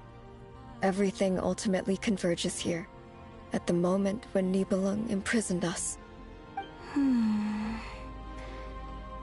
In that case, have you tried using any of those pathways that connect this space to the real world?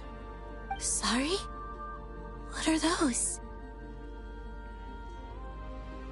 They're passages through which you can make small-scale changes to reality by using Kuvaki. Or am I the only one who can use those passages? Because part of my soul remains in reality. Kuvaki. What is that? You don't know? It's a unique kind of elemental energy found only in Nodcry, the land from which the moons arose. Oh. Well, it's true that the moons first rose up from the part of Tvet you say is called Nodcry. But there is no difference in the elemental energy between there and anywhere else. What? Could you show us some of this Kuvaki hyposelenia? Maybe if we see it, it'll make more sense. Okay.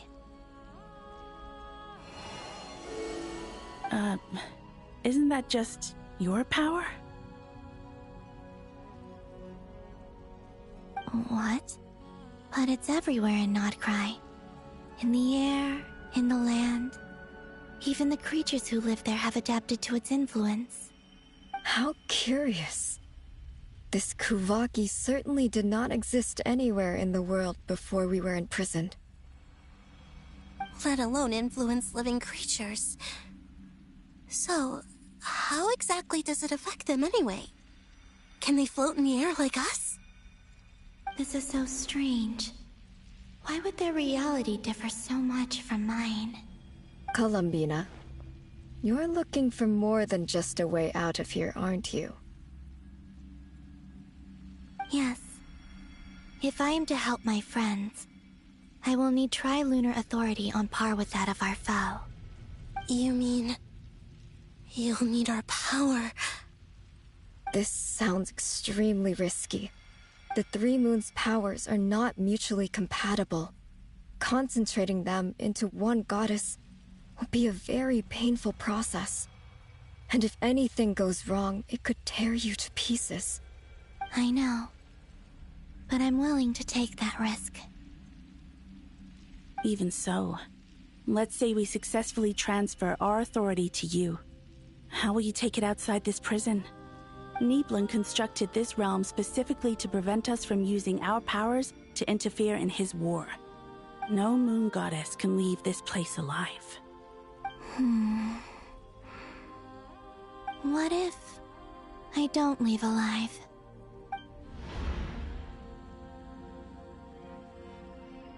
Where do we even start? How are we supposed to figure out what we're meant to do to help Columbina?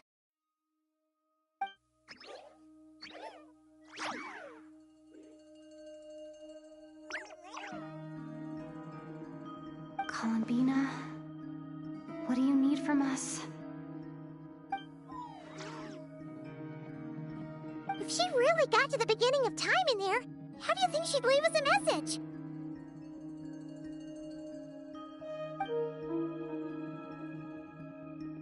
You don't think she'd write it down on a stone tablet somewhere in the hopes that we'd find it, do you? Seems unlikely.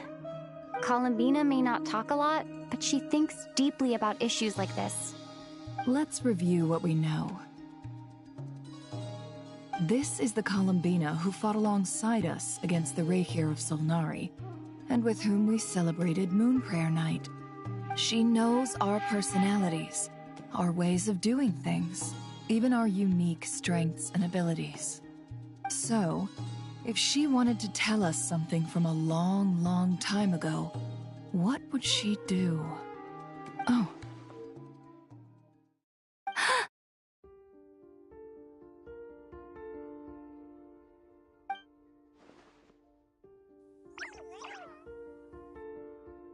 Traveler, you once said that those golden ripples also appeared when Luanatar was born. What if Columbina left Luanatar here, not just as an anchor to the real world, but for some other purpose?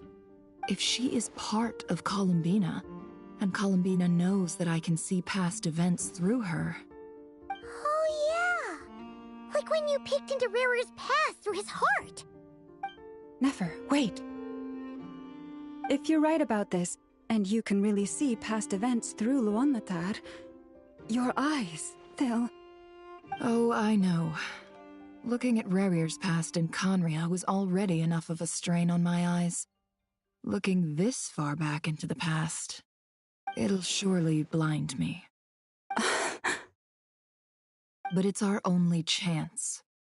This is the only way. Boss. We spoke about this once, a long time ago. Do you remember what I said, Yehoda? The day I lose my sight, the Curatorium of Secrets will be yours to run. But... What's wrong? I'd be overjoyed if I were you. This day's come a lot earlier than either of us expected. I need to know you'll honor our agreement, Yehoda. Promise me. Yes, Boss Neff. I promise. Are you sure you don't want some time to think this through? What is there to think through? I should have gone blind after our battle with Rerir. Frankly, it's almost criminal that I got away with it for this long. Then at least let me take some precautions on your behalf. And if you really do lose your sight, I'll visit your office every day and make sure you're well looked after. Oh, please, anything but that. I was actually ready to go through with this. Are you trying to scare me into backing out? As if I could ever scare you. I'll assume you're just joking to calm your nerves. All right, enough chit-chat. Let's do this.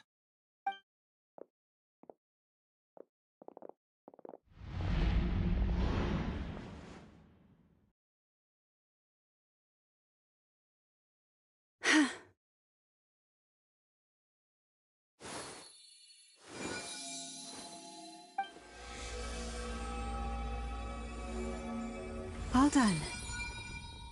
Good. Now give me some space.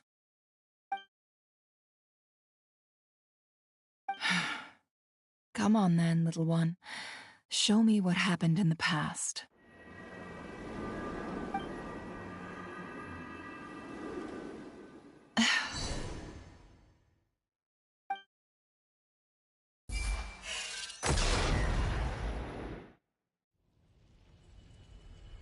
Between the Trilunar Authority, Kuvaki, and the sole-surviving moon, the Frost Moon, I think I might know how to get back. But I will need my sister's help. Time to go talk it over with them.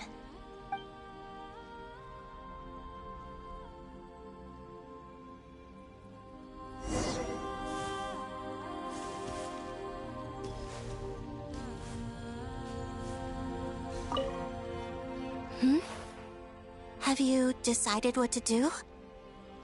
I hope it's not too dangerous. You really scared me when you said that thing about not leaving here alive. Come on, let's go find the other two.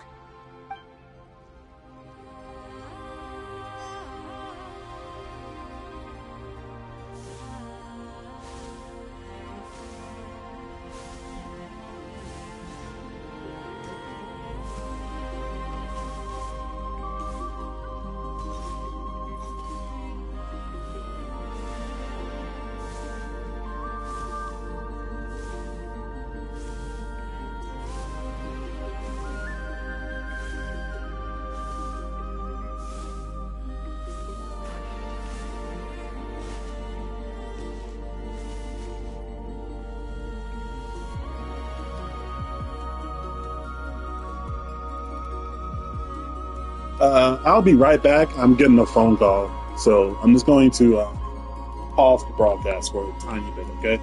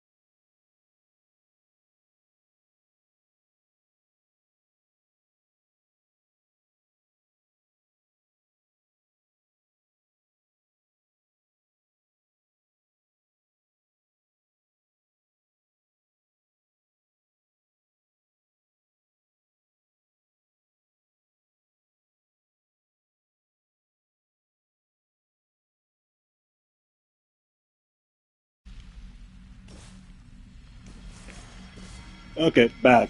It was just my brother calling to ask me about something. No big deal. It seems you have reached a decision. I'm all ears. What do you propose?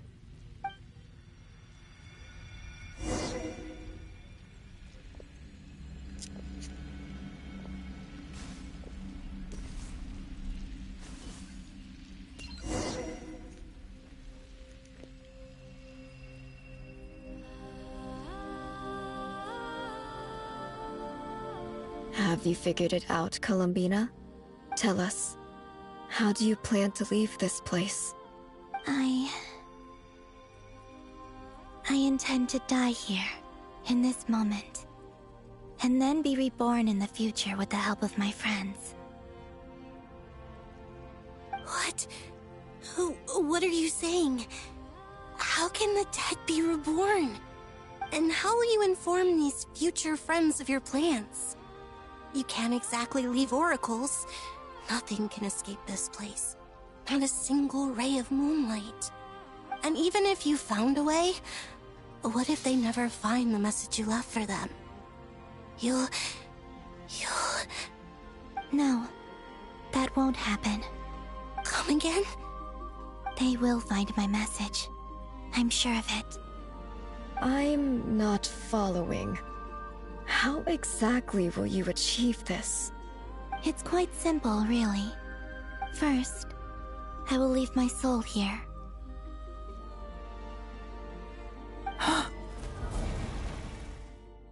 I see it. Your soul? You mean you're a divinity? Yes. I once left a portion of my soul in the future. One so small that this prison barely noticed anything. In this very moment, she can resonate with my soul across time.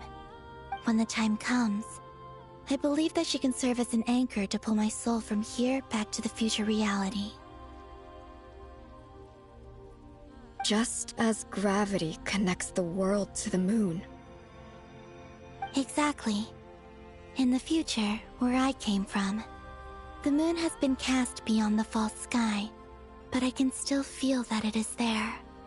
In a similar way, I can feel a connection to the soul fragment I left behind even now. My friends can use it to detect my presence. But how do you just leave your soul here? Is that even possible? On my way here, I met an ordinary mortal who entered this place long before I did. Her body is long gone, but her soul remains. And before that, I encountered an old enemy whose entire soul survives here intact, while the power that once corrupted his body has faded away. So, perhaps this space is specifically designed to imprison divinity and authority, but not the physical body. Still, even if your body can escape, would it not just be a lifeless husk without the soul inside? Wait, is that what you meant when you said you wouldn't leave alive? Yes. I shall turn my body into moonlight and pour it over Nodcry. That power shall protect the land and quietly blend into it, awaiting my soul's return in the future. However, I cannot do this on my strength alone. I would need your help to do this, so I'm humbly asking for your assistance. Oh, dear sister, you need not be so formal. As I said before, we are but remnants of a bygone age. You, on the other hand, were born alone in that distant future, and you have walked a long and lonesome road since then. How could I bear to let your story end here in this dungeon? Don't forget, we are your sisters, your family.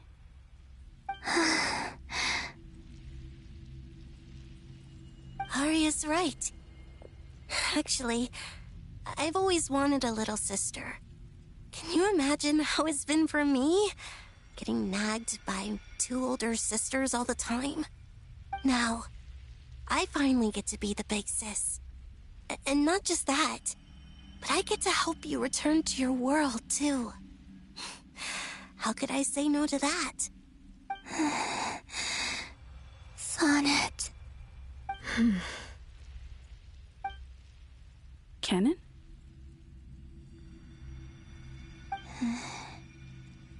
I'm sorry. I know this is a bold request.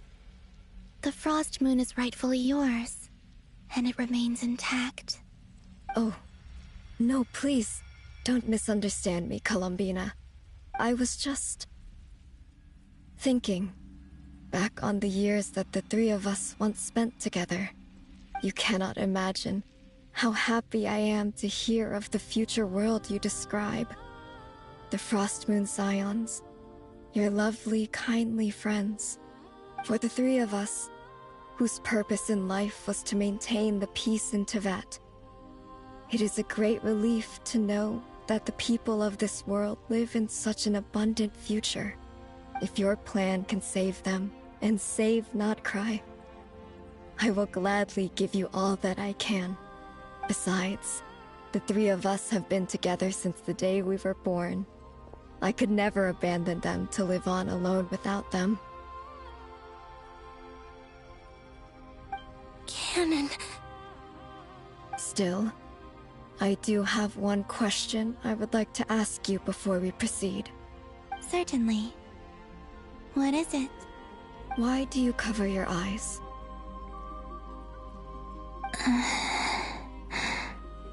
Yeah, I was curious about that too. But it seemed personal, so I didn't want to intrude.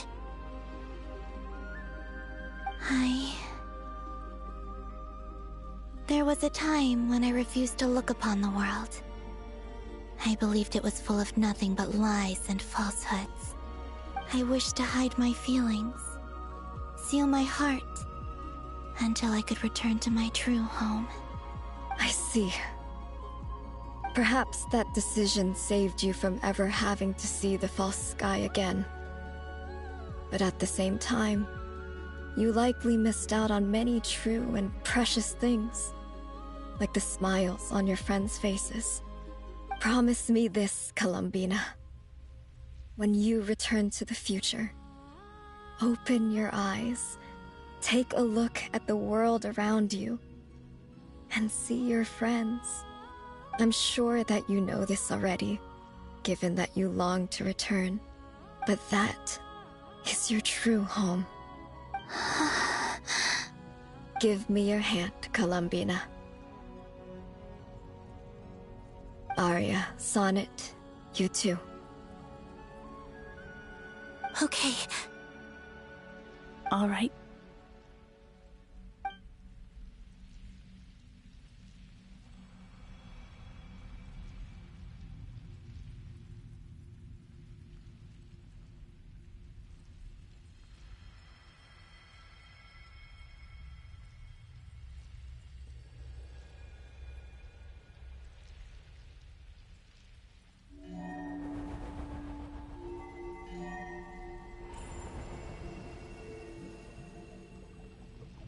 We once were the songs sung for eternity, but now it is you who must continue to sing. We once were the tides in the great river of time, but now we subside, and you arise. We were the messengers of madness and inspiration. But now, the lies have faded, and your truth must endure. We are souls awaiting the sun. You must return to be with those who smile when they see your face.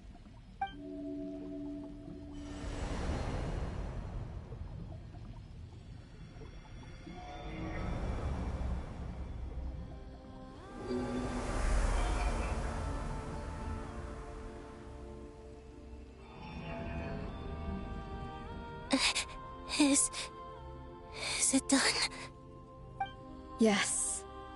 We have transferred the authority over all 3 moons to Columbina Hyposelenia.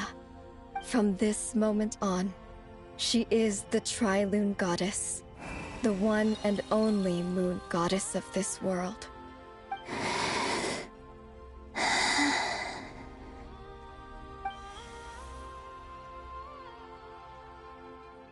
Thank you. Thank Thank you, my sisters. Now go, and do what you believe is right, Columbina Hyposelenia. Be aware that we cannot grant you the power of the three moons beyond these prison walls. The conflict that arose over their remains following our disappearance will still take place. I understand. Sisters, oh, my body. It feels... Now that we have given up our power and authority, our bodies are merely mortal shells. This prison is dissolving them as we speak. It's okay, Sonnet. The end must come for every god, just as it does for every human. That's all this is. The final destination of our lives. Canon and I will be by your side the whole way. We have one final request, Columbina. Could you use the Three Moons' power to send us back into the real world? Now that we have lost our powers, I doubt this space will seek to hold us further. It's just... we would like to spend our final moments together in the only place we ever called home. Of course. Gladly.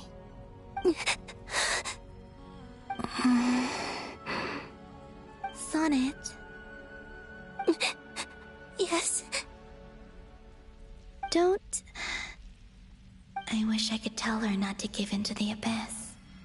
Not to be afraid. But is this really what I should say at this moment? Don't forget. I'm so glad to have a big sister like you.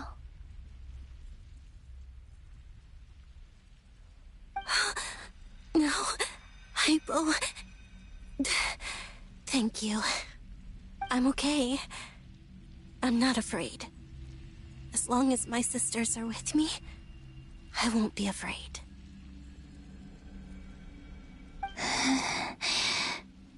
It looks like this is goodbye, sisters.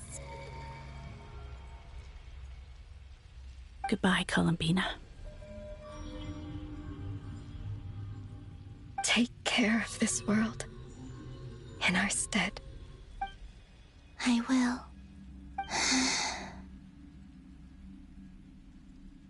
And now, it's time for me to bid farewell to my body, too. May it become the moonlight that keeps Nodcry company through the long years ahead. So this is why Nodcry was not always home to Kuvaki. It only appeared after I poured my body out upon this land, and only this land. Kuvaki responds to me because it is me, my body, answering the call of my soul. And the golden energy I've encountered on my way here was, in fact, that very soul, which I am about to leave here to guide me. O power Trilune, eternal moonlight. I, Columbina Hyposelenia, lay aside my body. Let it be cast into the dark night to illuminate the future. May it be a companion to all who dwell beneath the moon.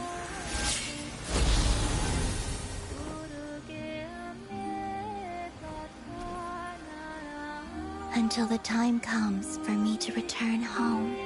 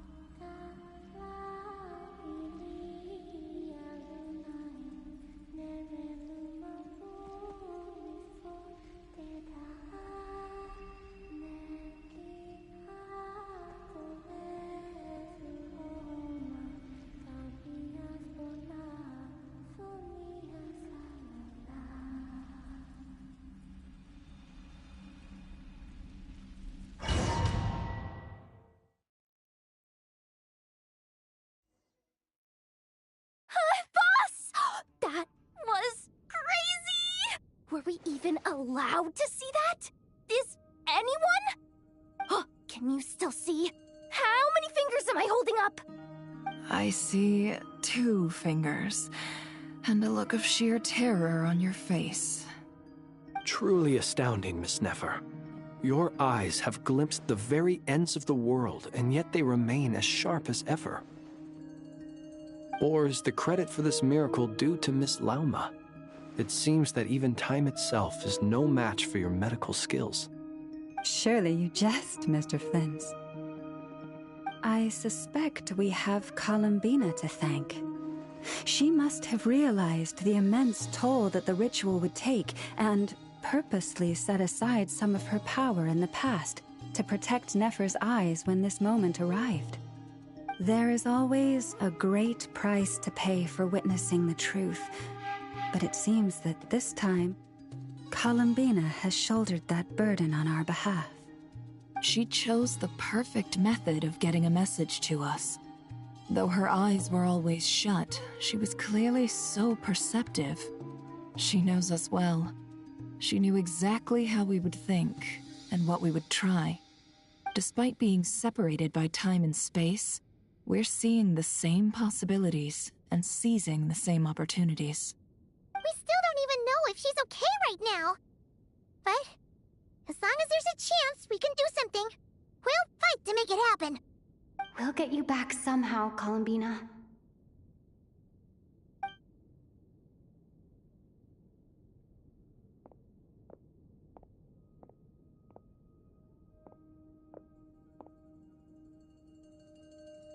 Well, based on the information we now have, let's figure out our next moves. Thanks to these gentlemen, we have a much clearer picture of the situation with Dottore. The civilian population has been moved to safety, so we no longer need to hold back. Miss Androne, how are the calculations going? So far, so good. I'll keep seeing how far I can push the system, though. Can't have Hatman being powered down for nothing. There's still a long road ahead. Where should we begin?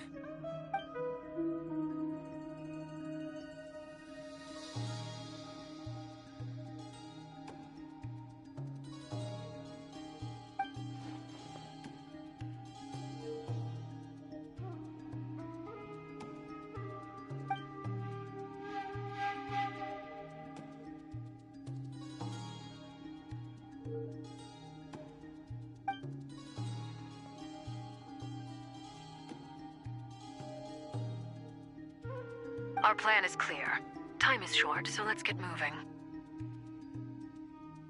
There's just never enough time, is there? Time is the bane of my existence. Ugh. Anyway, I'm gonna get back to work. All right, we'll do our part too. Yeah.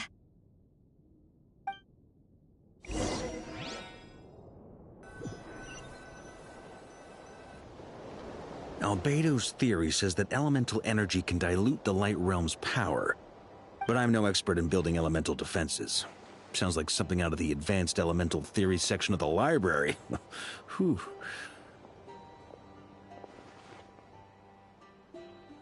You seem quite troubled.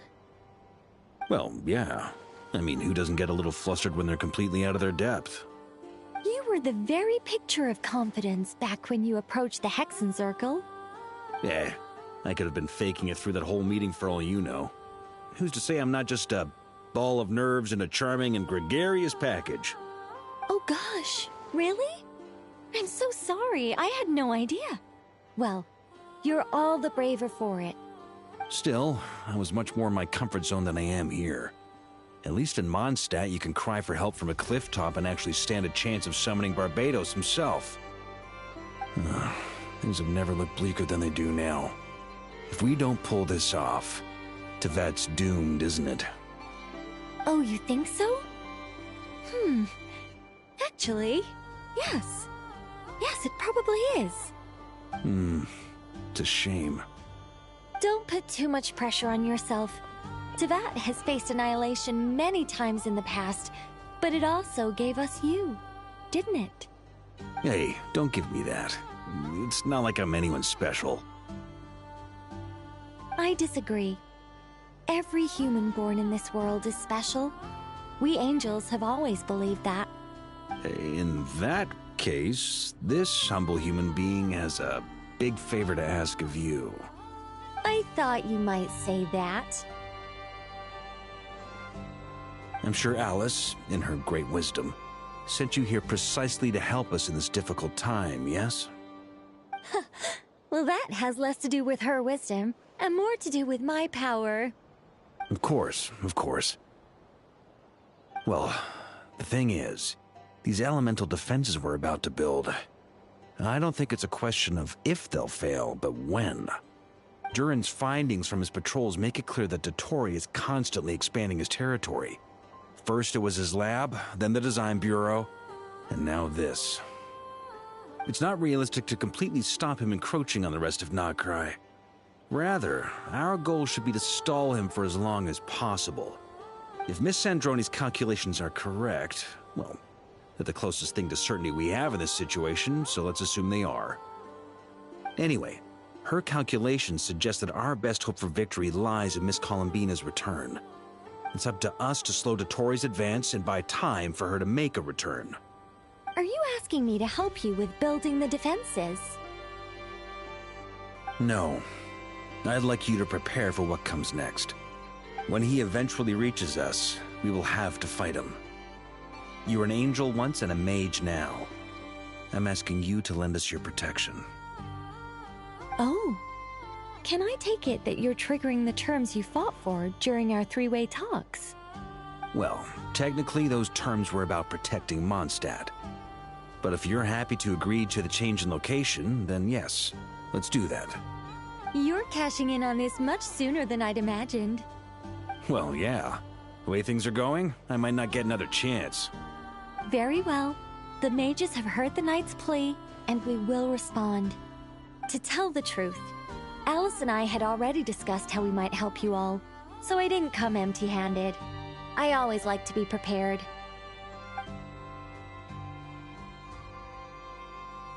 This is... wow. Yeah. This is great. Seriously, thank you. It's been many long years since I had a chance to dazzle humanity with a little divine intervention. To humbly serve as a reliable and responsible guide. Anyway, Knight of Boreas, please accept this gift in recognition of your great virtue. Go now. May the angel's blessing deliver you safely to your destination.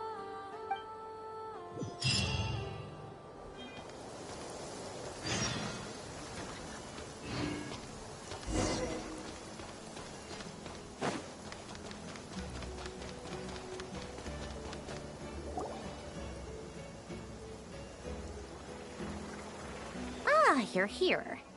Sandroni! How are things going? Glad you asked. You two are about to become the first people to lay eyes upon my masterpiece.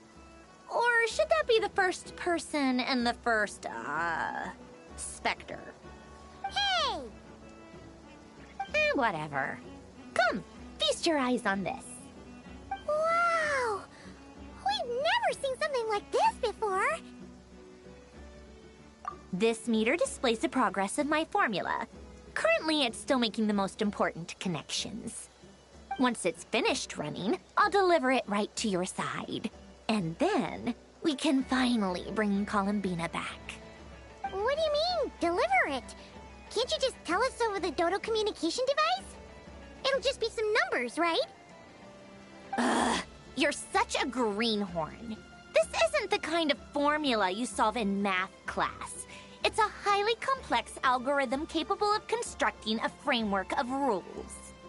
Ugh, whatever. We'll be here all day if I start trying to explain it. All you need to know is the formula must be completed before we can bring Columbina back.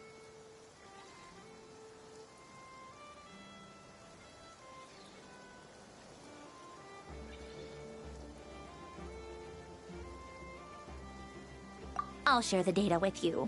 Nicole's agreed to let me use her information channel, So we just need to use the Dodo communication device like so. And... there. Now you can check in on my progress. Wow! Look at that! You're amazing, Zandrone.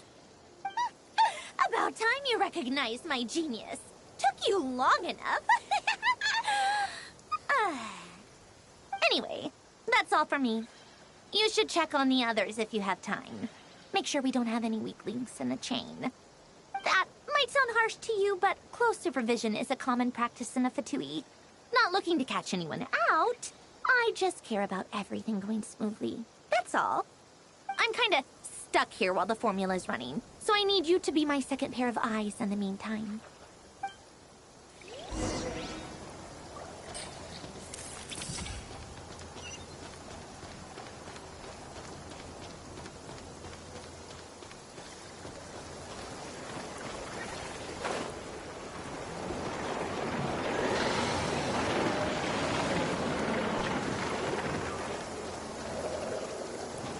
Thankfully, Miss Nicole has come to our aid. Nasha Town is now looking very well defended. Golden Flame. Yes, that's Nicole's power, all right. Based on the latest message from Grandmaster Varka, it sounds like they've reached an agreement. The situation should be more stable with her assistance. Everyone will have at least some degree of protection. Albedo! Durin! Hello there, you two. Are you well rested?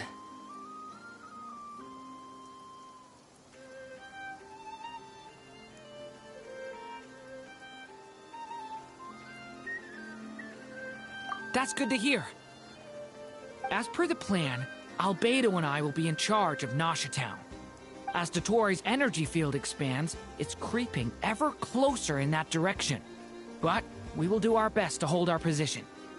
We fought side by side many times before, and always with great success. I believe this time will be no different.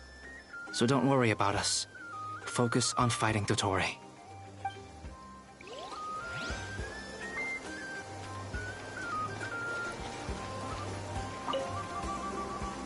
Traveler, Paimon, a pleasure to see you both.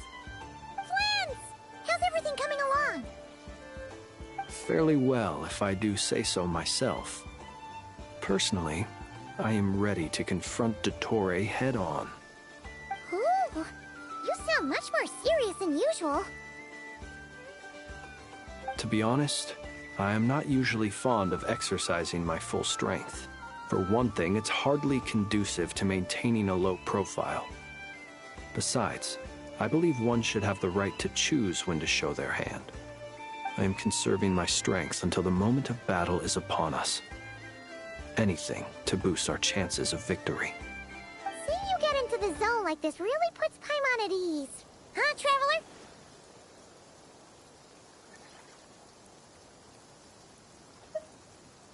I consider it an honor to have your trust. Rest well. I look forward to seeing you both in your element during the battle.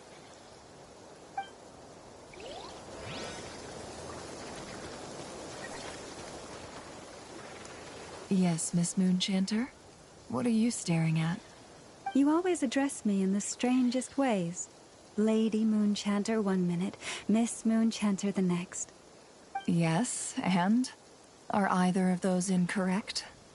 Not as such. It's just that I simply call you Nefer nowadays. Uh-huh. That's my name. What's your point? The point is I don't add any honorifics or titles.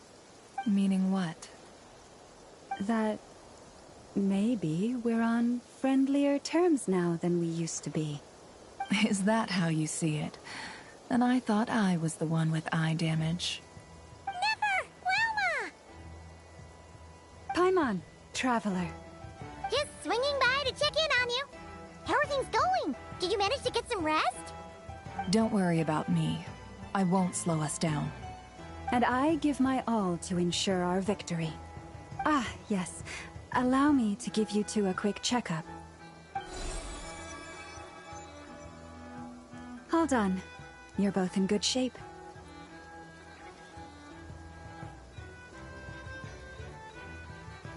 You're welcome. You'll have your work cut out for you in this battle against Dottore, so make sure to get some rest in first. Paimon will keep an eye on her. Don't you worry. I'm glad to hear it. Take good care of yourself, too, Paimon. Sure thing.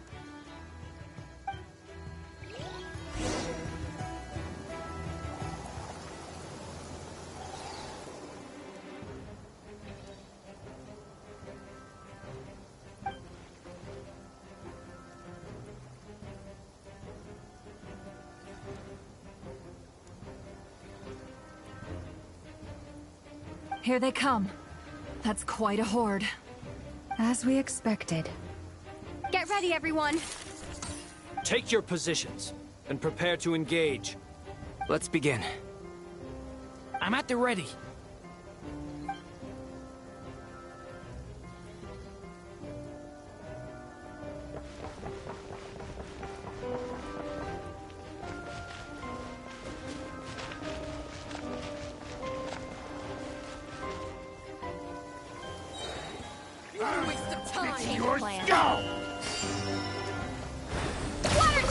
Observe.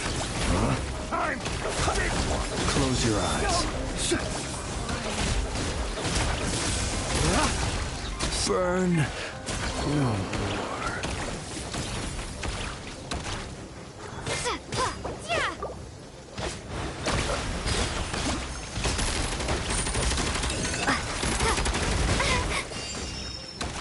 Run while you still can. There's nowhere to hide. Observe. Another one. Fine. Go! Your name on it.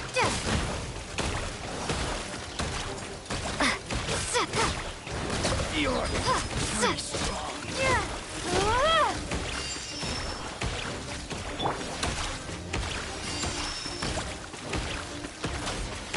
Close your eyes.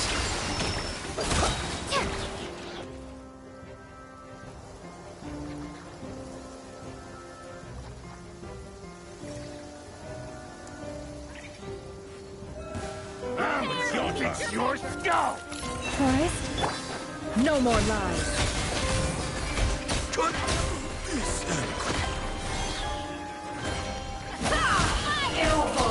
These creatures cannot stand against us. No fighting tough. Just don't let your guard down. That goes without saying. I'm hardly the risk taker in this group. Excuse me?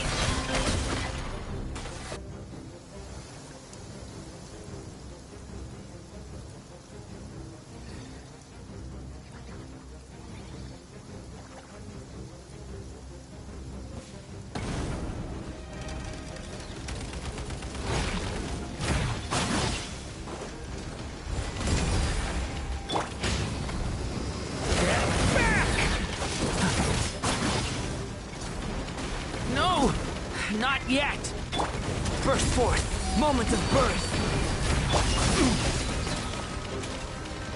Stay away from me!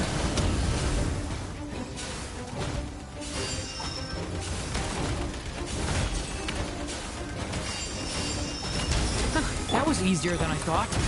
Naturally. What do you mean? Is it because as created beings go,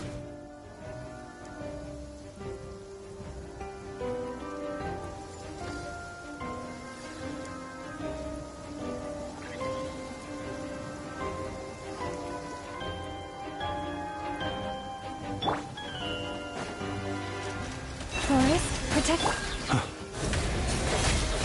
Observed. People have always used fire to drive away wild beasts.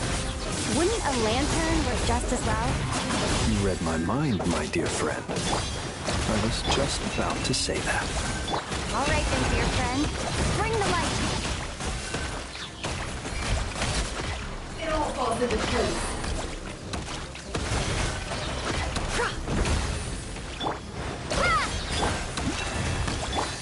It all adds up. Let's see what this...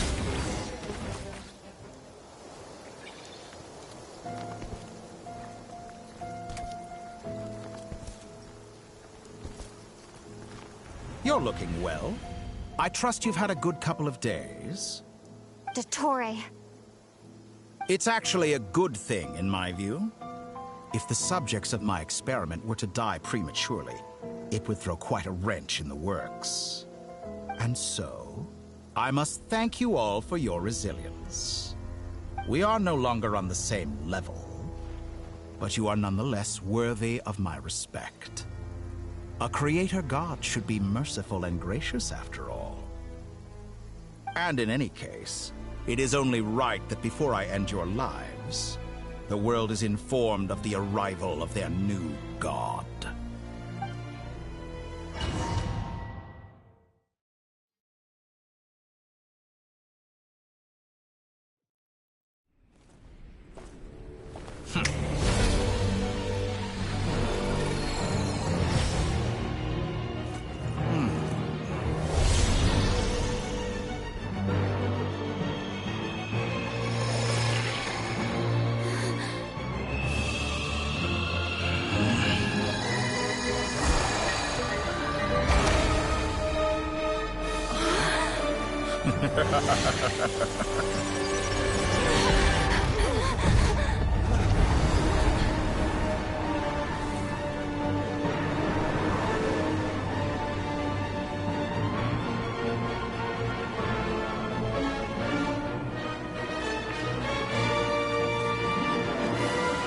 The experiment begins.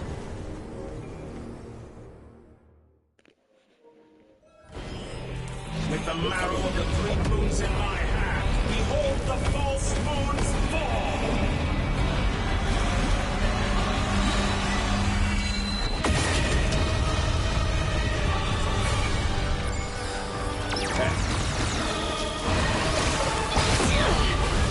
Can't hide the truth. How dull!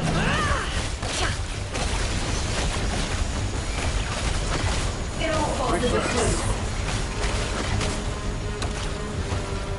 Close your eyes.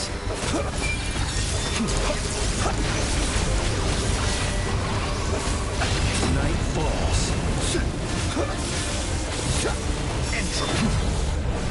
Night falls.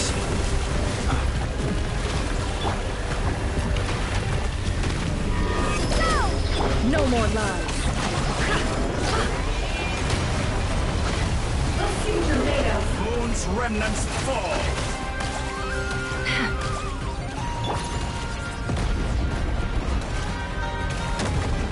You poor lost lamb. Like an ant in my paw! I've been moved inside another space, and it's sealed off. Looking at the structure of it, it seems like Dottore intends to trap us here. There's no exit. Our ignorance is about to be put to the test.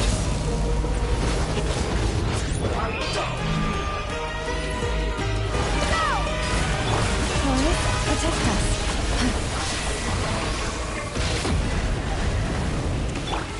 Can't hide the truth. Let's see what you're made of.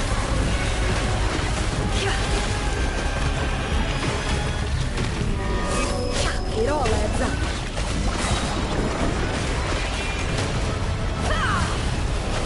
No more lies. You poor lost lamb.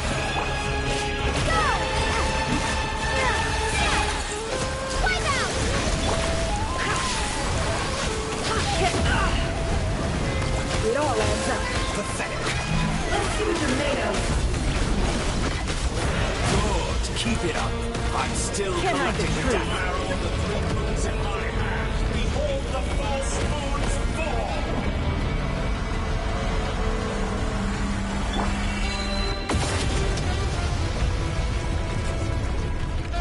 Tell me, where will you try scurrying off to next?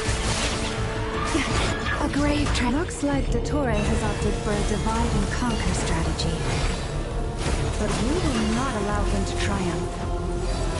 Now, I shall pray for our victory.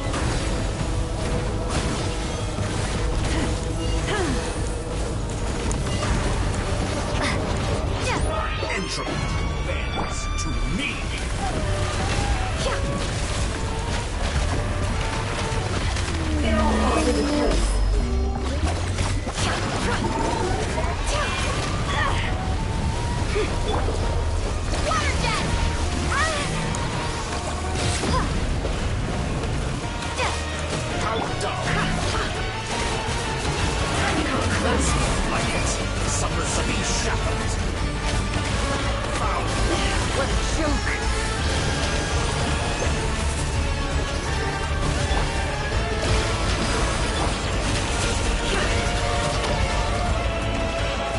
It all adds up.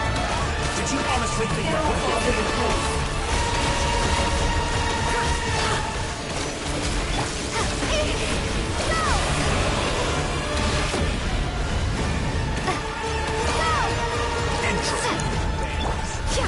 Can I be true? It all falls into place.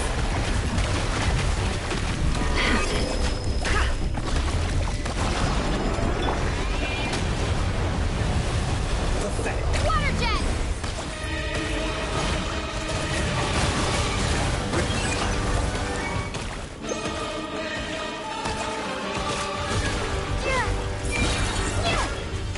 Be annihilated, that which cannot stand against me. What's this supposed to be? A knockoff version of the space Columbine got trapped in? There really is no way out. We'll see about that, Dottore.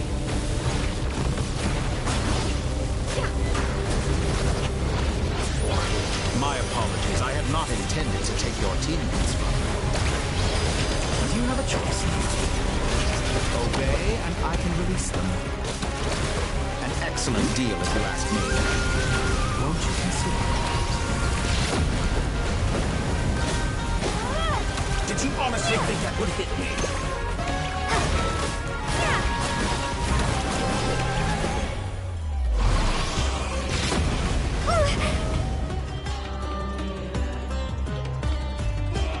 I'm aware you've been working on some little tricks to surprise me with, but it appears that none of them have come to fruition. My guess would be that you're trying to bring Columbina back.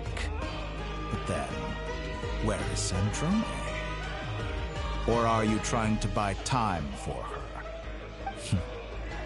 I always found their friendship to be a curious phenomenon. Two highly incongruent personalities, and yet they share a deep connection. Speaking of Columbina, I once saw her as like a younger sister. We got along quite amicably while she was with the Fatui. But then one day she suddenly decided she would refuse to take part in any further experiments. To this day, I truly don't understand what I could have done to upset her so much.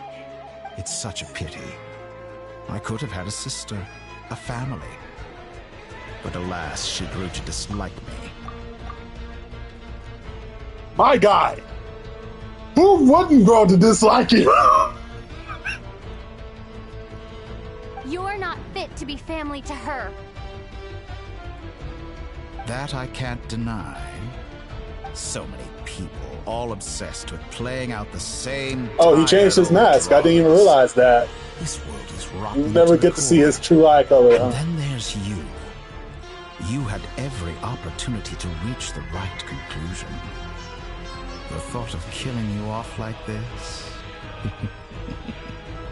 But I maintain that I approached you in good faith, so I will offer you another chance. Will you work with me? You have until I count to 10 to make your choice. 1, 2, 3. Not in a million years.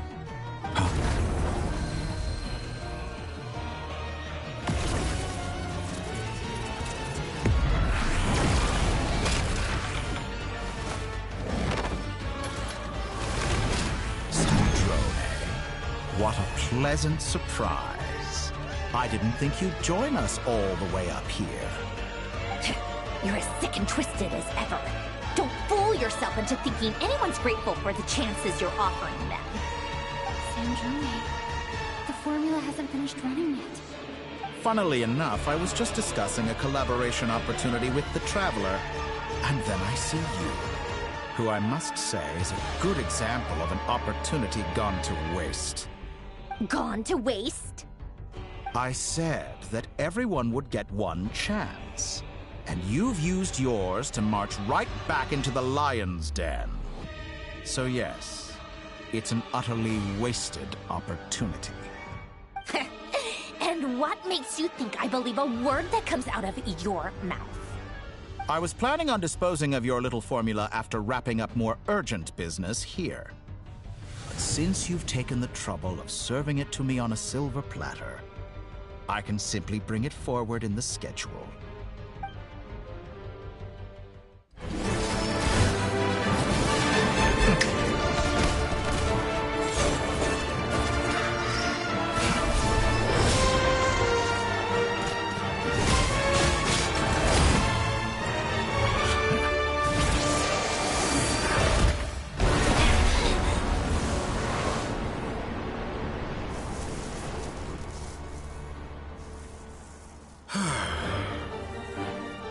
Is this your life's work? This piece of trash?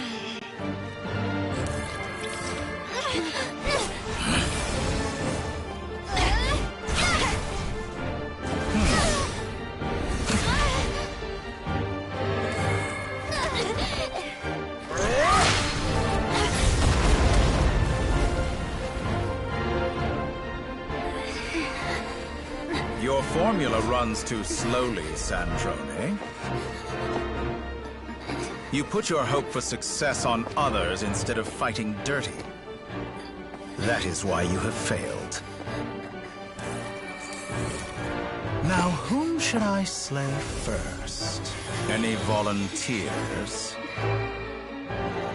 No one? How nice of you to leave the decision to me.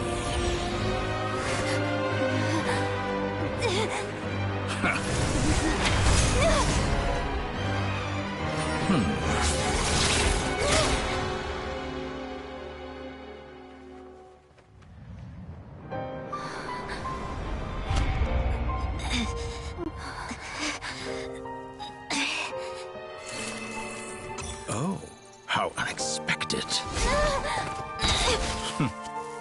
Sandrone, any last words for me, comrade?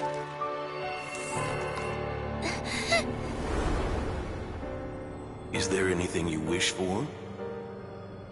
Not really. But I've always known what I don't want.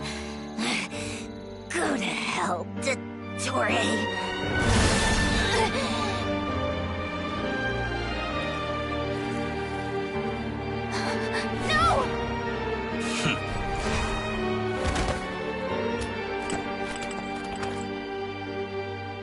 And now, you have failed.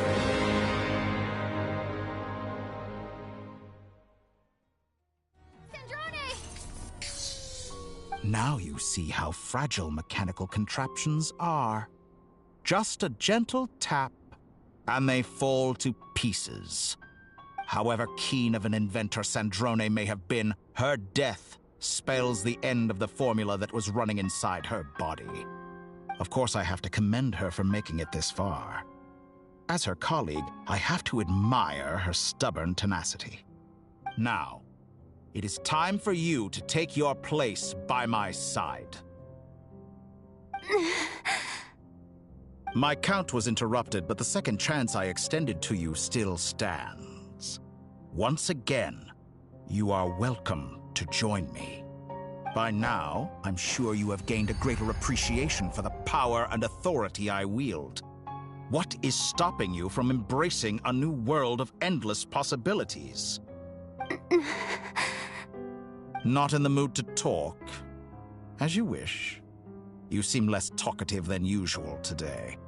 I'll change the topic to something more apropos. Sandrone was always like this, never trusting anyone. Always so reluctant to share her research with them. Objectively speaking, she had her strengths. It is remarkable how she extracted and even optimized the world formula from so much data. But her inability to trust was her undoing. Had she allowed someone else to monitor or run the formula for her, you might still have a chance at victory even now. But regrettably, she was a stubborn fool. As much as it pains me, she had to go. Dottore. Maybe this is news to you, but people can change. Columbina surprised you when she escaped, and I think Sandrone would surprise you too. Change? You can twist the truth however you want, but I see it clear as day. You're the one who can't trust other people. Is that how you see me? By this point, what can you hope to do about it?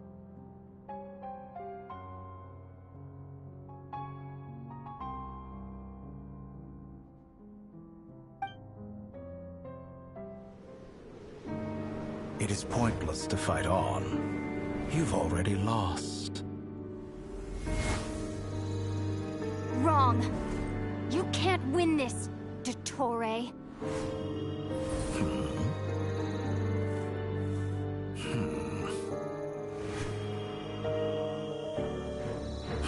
What?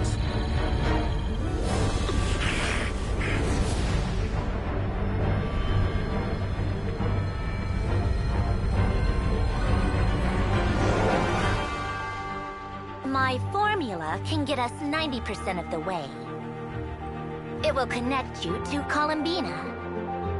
Then, I will bring the formula's output to the Traveler's side. For the last 10%, do whatever it takes. Just bring the moon down.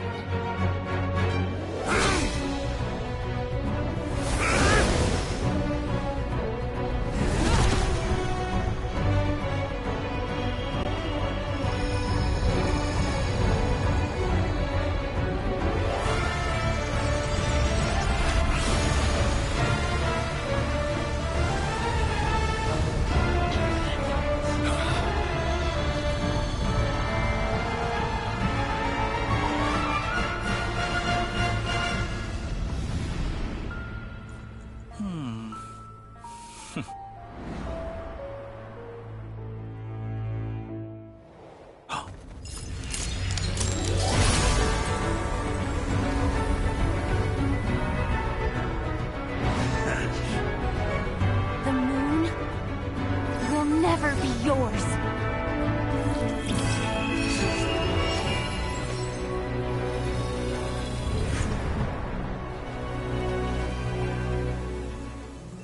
I turn my body into moonlight and pour it over Nodcry. My soul, I leave here to inform my future friends. Lastly, I will hide the Trilune Authority within the Frost Moon. And when my body, soul, and authority are reunited, finally...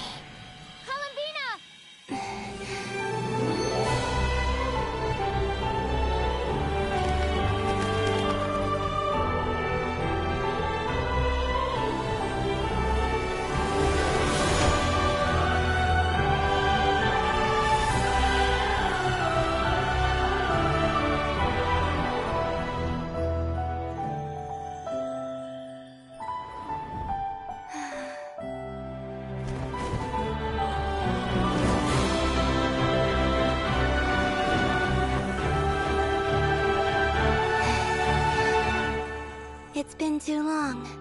I'm back.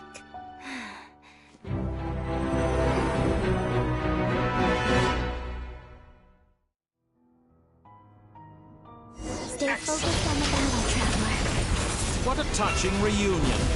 Though I personally find myself repulsed by the sight of weaklings huddled together for war. Now, quite finished patting yourselves on the back. Show me how long you can struggle before you drown. Watch out, Columbine! He can manipulate space itself! I know. Wait for the right moment. We'll strike together. Surge. Moon's remnants.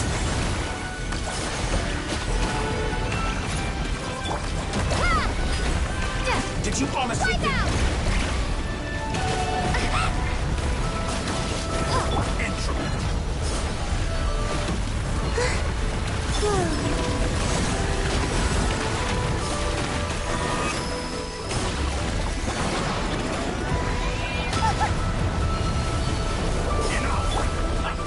First, like an ant in my palm.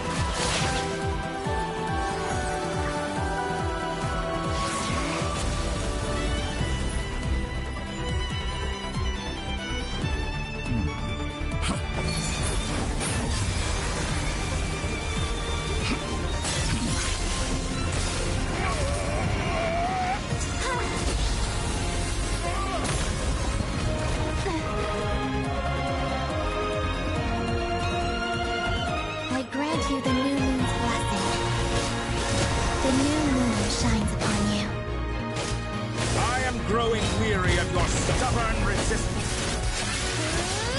It's over, the torrent!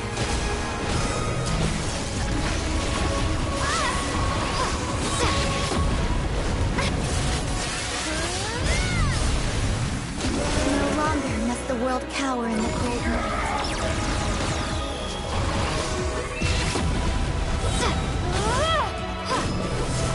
The moonlight dispels the darkness.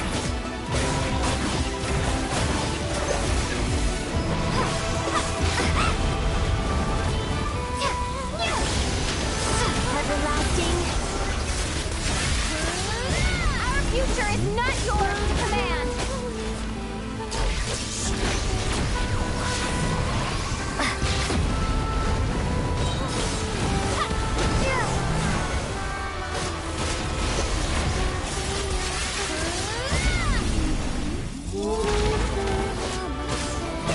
Only I could have shaped the new world.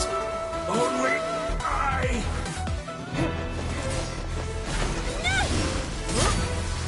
Willfully blind. How can you be so satisfied with your fate?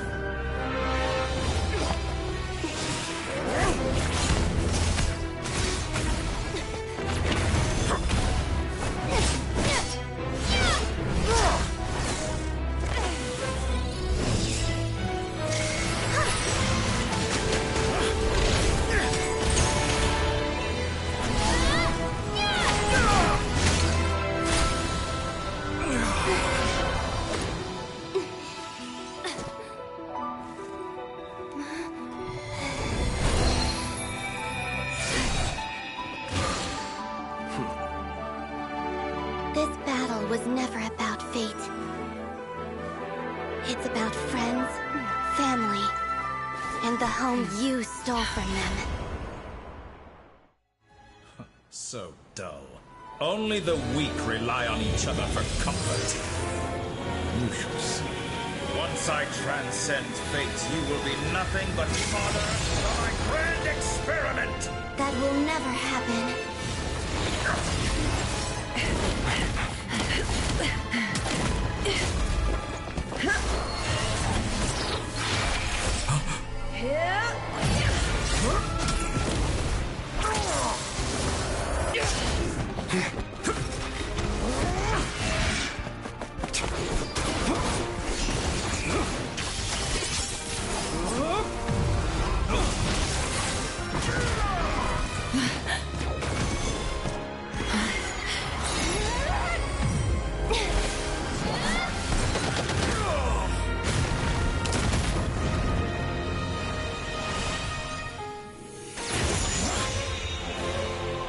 Today, the moonlight touches the world once more.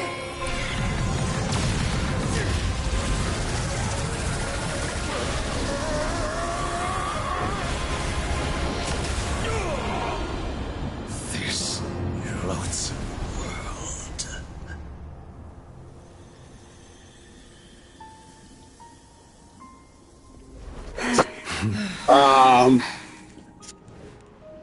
I think this guy is now just dead. World is our home. He got obliterated.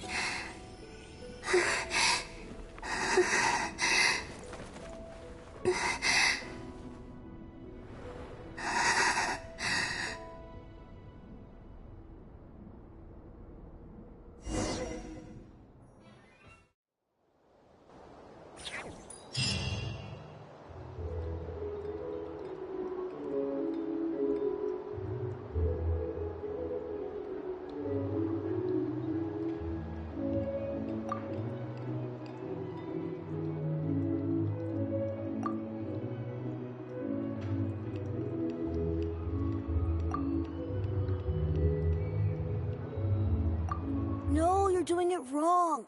The moon looks like this now. What are you trying, children? The new moon, Mom. It looks different than before, doesn't it? Also...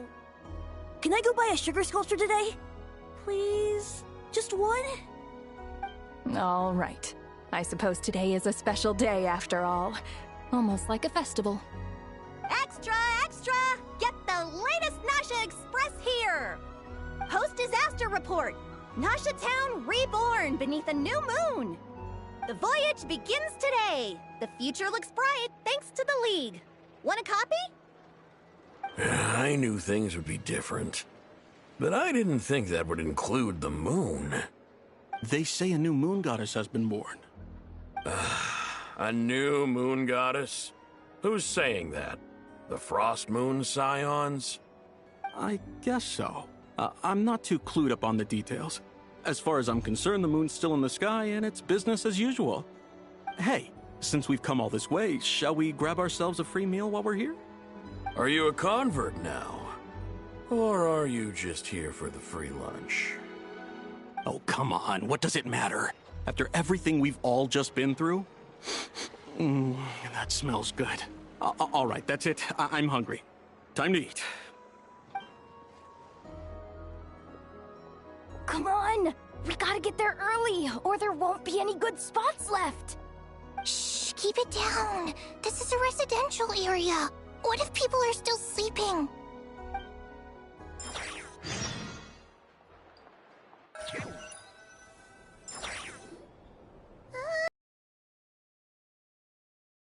Outside.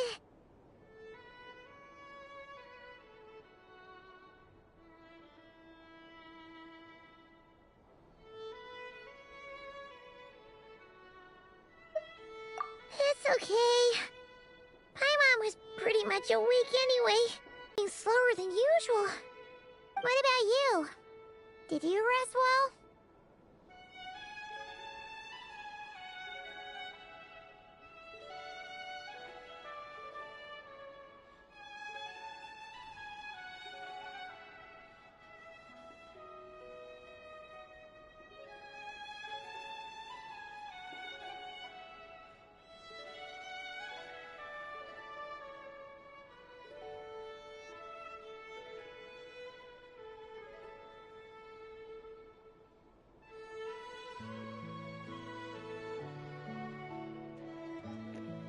Be right back. Have to go take care of something.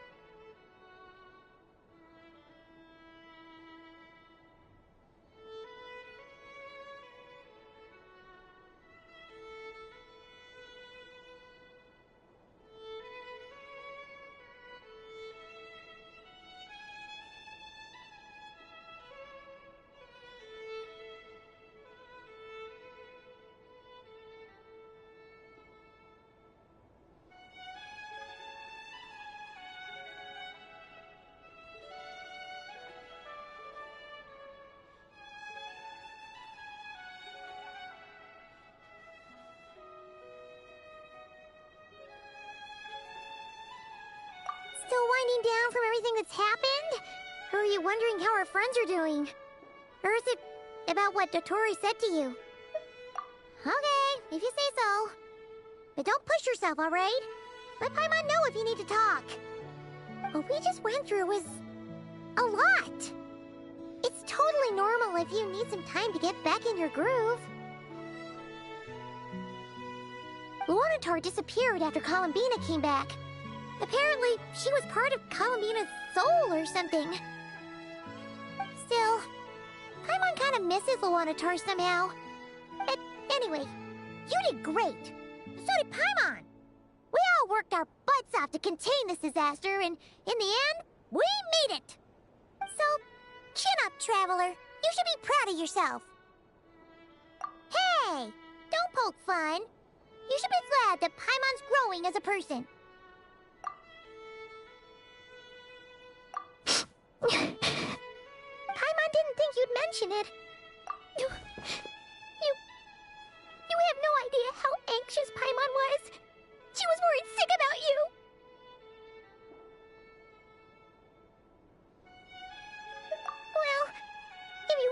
to show Paimon you're sorry. You're gonna need to make it up to her. You better be ready to splash out on a lavish meal. Phew. Okay. Paimon's full now. Huh? Oh, well... Hey there, Traveler and Paimon! Good morning! Morning, Yehuda! Here for some breakfast? Oh, I've already eaten. Just need some water. I was mostly worried you might forget what day it was today. So, I came over to remind you. Careful there, Paimon. Too much food will make you drowsy. Don't let anyone catch you hiding at the back and nodding off during the League meeting. You should probably be saying that to Aino. She's the baby of the group, if anyone. True. You know, I'm surprised that all these competing groups are actually coming together to try to solve things together. Definitely a first for Nodcry. Well, nothing like a region-wide calamity to bring people together. After that, surely even the most self-interested people have to realize that going it alone isn't worth the risk, right? Try telling Boss Neff that. She's not exactly convinced that people are gonna get with the program. Really? But if she's so pessimistic about it, why'd she agree to be the Curatorium's representative in the League? Probably 'cause... even though Unity sounds like a pretty far-fetched idea, the benefits it would bring make it worth a shot. I think things will work out, though. I swear, Nodcry feels like one big family now with everything that's happened. More than it used to, anyway. Paimon's with you on that one. And it seems like plenty of other people agree, too. Just listen to the bustling streets. All right. Everyone's been rebuilding these last 2 weeks, and the evacuees have been coming back in droves. It's been 2 weeks since everything that happened. Back to normal. Which means my workload's probably gonna shoot back up. Were you about to head out? There's still some time before the ceremony begins, you know. Yeah, we were gonna take a stroll around the square and say hi to some friends first. Sounds good.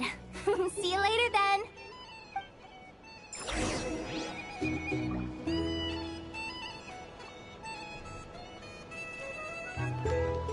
I want to check something.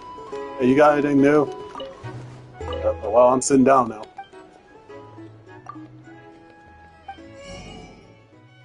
No, nothing new. Okay. Bye.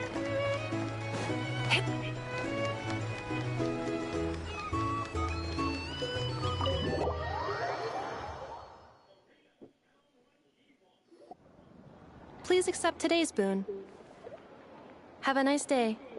Are Paimon's eyes deceiving her? Or is that Inefa handing out food for the Frost Moon Scions? Hello there. Would you like a feast of the moon, along with some snacks of the day? So, what's new, Inefa? It was only a few days ago when we last saw you, but it looks like you've joined the Frost Moon Scions in that time. And I know too? What are you talking about, Paimon? We're just here to help. Duh.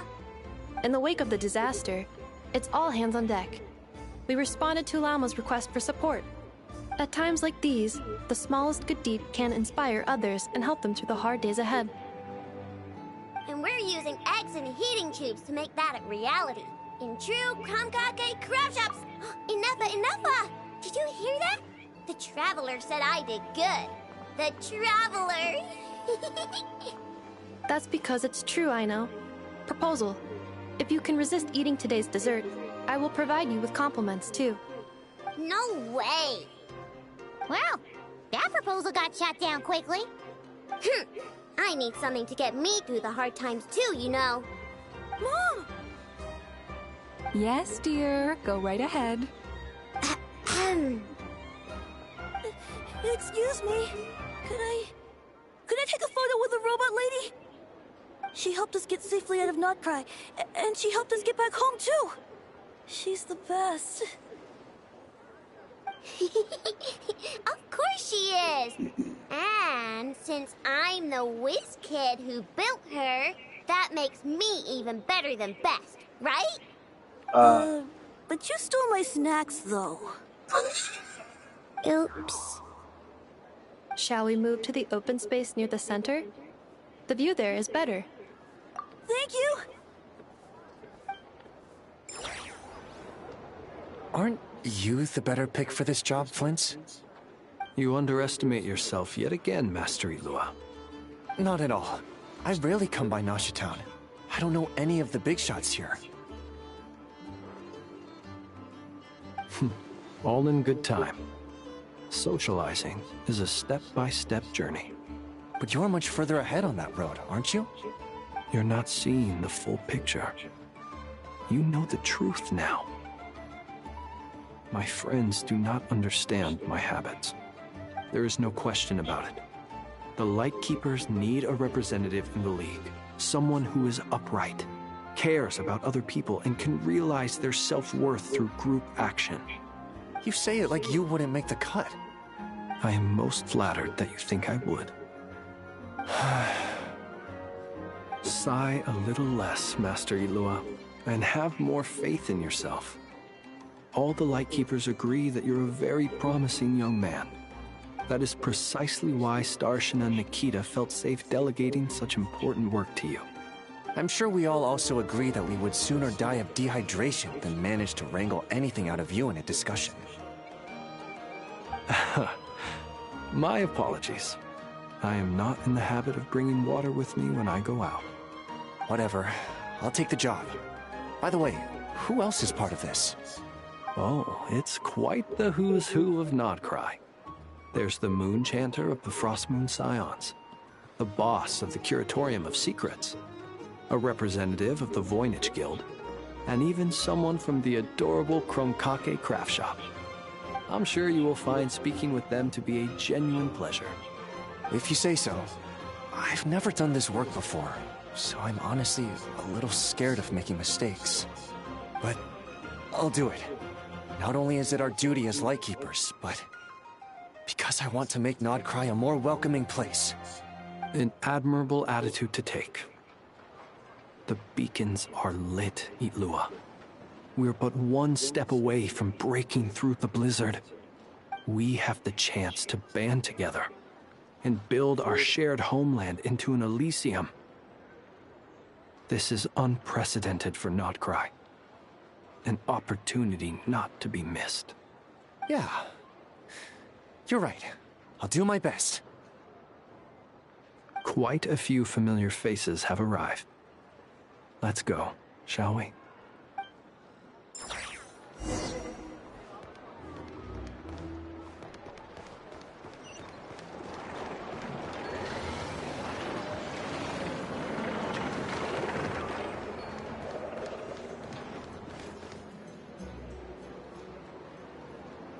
Wow! Everyone's here! You seem well rested. I know no one's asked, but I'm sure you all want to know, so let me just say, we're doing great. Thanks. Well, great, but not perfect. Starting to lose my mind from boredom. Can't drink a drop of alcohol while I'm waiting for my wounds to heal. I'm sure you had a sneaky swig or two. Wait, how'd you find out? I'm sure you must be missing Mondstadt after all these years away, Grandmaster. Yeah, you could say that again. Every time I get news from Mondstadt, it makes me want to go back and see the place for myself. Honestly, once things are wrapped up here, I think it'll be time to head back home. Hey, looks like someone's taking the stage. Can everyone see okay? Anyone need a boost? I'll just listen from the back. It's fine.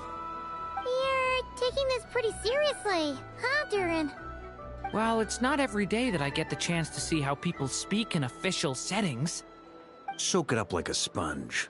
I'll make sure you get a chance to practice for yourself later down the line. Actually, I know just the thing. You can debrief the Knights of Favonius for me. Mr. Varka, are you forgetting that I'm not a Knight of Favonius? I can knight you. Any particular title you'd like? Is he joking? I really can't tell. You'll have to figure this one out for yourself. It'll be a good learning experience.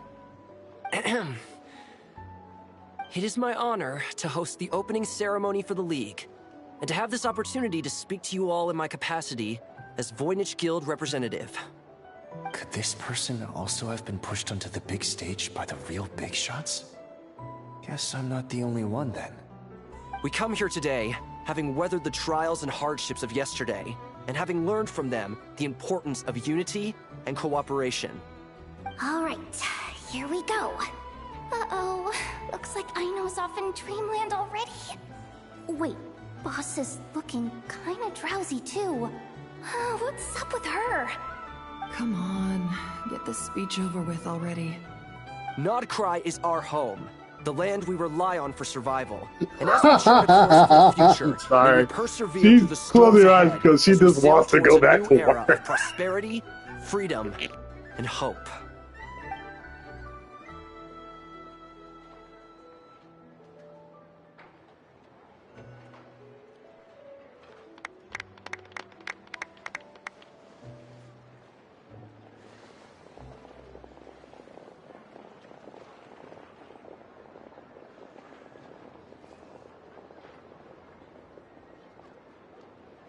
Looks like we'll have more opportunities to travel in the future. I'm sure you'll cope, Lady Moonchanter, given how fleet of foot you are. Unfortunately, I suspect I'll be too busy at the Curatorium to act as your host. We have a busy schedule, not to mention an international network of contacts to manage. It'll be all right. I'll just check your schedule with Yehoda well in advance. And if she's not available, I can simply ask Ashru. You... So giving my employees extra workload isn't enough for you? You're really going to drag my cat into this too? I thought you'd approve. Aren't you forever increasing your employees' workloads? That's a bold statement. Are all the Frostmoon Scions feeling more audacious now that your moon goddess has returned? Columbina's return has brought joy to all who care about her. That includes both you and me. As for the Frostmoon Scions, we are learning how to thrive independently, without relying on the moon goddess. It is up to us to make our home a more livable place. Joining the League is one of the steps we are trying towards that end. I like the word try. It's nice and non-committal. You can opt out at any time and still say you tried. You don't see a bright future for the Frostmoon Scions? Or did you mean the League? I'm just not as optimistic as you. The Frostmoon Scions should count themselves lucky that they have a leader as stubborn and enterprising as you. But Nodcry's a big place, with all kinds of people. Most of them don't enjoy answering to a leader, or even listening to reason. Well, that's where you and your methods come in.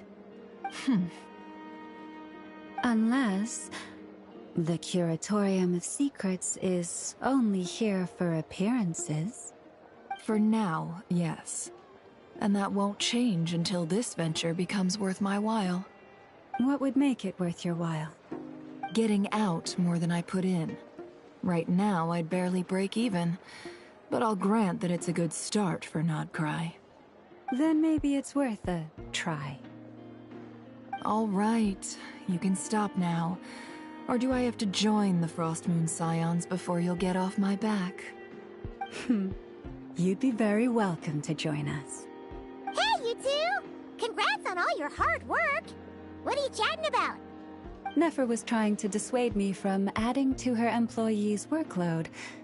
Also, she's considering joining the Frostmoon Scions. Sorry, what?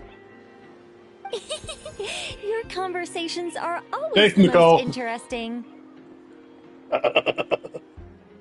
Okay, that's a graphical glitch there.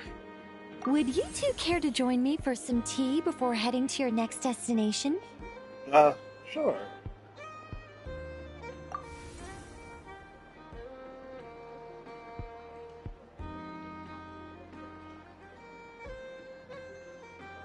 Nicole? Wait, where are you? Aren't you gonna show up today? Sadly not. I'm otherwise occupied right now. I'm sorry, Paimon. I can hear how disappointed you are.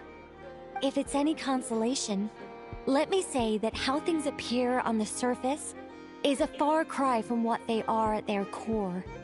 Perhaps you'll feel better if you focus on the fact you have a special line of communication with the great mage herself. Okay? Has something happened? No, or not yet, anyway. Well, that's not ominous at all. Not for the time being. Just think of this as a general check-in to make sure this communication system is still running smoothly.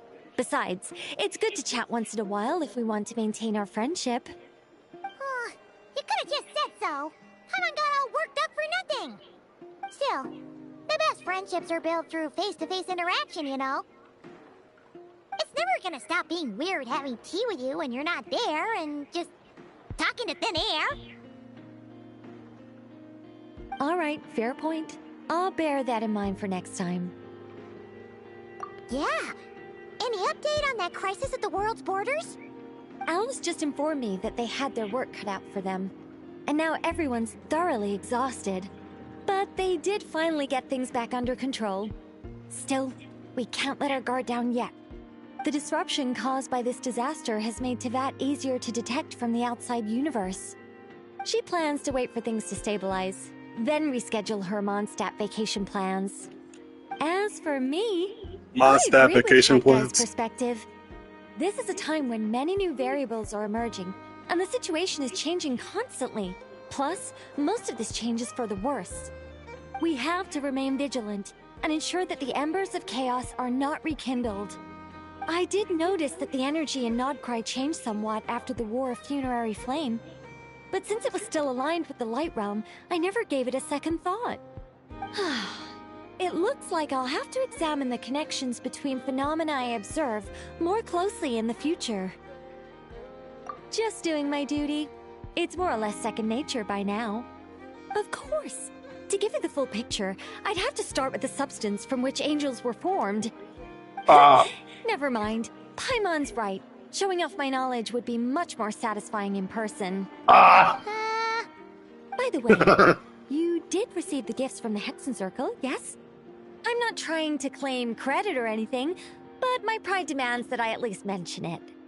They're quite similar to the protective talisman that Alice gave Dory, but with some very special enhancements. Oh! So that's what kept our friends safe when Dory trapped them. Indeed. We went to great lengths to make sure they were invisible to his eyes. I'm so happy they came in handy. Still, not fishing for gratitude, by the way. I just want you to be aware that sometimes your friends may be protecting you in ways you cannot perceive. Anyway, I'll contact you if anything else crops up. If not, you know what they say, no news is good news. Oh, my angelic instincts are tingling. They say you should head to the docks next. Your friends are about to board their ship home. When the winds of freedom blow too strong,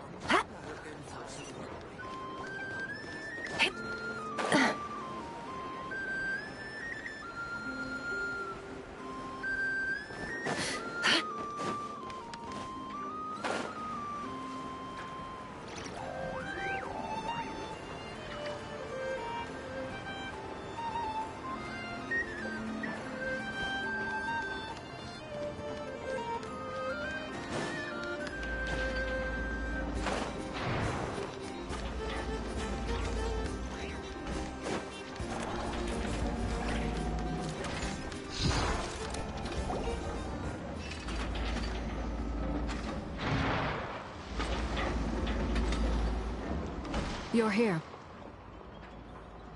You're here too, Hat Guy. Are you heading back together? No. I'm bound for Sumeru, and she for Fontaine. We just happened to cross paths at the harbor. Everything seems fine. Sandrone may have an abominable temper, but she's always been very responsible with important calculations, and things entrusted to her by valued friends. You always speak as if you know us inside out, Mr. Hat Guy. Maybe I'm just a good judge of character. I certainly hope that's all there is to it. Regardless, you have been a significant help in this matter. For that, you have my gratitude. I didn't do anything special. Sandrone's the one who completed a seemingly impossible formula and turned the tide of the entire battle, even giving her life in the process. She's the one we should be thanking. Even we were unaware that Sandrone had hidden the real formula inside Polonia's body. She managed to fool Dottore into thinking the formula was running in her system by installing an identical-looking decoy within her. She probably realized that she didn't have the strength to stop Dottore. But this way, she could at least get him to lower his guard. She always worked like that. Always had a backup plan. Well, that's why I'm traveling to Fontaine. She made a request of me long ago, and the time has come to fulfill it. She said that should she ever fail in a mission, she'd like me to deliver her core and Polonia's to the Fontaine Research Institute. She also mentioned that she had made arrangements for people there to set her affairs in order. Some of her personal effects, such as her notes, were left to me. I've decided to take them back to the House of the Hearth. For safekeeping, primarily, but also as mementos, I suppose. However, there is one book among them that I'd like to leave in your care. I'll have someone deliver it to your residence at the flagship at a later date. No, I was specifically warned not to tell her. This is her last wish, and I will abide by it. I can only hope so, but none of us here can know for certain. I bade farewell to Columbina earlier today. As promised, she turned the iridescent moon's marrow over to me. She spent a long time with Sandrone's body, saying her goodbyes. Oh, is she alright? Sandrone's passing has left a great wound in all of our hearts. It will take time to heal, but Columbina surprised me. She offered me some words of comfort before I departed. Despite being grief-stricken herself, she showed an awareness of the feelings of others around her. She never used to act like this. Clearly, she has grown. And I suspect that we have you to thank for much of the change we are seeing in her. After these recent events, the Tsaritsa has revoked the Pale Star Edict. Snezhnaya now realizes that the arrest warrant for Columbina was just a ploy by Dottore, who coveted her powers. I shall return to Nodcry to see her as soon as I find the time. I hope that from now on, she too will explore more of the world. Columbina Hyposelenia's journey is only beginning. My ship is here. Traveler, Paimon, we shall meet again. You too, Hat Guy. What are you still bumming around for? I'm sorry, but every time Isn't someone just Columbina calls him waiting Hat for Guy, you? I just You have thought to today lose was the day it. you'd agree with her to go find out the truth about your sibling. You're afraid you won't like the truth when you see it. Well, this is new. I was starting to think that nothing could scare you. Don't say that! Wouldn't you be if you were in this situation? Fair point. But I'd say I have more experience facing up to unpleasant truths than the Traveler. They say blood's thicker than water. I know how much you need your family back. More than you need any of your friends. And I'm sure that all your real friends understand that too. No matter what the truth turns out to be, they will stick by you and support you, whatever decision you make. Finding the truth is important. But more important still is what you choose to do once you've found it. At least, that's the life lesson I've learned from my experience, grappling with the truth.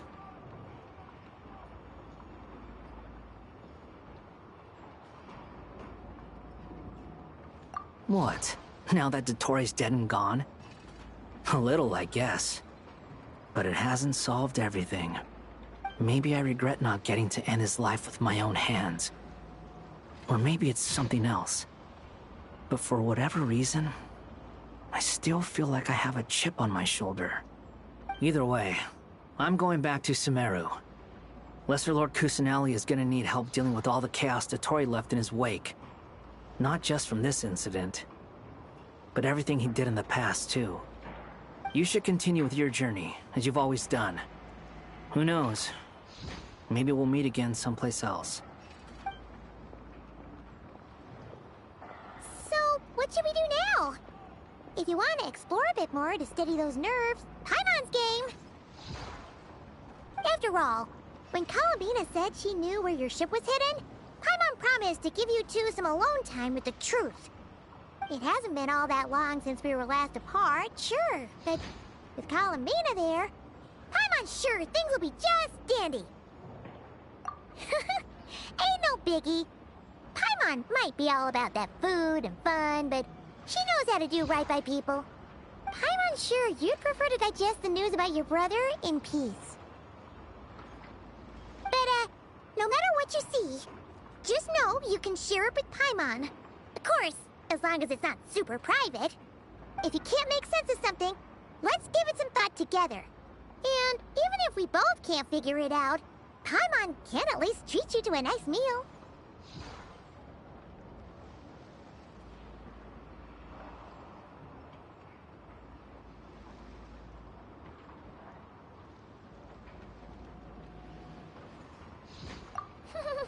Glad to hear it.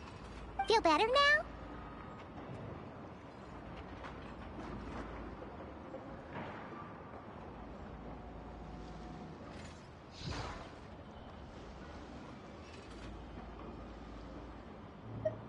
Alrighty.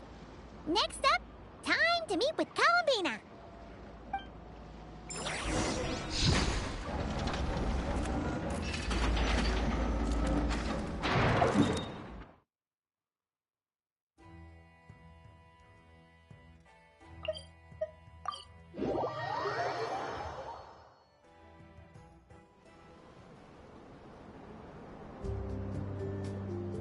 Columbina, we're here! Can't quite believe we're meeting out here. We've gotten used to walking over to Silver Moon Hall whenever we go see you. Well, you're still welcome to go there whenever you want to see me. It's just, now that it's all over, I've decided to make some changes.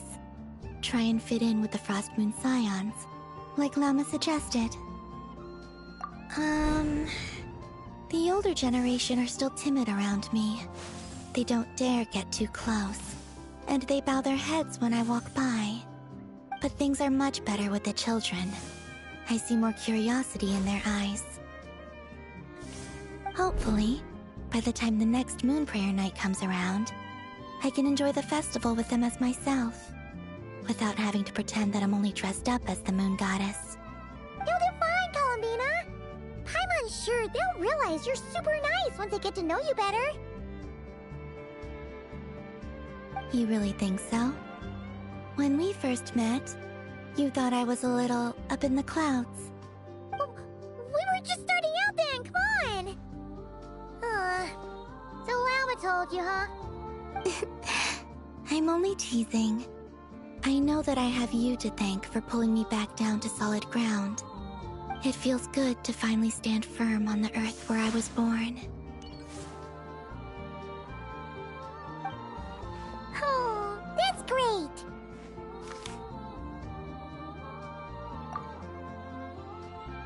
Thank you. I'll make sure not to lose it this time. Well then, are you ready? Ether, what happened to our spaceship back then? Why did you leave? It's time to learn the truth at last. I'm ready as I'll ever be. Good. Then let me open the way for you.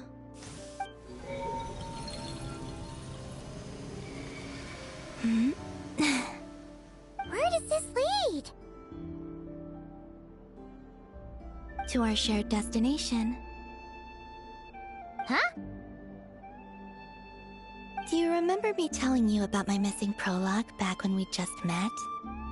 I said that my story began on the moon. But while I was inside the moon's reflection, I realized that my prologue was really hidden in the future. I just had yet to discover it at that point. The story of the time before I was born was in fact the story of my distant future. It's truly fascinating.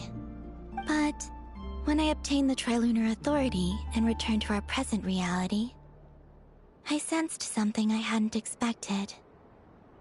Your prologue. So you mean... Yes, your spaceship. All this time, it has been hidden on the Frost Moon, which lay beyond the sky. The great ruler of the firmament. The heavenly principles. Wait, them? Why would they do that? I don't know. Perhaps your ship contains something that is incompatible with Tevat. Or something that cannot be known. Oh, did I pick a bad time to say this? I know it must have been hard to work up the courage to do this. Maybe I should have waited until you were on the moon, with no chance to back out. That would have been kind of mean, you know.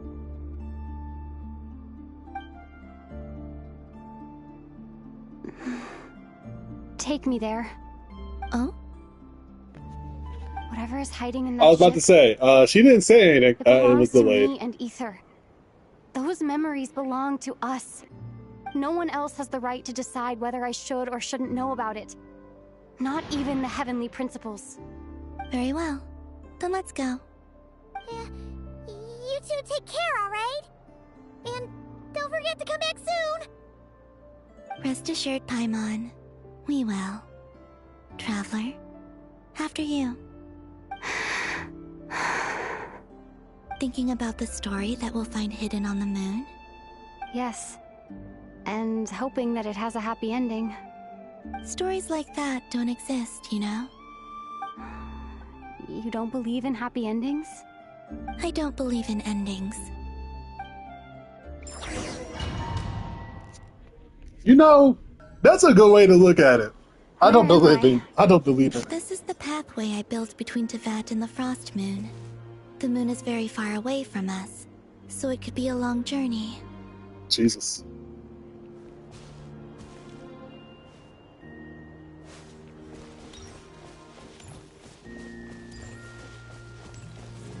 After I obtained the Trilunar Authority, I unwittingly saw past events from many of my friends' lives. One was Lauma. She was so young when they chose her to be the Moon Chanter. From then on, the Frost Moon Scions looked to her to bring messages from their goddess. But, for better or worse, I had left Hisi Island before she was ever born.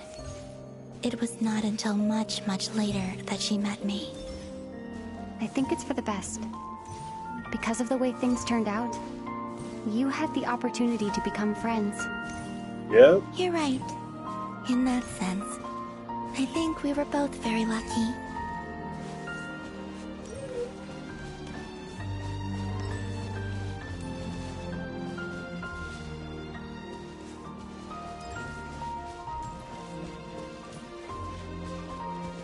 Is this Aina or Nicole? Oh, and about that mage, Nicole. I only recently learned that she has lived in Tevat since the time of the Three Moon Sisters. The Moon Goddesses always had a good relationship with the angels. I suppose our friendship continues that tradition. You know, she says she's not an angel anymore, though.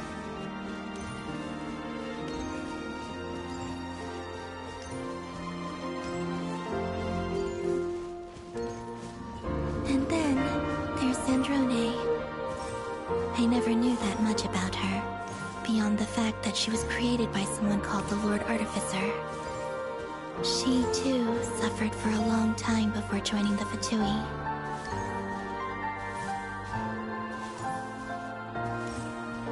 Oh, I already miss her. She was such a great character. How I wish I could talk to her again, even if only to hear her say nasty things to me.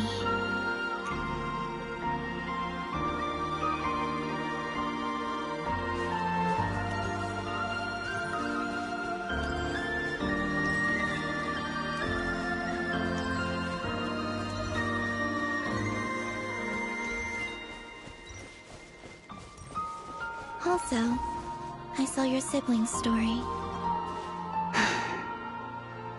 I'm afraid I didn't see much.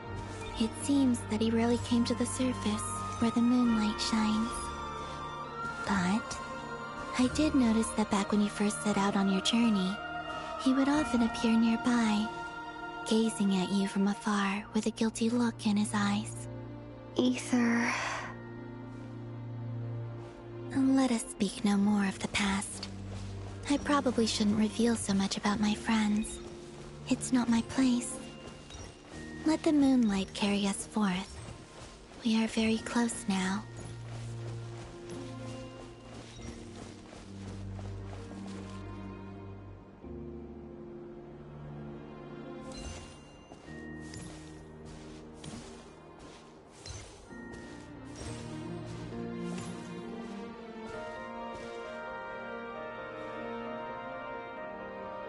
After this, I'd like to bring some Kuhenki to the moon as well. If they're willing, of course. What about your other friends? Will you bring them to visit too? Certainly. But I'll need to tidy the place up first. This home hasn't received any guests in a long, long time.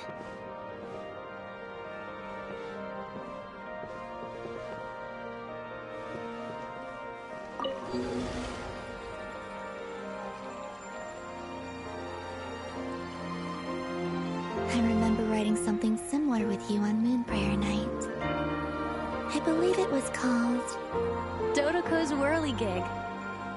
Yes, that was it.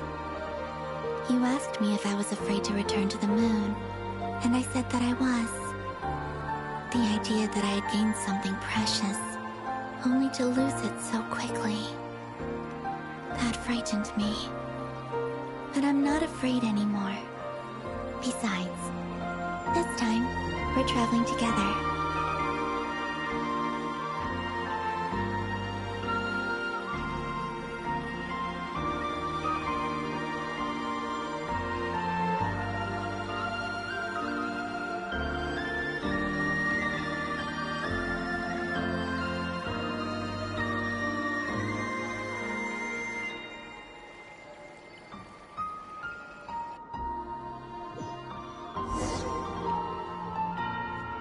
God damn it, Genshin Impact. Blinding my eyes at every possible moment.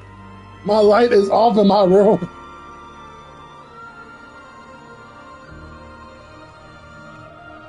Oh, this is legitimately just the goddamn moon. Okay.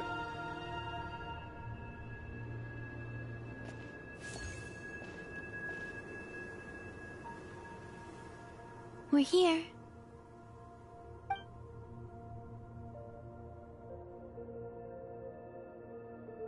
Over there.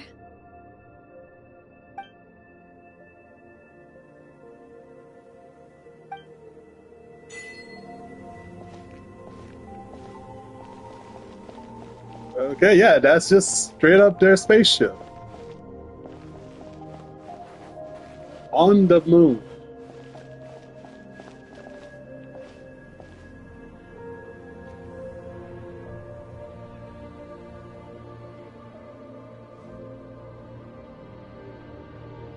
Our spaceship. It's huge. I suppose that the moon is the only place one could hide it. It'll be alright. Huh? The way you feel in this moment, I went through it too, On Moon Prayer Night, the door was right in front of me, but I struggled to find the courage to step through. Solitude for me once meant living a life in which even I was absent. Before I met you, that was the only life I knew. But that night, solitude meant throwing away the life I had gained after meeting all of you. Oh, Columbina. Go. Retrieve the part of your life that was once lost. Trust me, you will lose nothing by doing so. Look, Tevat is right there.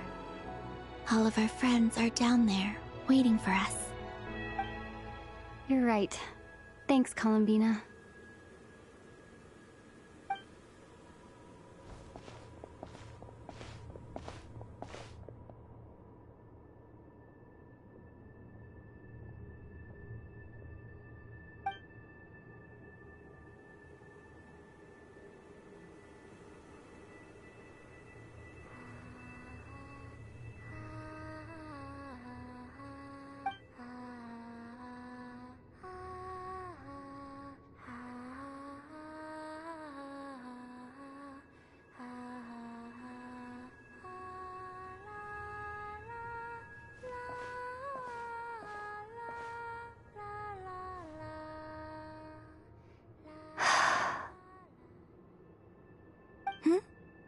Finished?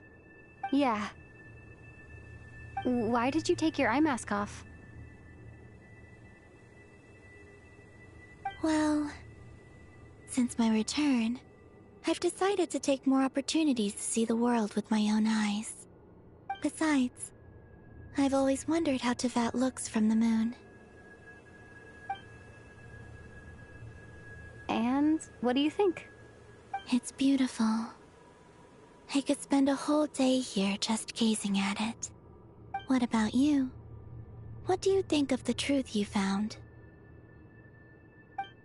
I haven't looked at another person's expression in a long time, but I think yours is saying it was neither good nor bad.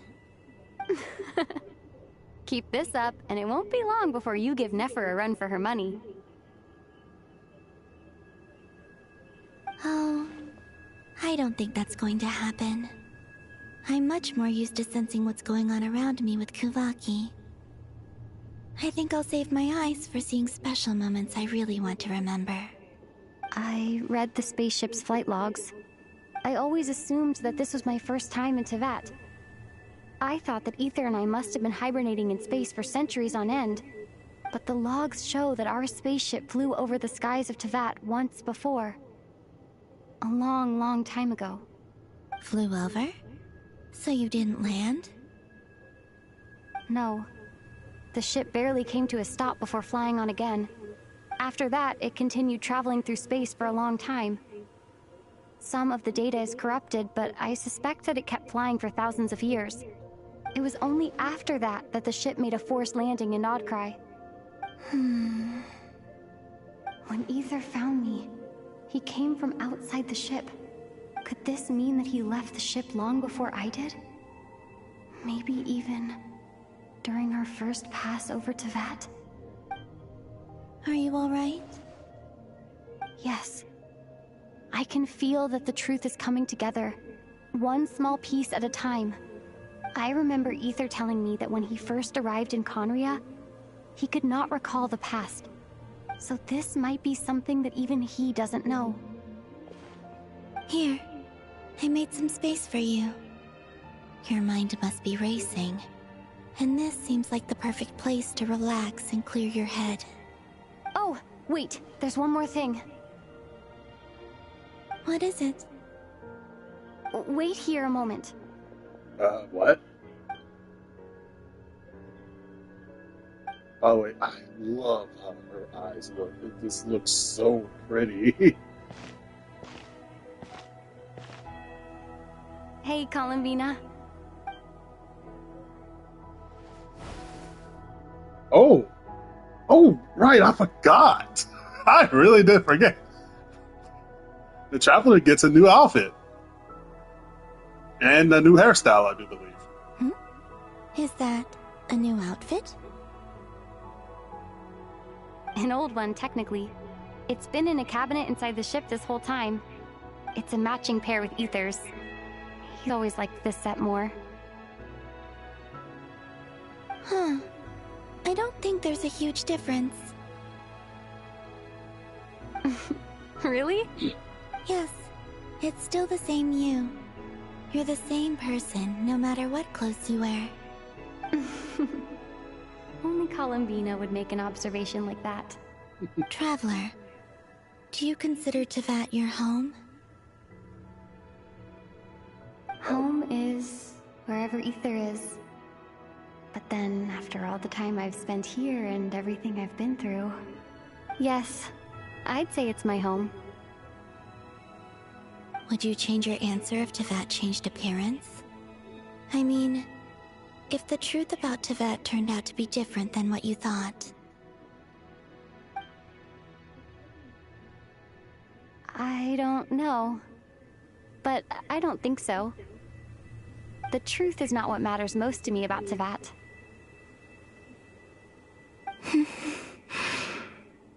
When I was first born, I longed for a home. And when you get something before you're mature enough to understand the world, you just take it at face value. I thought that a home was a transaction. You give me what I want, and I'll do the same for you. But you and your friends taught me what a true home should look like. You never asked for anything, yet you gave so generously to me. That's because your friendship matters to us. It was worth it. In the past, I thought that my birth in Nodcry must have been a mistake. But after journeying to the distant past where the story began, I realized that it was I who chose Nodcry to be my future home. Now, I am glad that I made that choice. I'm sure your friends are just as glad. In fact, I intend to make the same choice today as I did back then. What do you mean? Well, I've given the Eternal Moon's Marrow to Lauma, and the Iridescent Moon's Marrow to Arlecchino. And now, I shall return my Kuvagi to Nodcry again, that it may continue to protect my chosen home. Wait, but what about your body? Hmm? Oh, are you worried that I'll disappear again? I won't. Not this time. The Frost Moon has now entered the fall sky, and I am the Trilune Goddess. I am only returning to Nodcry the part of me that it needs. I am giving what I can, because my home is worth it. Oh, and I have something for you, too. For me? Yes. Come closer.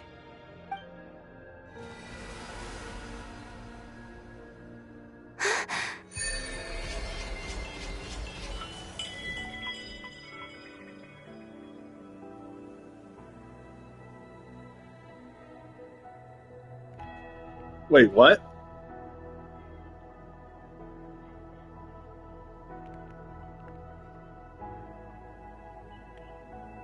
Okay, yeah, sounds about right.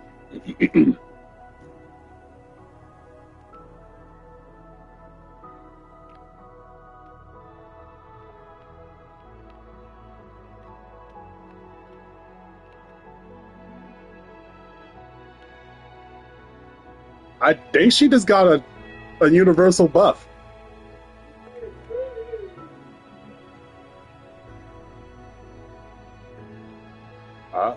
Okay, yeah.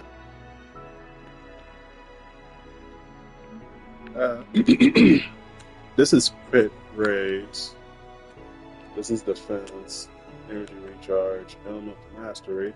So this is going to be crit damage, since this is attack. Okay. What was that? I lifted some of the restrictions this world placed on you. I trust this will help in your future adventures. My power. It feels like it's grown. I can use the I element. think they really realized that the Traveler was not This will be a really great help. upgraded that much, except for You're getting new welcome. elemental I powers. see you as family. So they just said, And after screw it, here, everything have a you've done for buff. me, Which, yeah, that sounds about right. In fact, no. It's not because I owe you. It's because you're worth it. Here, this flower is for you.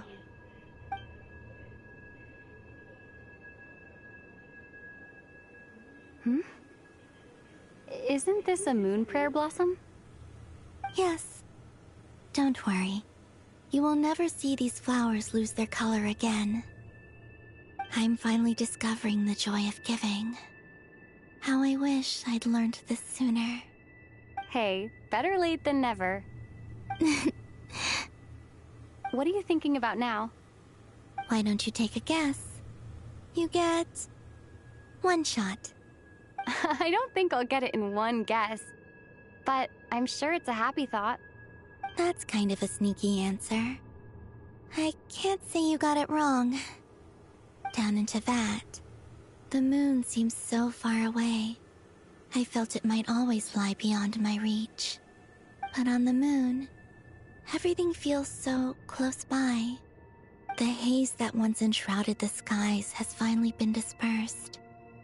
I feel like a traveler on a winter's night, starting a new chapter in my tale by the warmth of a bonfire. I don't have a lot of luggage, but I do have a lot of hope for the future.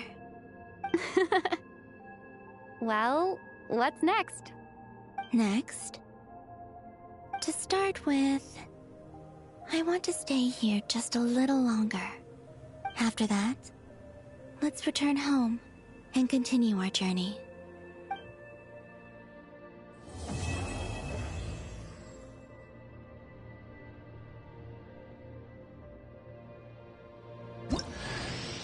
These clothes bring back so many memories.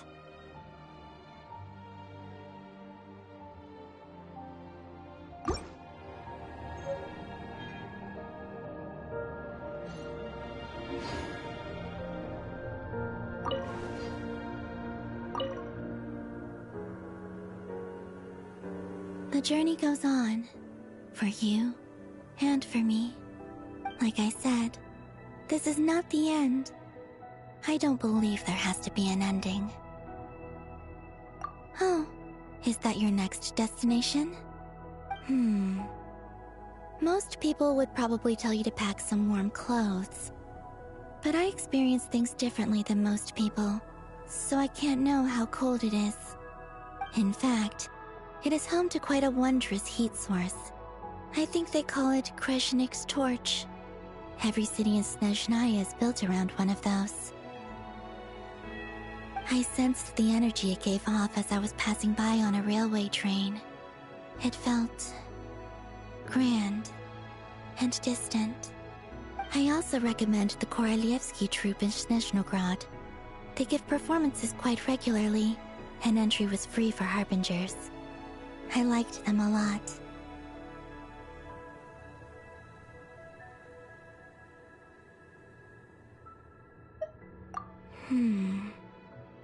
Ice cold and sharp. Crystal clear in some ways, yet profoundly unfathomable in others. Like the thick layer of ice on top of a frozen lake. That's just the impression that Tsaritsa gives me. I was never able to glimpse what truly lies beneath that icy exterior. In fact, I don't think the people of Snezhnaya even know what kind of power their god wields. Maybe that's because the Tsaritsa herself has never acknowledged, nor accepted that power.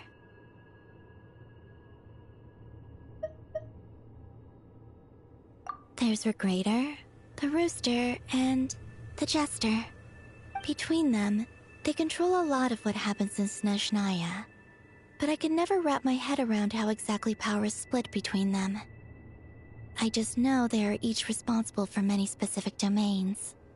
I noticed that the Rooster and Regrator often appear to get along on the surface, while working against each other in secret. And theirs is not a friendly rivalry. But I wasn't particularly interested, so I tended to keep my distance. Now that I think about it, The term Mistelton often seemed to come up in connection with Project Stuja.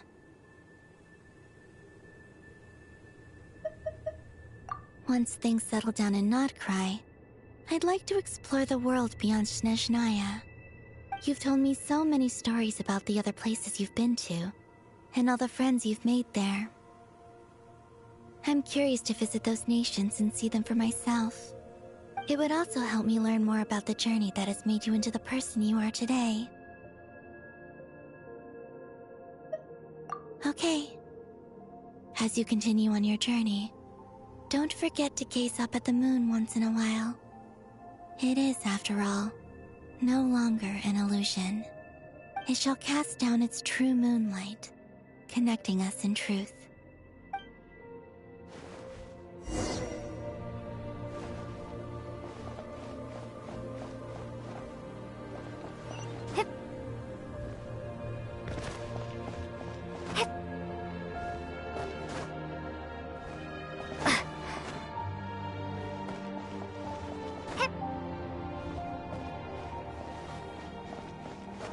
Yeah, I'm trying to move while jumping. That's not possible. You are stuck in motion. Let's return.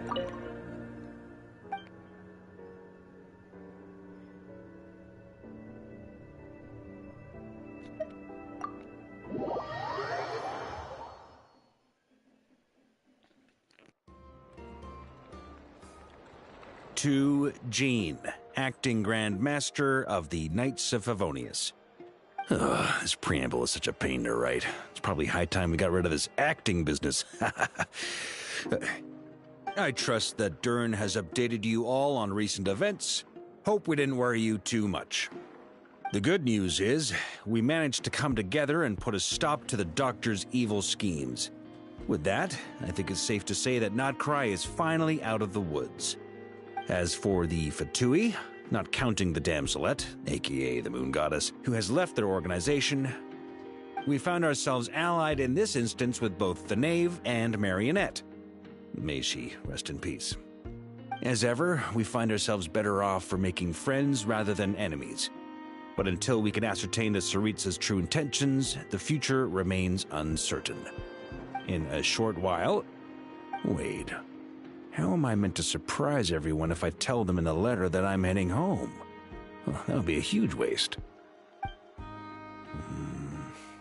Okay, got it. I will begin sending the expeditionary team back home in waves. I'm sure they'll be able to answer any questions you still have. I hope they won't gloss over the details of my many heroic deeds. But if they do, I'm sure it'll be because they're just too exhausted from the long journey. I think of Mondstadt daily. Please give everyone my best regards. P.S. The honorary knight went above and beyond this time. Are there any other honors we can give her? I'll leave it with you. P.P.S. Please be extra nice to Klee for the foreseeable future. I cashed in on the last favor that the Hexen Circle owed us, so we need to earn some more goodwill. If there's any serious problems, feel free to stick me in solitary confinement when I get back. I'll do the time for her. Whew. And that, as they say, is all she wrote. End of an era. And with the moon shining down brighter than ever, I think everyone is going to sleep well tonight.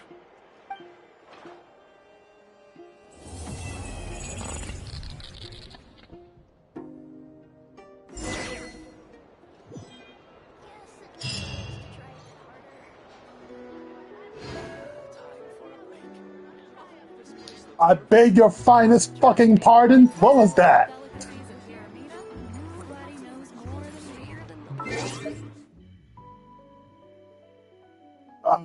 Hmm.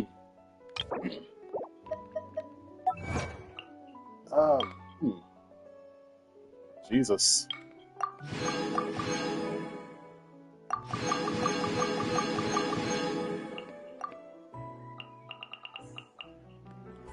Oh God, I'm very tired now. I thought this was going to take 4 hours, not 6 hours. That's 6.5 hours.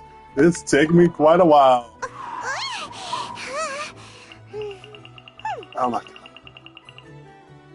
Right, since she has a new outfit.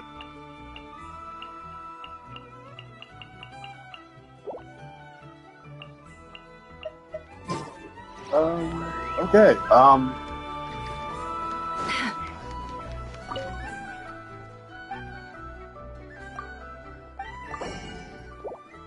Oh, look. Very herbal candy. Oh, what?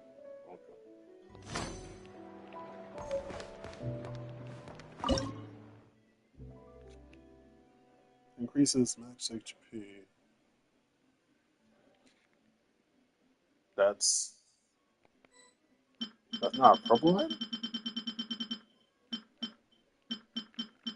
And I can't even. I need those flowers. Yeah, I know that this dish is not gonna be made for quite some time.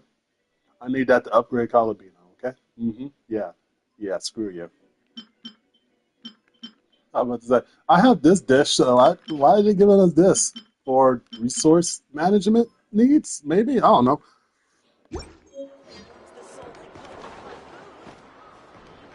Also, I think that's Calabino's selected item. But anyway. Wrong button. I'm tired. This mini host Dark Star. No, it's out of this stream of Genshin Impact. This is like my second longest stream I've ever done. Huh.